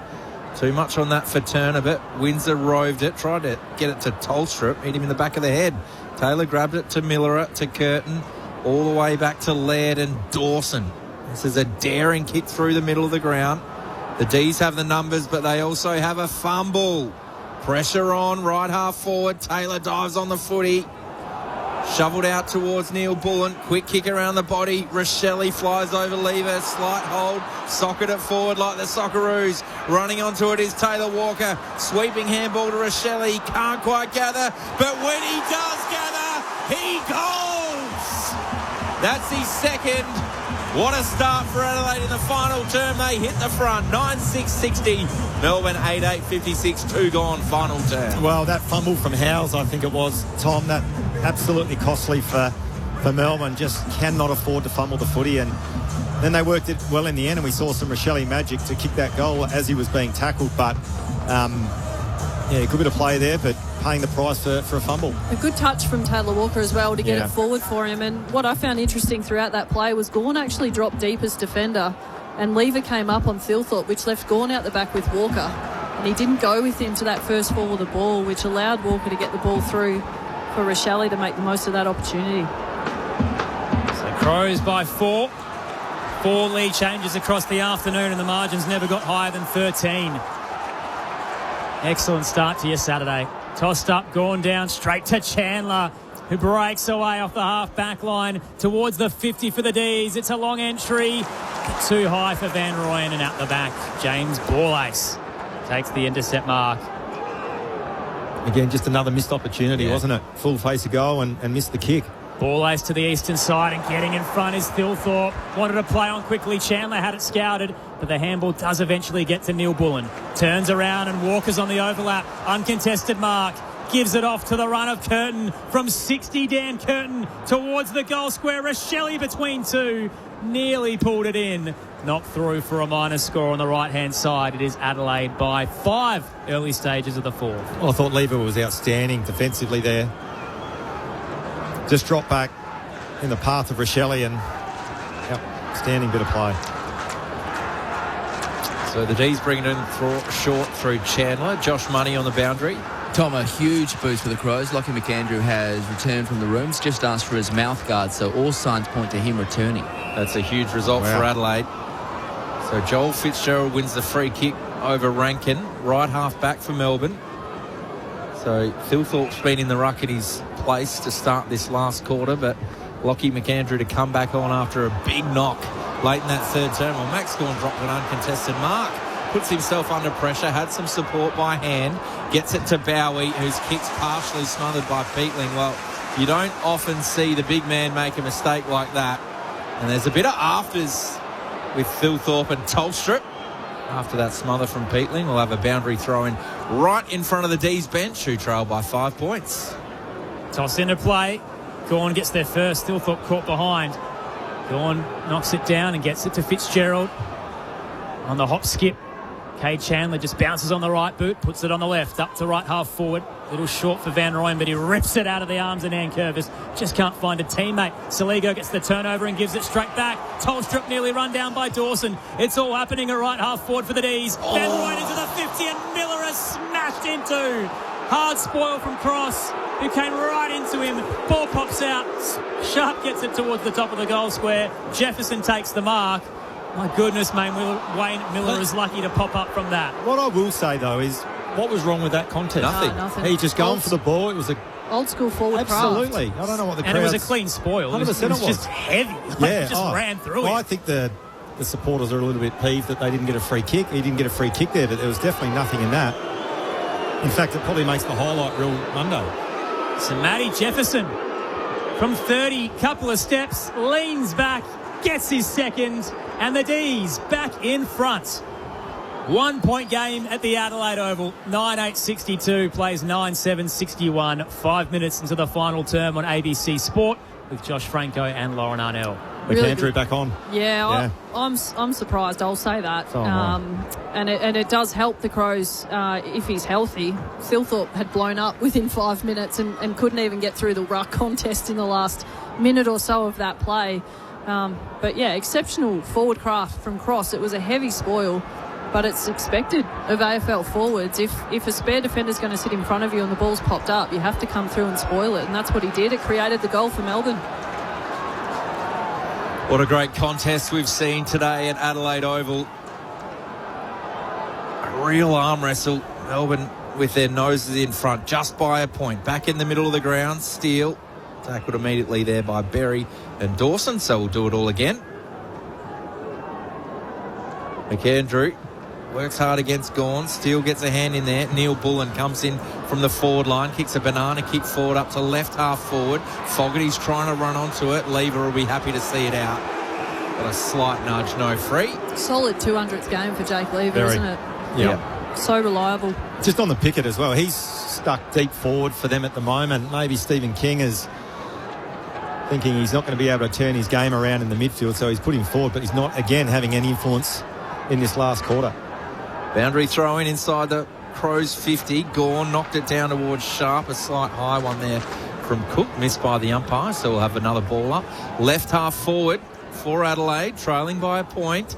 McAndrew down, Sparrow roves. Quick kick around the body. Fritsch is there, couldn't gather. Nankervis gets it to Miller for Adelaide, all the way out to Cook. His kick was smothered by Sharp. Clever goes the 1-2 with Jefferson. Here's Cozzy Pickett with an opportunity. He's 75 from home. He runs to the 50, puts the afterburners on, goes for home. It's away to the left. And it's bouncing on its point and dribbles over for a minor score. You're a bit bemused there, Josh. Yeah, not sure what he was thinking. Had a lot more time. He did. Just keep running. Challenging a bit of the World Cup where draw the keeper out and chip it over the top, but just didn't have the carry. So this is a arc review just to see if it touched the behind post. I reckon it did. Throw in, won't it? Yep. Which would be a better result for Melbourne. So it will be a boundary throw in here for the D's. And it's one of the few moments throughout the game that he's looked electrifying. But just couldn't get the final result. Melbourne by a point, 9 minutes into the final term. Sun-baked as the Riverbank stands. A gorgeous day in South Australia. Giants and the Blues up next. Tossed in very shallow. That is a miserable boundary throw-in. I know Ben Cameron's all over the lengths of boundary throw-ins, but that one was never a chance. The wind's going with him too. Let's see if he goes again. Gives it everything he can. It's enough. McAndrew in front. Taps it down against Kentfield. Adelaide win out. Laird to Miller other than Berry. Heads to the eastern side. Rochelli just nudged under the drop. Turner did well alongside Lever. Ball bouncing errantly. Coming in was Bowie. Can't quite get it to Chandler. Fogarty cuts it off, but he can't find his bootlaces under the tackle. Melbourne there again. Sparrow wide to Langdon. Stopping and propping. Finally, Howes can send it forward. They have the outnumber on Cozzy Pickett. Michael Annie keeps him covered. Ball ace cuts it off. Cross defensive 50 who'll go to Nankervis. The D's by a point. Final term on ABC Sport. 9.5 minutes gone. Cook's got it in the left back pocket. Well weighted kick to Dawson. Just got his hand to it. Bit of pressure from Windsor. So we'll have a boundary throw in, about 80 from Melbourne's goal. 46,337 in the stands today. Thank you, Crows fans. So a big turnout from the Crows fans today, 46,337. This battle for 5th place between Melbourne and the Crows. The D's lead it by a point. Boundary throw in. Steele was clean. Gets it to Rivers. One-on-one contest. If it gets all the way there to Cozzy Pickett, but it fell shorter than that. Melksham versus Keane, and the big Crows defender takes the intercept mark. Third biggest home and away crowd between these two sides. Wayne Miller heads to the eastern side. Laird had to wait a while for it. The fist came in from Windsor. That's a good mark. He plucked it well, didn't he? Contested grab near the Williams stand. Melbourne by a point still. Rory Laird down the line looking for a Shelley and Fogarty. Neither could take it. On the ground, Keys becomes the tackler. Holds up Howes. Ball up to come. Nathan Williamson to toss it into the air. If you're listening in the ACT, you'll be headed to the NRL after this game. The West Tigers and the Dolphins. Everybody else to the Sydney Showgrounds for GWS and Carlton. Out of the stoppage, Rory Laird manages to turn away from Sparrow, hands it to Berry right on the boundary line and works the kick well. Darcy Fogarty has it behind right half forward, steps around the body, kicks towards Walker. He was held behind and getting in front was Turner, but just couldn't take the intercept mark. Under a bit of pressure, Keys lays the tackle. Deliberately almost handed over there by Howes. It will be a boundary throw in, 45 out. Should mention as well, if you missed us at the top of the broadcast, SA Health confirming today Tony Modra's status in hospital has been upgraded from critical to stable. And Mark Prosciutto confirming just recently on Fox that he is awake and with his family, which is great news. Tossed in, McAndrew down. He's looking for Rankin, nudged away from it. Tackle laid by Fogarty. Got McDonald there, rolls towards the behind line. Rochelli's doing his best to keep it in. The scrum will push him over. Question is, was he on the right side of the behind post or not? He was, so it will be a point. And the scores will be level. 62 apiece, 12 to go at the Adelaide Oval. Reminiscent of Wednesday night's State of Origin game, that one. 4 of them carrying the ball over the line. 9-8 apiece. Bowie to bring it in for the D's. Makes his teammate work and then goes the 1-2. Kicks out wide towards Van Rooyen. Roving was Curtin, running over the top of it for the time being, but got it to Keane, who handballed it straight to Melbourne, handballed it straight to Curtin. And we'll have a ball up. So Melksham there, handballed it straight to his opponent, returned the favour. We'll have a ball up outer side of the ground, just by the logo. McAndrew up against Kentfield. Kentfield knocks it down. Windsor bursting through, couldn't gather the footy. Berry's there as well for Adelaide.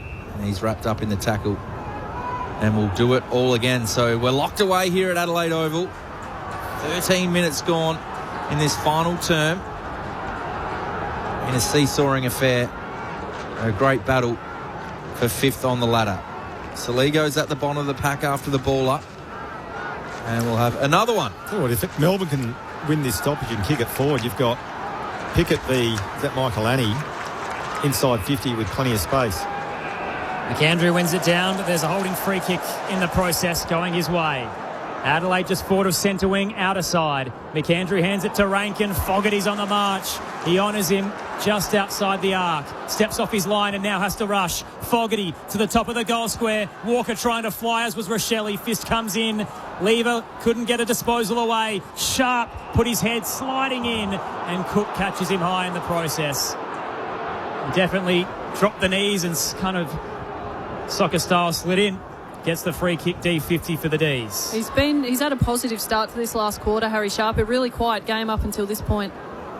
Long kick out of defence. Flying again was Murray. There's a Shepherd in the contest going the way of Mark Keane. So the Crows will get the footy back, about 80 from home. He's just a reliable player, isn't he, Keane? Yeah. And uses it so well. Yeah, he does. With a lot of confidence. So it goes short to McAndrew. Hawker-Hahn running past. Ignores him. He wants someone running past as McAndrew. He's just going to set this one up. Chips it up towards Walker. Fisted away by Turner. Going in hard with the Rove was Saligo. And he handballed it straight to Turner. He's got a high ball coming out of defence, and sitting under it is McAndrew. Nothing's worrying him. Decides to hand it off. Mark Keane attacking edge. Spots something he likes. 30 from home. It was Jan Curtin. Langdon got there late. Hand in, and Kentfield just paddles it towards the line under no pressure.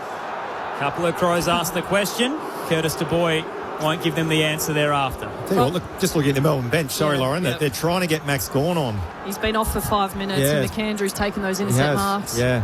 Scores level, 15 played, final term.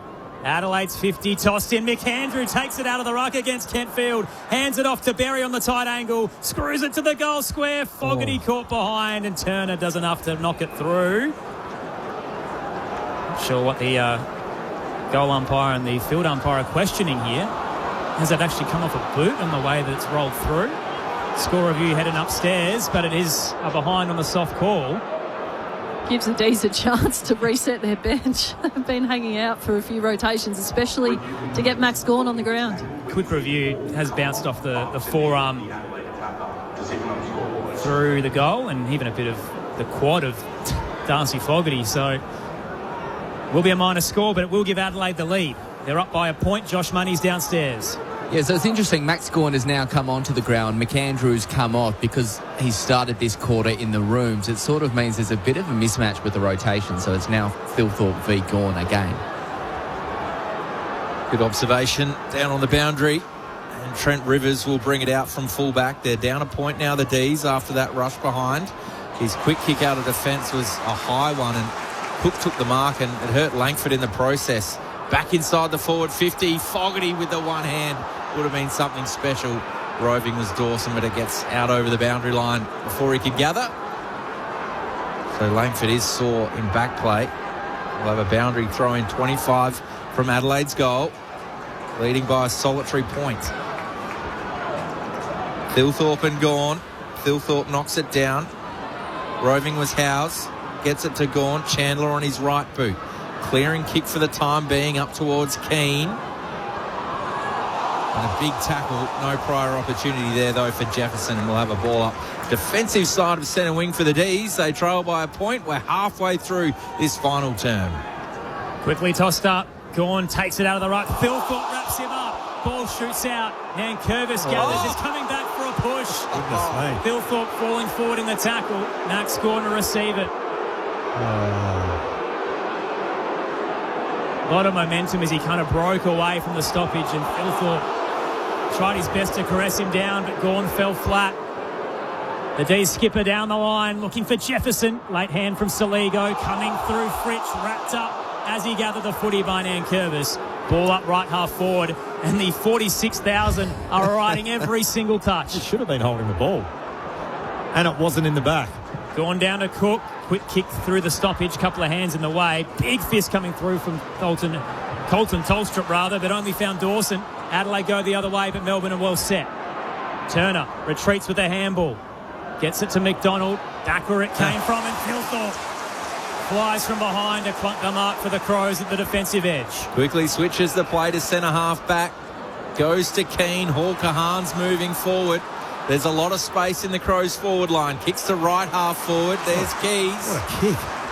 Can roll around on his left foot. Does so now. Looking for Dawson! The skipper floated forward. Takes the mark. 30 out on a 45-degree angle. I'll tell you what, that kick from Hall Kahan was absolutely unbelievable. Had no room for error, and then it sets up that entry inside 50 for Dawson to mark it. Had 2 goals early in this game. Big moment for Jordan Dawson. They normally snap them from here, don't they? Yes. Not this bloke. Surely not this guy. Dawson. He's got the most beautiful drop punt. Yeah. In he comes. 35 out. Drop punt. Can't quite squeeze it in. Just away to the left. So a rare miss for Jordan Dawson in front of the big sticks. They're 9-10-64. Melbourne 9-8-62. 3 straight behinds for the Crows. They've kicked 1 forward, just the one major this final term, but to have the lead. Playing on out of defence. The D's kick not that great, but still makes it work. Hands it to the run of Tolstrup up to the logo. Gawn trying to take it as he flew in up against Murray, and a bit of high contact there. Murray clutches his head. Free kick to go the way of the Crows. Yeah, big swinging arm from Gawn, wasn't it? Borlase as well. He's really stood up in this last quarter. He was the 1v1 down the line against Gawn and managed to equalise it. Right on the top of the scone. The switch is on. Nick Murray to Max Michaelani. Dan Curtin now forward to the logo, eastern side. He'll arc inboard. DC low and hard into the 50. Steele cuts off Dawson. Stands in front to take the intercept mark for the Demons. Down 2. Still 7 to go. Jack Steele with a short pass wide. Steele's doing a lot of the heavy lifting for the D's at the moment. He's trying to go with Dawson around the ground when Dawson spits forward. Turner to Sparrow, little long to his kick to Sharp in the corridor. It's a dangerous area. Hall Kahan gets it to Taylor. The Crows will give up some ground to Steady.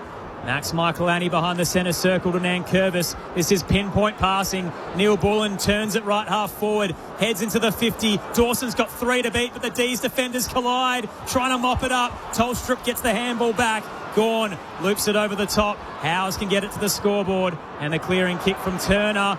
Heads out to left half back to Sparrow. Well, he came the mark himself. I think everyone thought he marked it, but it was play on for the umpire. The handball forward towards Chandler. Pickett again goes forward. They're working hard here through Rivers. Out wider to Langdon. He fumbled. Fumbled under the pressure.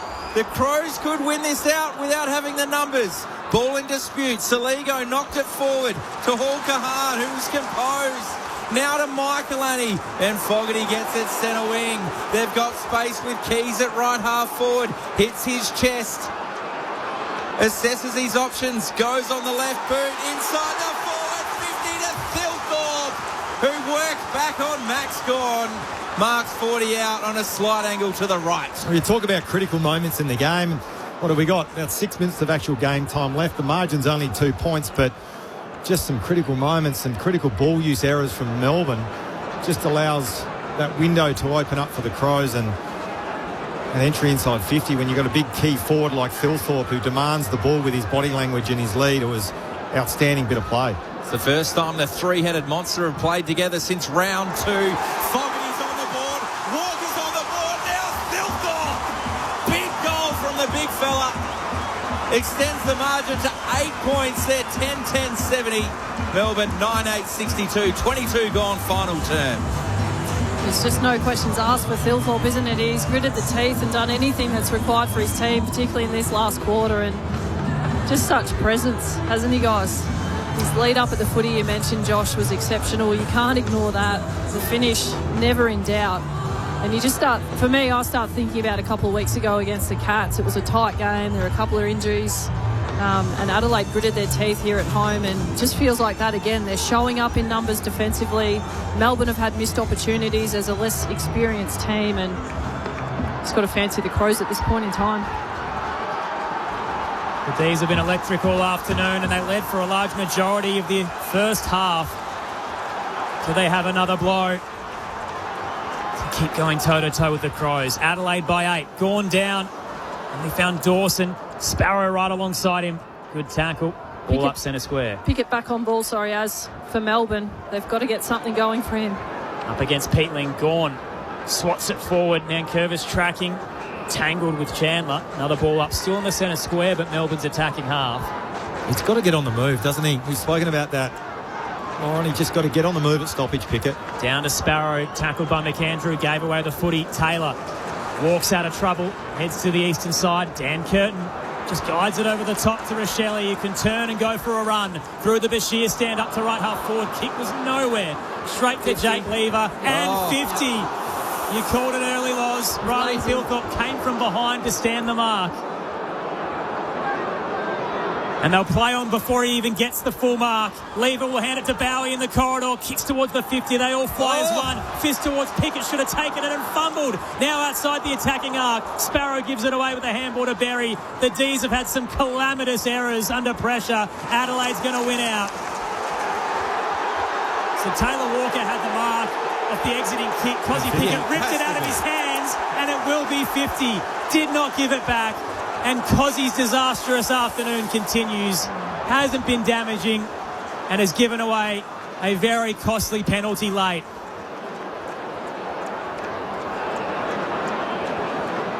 That being said, the mark hasn't quite looked 50. From the defensive edge, just forward of centre wing. Taylor Walker into the scoreboard for Adelaide. Drops it just outside the arc. Dan Curtin takes the mark. I'd almost argue it's worth having a shot from here. It's almost an impossible angle, but if you take the full 30 seconds off the clock, he's got a really nice kick on him. It's worth a shot at goal. 8 points up, 4.5 to go. He's read your mind, Lauren. This is no Ben Mackay from 70. This is a chance. Adelaide by 8. Close finish at the Adelaide Oval. Dan Curtin runs around, gives it everything, misses to the right. Crows by 9. Still plenty of time for the Demons here. Certainly is, Aaron. Still 4 minutes of actual game time left on the clock, so they don't have to panic, but they do need to score. Bowie plays on, kicks it out of defence, but that's all the way out of bounds on the full. That's not what they wanted. Just missed the target, Turner. He took the mark, but he was over the boundary line, so Taylor gets the free kick for Adelaide, and he's just going to pump this in long. Up towards McAndrew, fisted down. Walker taps it towards Rankin. He tries the left foot dribbler, but it just bounced a bit too hard left early. So another minus score, 10-12, 72. Melbourne, 9-8, 62. 26 gone, final term. Melbourne realise they've got to go. Rivers plays on, heads to the eastern side with a long kick. Put down by Langdon, but Chandler's there.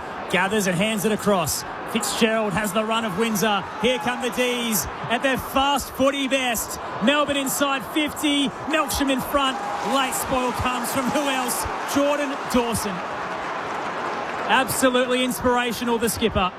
Gets the footy back from Ben Keys. Kicks up the broadcast wing and Walker out muscles Lever. What a matchup that is after the war of words from his departure, but just couldn't stick the mark. It rolls over the boundary line.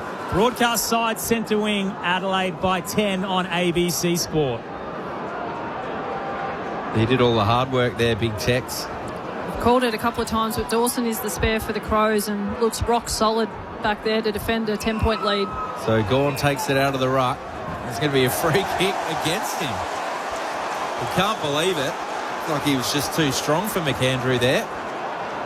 The umpire thought otherwise, so McAndrew's going all the way back. This is a defensive inside 50. Back to Keane. They're happy to milk the clock here, the Crows. Goes to left half back, Nick Murray. Making Cook work hard for it. Langford on the mark. Just outside the D50. So leading by 10 points. 27 minutes gone in this final term. Goes long down the line now. McDonald was in front. It was Turner, in fact. He's soccering it to his advantage, but it went straight to Rochelle, who was clean, and that was clever. The vision to McAndrew. There's no one on the mark. So it's 50. The umpire asked someone to stand, and they moved away, and it was Cozzy Pickett. His second 50 within 2 minutes. He's got a day to forget, old Cozzy. But you called it. What about that composure and execution under pressure by Rochelle? Just to find the mark, diffuse the pressure. So Lockie McAndrew was off the ground. I always thought he might have been knocked out. So brave in a contest against Jake Lever. Had the head injury assessment. Is back on the ground in this final term. Just won a free kick against Max Gawn. Took the mark. Does the crab walk. Set sail for home and missed. Thanks, mate. 10-13, 73. Melbourne 9-8, 62. 28.5 gone. Last 7 scoring shots to the Crows, but the D's are still in this if they can go. Out to the eastern side, McDonald heads for Gawn. Fists come in, but Chandler's front and square again. Hands it towards Fritsch. Down the line he goes to Langdon, and Dan Curtin cuts him off. And the famous number 6 smashes it into the Williams stand for a boundary throw-in. Big contest, wasn't it? We've just had depth of contributors today, the Crows. It's only Saligo with the 6 touches. Thilthorpe's had 9 and been so influential, and above that, every other Crows player's had 10 or more.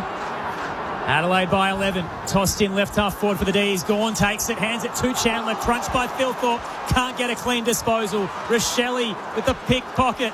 Gets it out to Laird. Now to Saligo. Turned into trouble. A brick wall of Sparrow and Court holding the ball. Got to go quick now. Sparrow pops up. The Adelaide Hills product. Sends it towards the 50. Van Rooyen with eyes for it. Knocked down Pickett there. Another fumble front and square. Adelaide mop it up. Murray trying to get a handball clear and tackle, just got it out to Keane. Couple of flyers, Sparrow got a fist in, tracked well by Rankin. Back to Laird and Saligo. The crowd's feeling it now as Adelaide at right half-back. Flicks it back to Berry, who handballs to Saligo. He's got time. They can milk it now, Adelaide.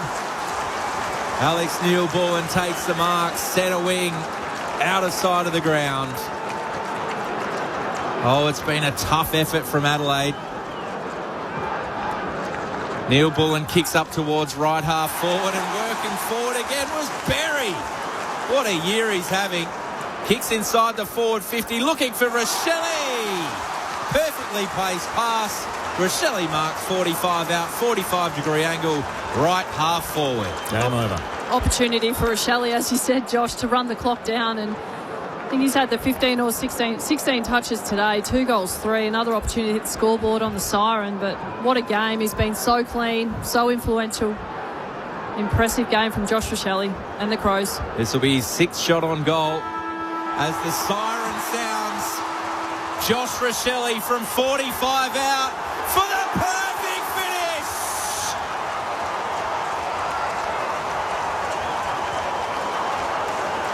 He gets his 3rd. Adelaide get a big win with a big final term. They were challenged all day, but they are backing up into 5th spot. 11-13-79. Melbourne 9-8-62. South Australia, and we're known as the Adelaide Crows. We're courageous, stronger, faster, and respected by our foes. Admiration of the nation, our determination shows. We're the pride of South Australia, we're the mighty Adelaide Crows. A terrific afternoon of footy at the Adelaide Oval as the Crows leapfrog the Demons into 5th, and they can smell a return to the top 4. The Crows have won 6 of their last 7 on this enormous run as they go flying towards September again. 11-13-79 to the D's, 9-8-62. A 17-point win to Adelaide, and take nothing away from Melbourne, who are so good again, but still are winless on the road as their credentials got tested at the Adelaide Oval in front of 46,000. We're the mighty Adelaide Crows. Yes, the pride of South Australia. We're the mighty Adelaide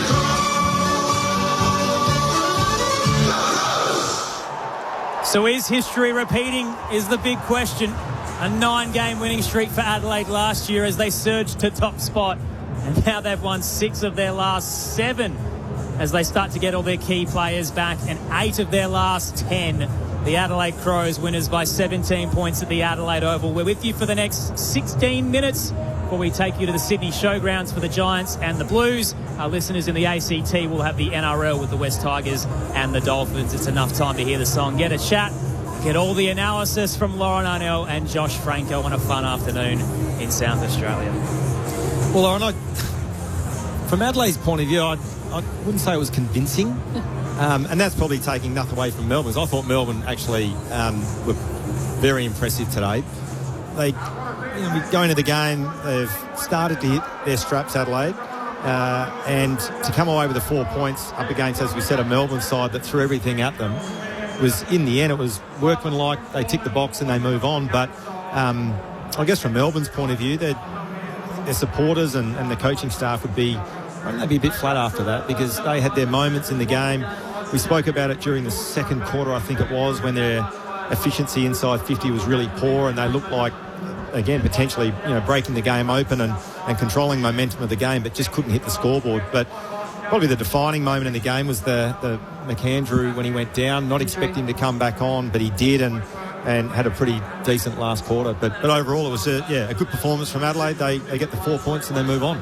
I was just impressed by the grit again. We saw it 2 weeks ago here at Adelaide Oval against the Cats, and then again today. Just moments where, you think Melbourne are in control of the game, and Melbourne haven't taken their opportunities. But, I think good teams just find a way to win, as you said, and that's what you've seen from the Crows again today, and a really impressive performance on return for Rankin. I thought Rochelle was electric. Thilthorpe did the job that he needed while McAndrew was off the ground. And, yeah, I just like the all-round performance and what that team looked like today. And you look at a guy like Jacob Van Rooyen, he kicks 3 goals in the first quarter and then largely unsighted after that. And got to give credit to the defenders for the Crows. I thought Borlay's really stepped up. He gets better each game he plays at this level.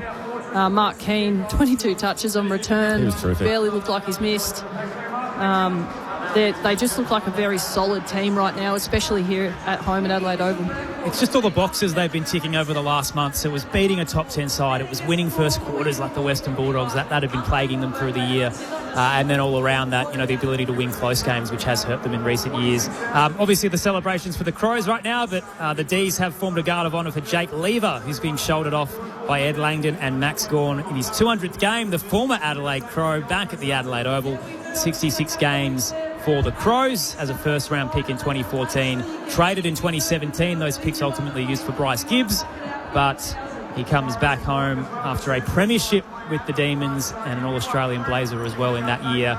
Unfortunate that the Crows boys probably weren't there for it. There was a nice little contingent of fans who gathered towards the southern end, but Jake Lever makes his way off the ground in his milestone, whilst Adelaide run around the ground to celebrate with the 46,000 strong, the third highest home and away crowd between these two teams at this venue. Big afternoon, and we'll get the votes in as well where we can. But some of those big names that you guys mentioned before, Sam Berry continues to deliver in the middle with 24 touches. Jordan Dawson cops the heavy knock, so probably not as prolific in terms of his numbers, but the 2 goals alongside his 18 touches are so handy. Rory Laird continues to perform off half-back, considering he got a 1-year extension at the age of 32. He might still be rolling around for a little bit longer the way he's playing. The 26 touches for him and the 232 metres gained. The tackle numbers as well, so Berry with 7 just continues to be massive in that stat, and Isaac Rankin 22 touches alongside a couple of clearances as well. For the D's, Max Gawn did everything he could, 28 touches, 31 hit-outs, 11 of those to an advantage, and when Lockie McAndrew went down, you thought maybe he'll take the game over, but ultimately McAndrew comes back out and he just can't pull them across the line. And Tom Sparrow, pretty good audition for one of the clubs that's in the race for him with 28 touches as well, on an afternoon where Jack Steele was probably a little quieter with his 21. But they've got some good kids, don't they, Loz? There's a few names that have put their hand up through the last few weeks that are showcasing they'll be pillars of this side for a decade to come. I like what they're building, Melbourne, and I think they show some really strong elements of a good side. They just didn't have enough contributors today, and you look at some of their more experienced players who didn't stand up. We've been more than critical of Pickett's game. I think he's a superstar. You expect him to be better again next week off the back of that, but a guy like Bailey Fritsch, just the 12 disposals, a lot of time in front half for the Crows in patches, so you can understand that, but you need guys like that playing better. Van Rooyen the 3 early, but then again not able to contribute. Langdon had some big fumbles on a wing in key moments, so it's a learning game I think for Melbourne, but a missed opportunity to win one away from home. That's how I felt about it too, and no Myercheck, no Petty either, so that's hurt them up front. So if they have those 2 guys playing, does that change the outcome? But as I said, overall I think the Crows coaching staff, the players, the supporters, they walk away satisfied they got the victory and keep building momentum. One of those games where sometimes it's good to win ugly against one of the better teams. And look, 17-point margin doesn't quite add to my stat, but it was a thriller up until the end where Adelaide kicked the last couple. And if you're a Crows fan, in the last near 150 games, 32% of them have been thrillers. So they're pretty used to it now. Yeah. They're getting better at being on the right side of the ledger in them. It certainly makes for entertaining footy. I imagine most fans would probably just want an easy win rather than a nail-biter, but it's been an absolute blast here at the Adelaide Oval this season. And that's the muscle, though. That's the muscle you want to build. If you're going to be a finals team and a good finals team, you've got to be good at winning the close ones. And I'd argue you're far better off having those types of games. You'd love to be putting teams away, but Melbourne are a good side. They're 5th coming into this game on the ladder, and you just got to be happy with that win, I would have thought. And I think one of the other things they've got to look forward to is they've still got quality players to come back into this lineup. So Archie, talking about Cumming, Worrell, Pedler.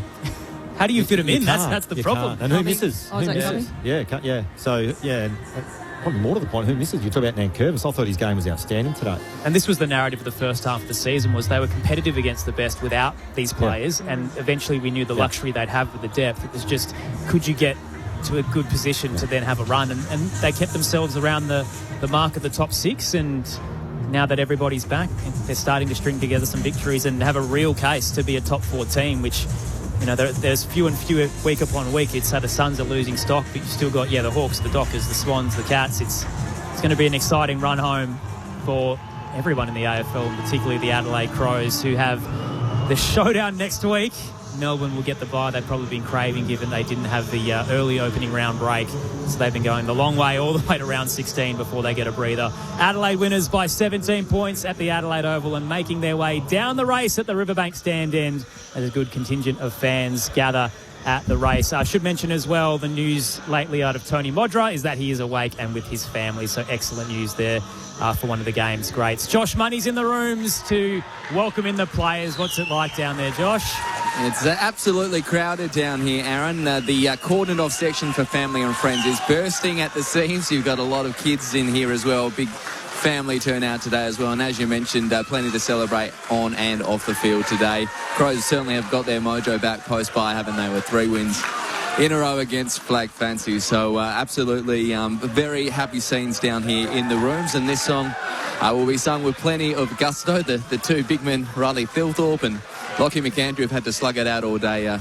Quite understandably, sort of last to join the huddle now. Tex and his couple of kids, and Wayne Miller and his kids as well, all joining in now.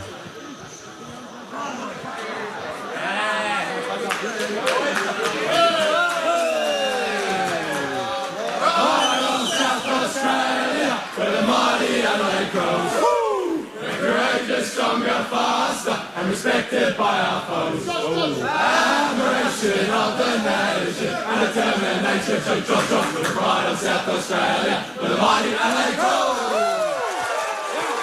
We'll be back with Josh Rochelle. Hopefully we can squeeze it in for the end of the broadcast with you for the next 7 minutes. We might get the votes in so we have as much time up our sleeve as we can. Who's got the 3, 2 and 1? Oh, I can do it if you Lauren's need, looking Josh. at me. I've got a couple of names down. Look, I thought Miller's game was very good. I actually have given Miller 3 votes. I thought his game was superb. I thought Max Gawn for Melbourne was awesome as well, and was the potential game breaker for the Demons. Couldn't get him over the line, but again, I thought his game was outstanding. And then I'm stuck on 1 vote. I've got Keane, I've got Rankin, Van Curvis I thought was good. So Rochelle was good as well, so I handball that one to you, Lauren, if you want. I'll go the last vote. Rochelle for me, yeah. Okay. 3 goals on the night. Makes sense. The Adelaide Crows, winners by 17 points over the Demons, so 9-5. Their record, the D's are 9-6, and have the bye coming up next week on the eve of Showdown 60. Big question on the text line that everyone wants to know. Brendan from Hobart's asked it for me. Are the Crows any better than last year, given that they're pretty much similarly placed? I could mount an argument that this is better. This season sets the Crows up better off the back of last year and that experience. I think it's better for them to have gone through the grit and all of the challenges on and off field this year. It sets them up better for the finals. They look like they're in a good spot. Let's hear from the Crows themselves. Down in the rooms, Josh Money has Josh Rochelle. Yeah, thank you very much, Aaron. 3 goals, 3 for Josh Rochelle today. Josh, how satisfying was that win? Yeah, it was, Josh. We knew that the D's were going to bring it today. They've had a really good season so far, and I think up to half-time, 3/4 time, we knew it was going to be a gritty win in the end, and I'm just glad we got it done in the end. Probably a bit more time for you forward today with Rankin back in the team.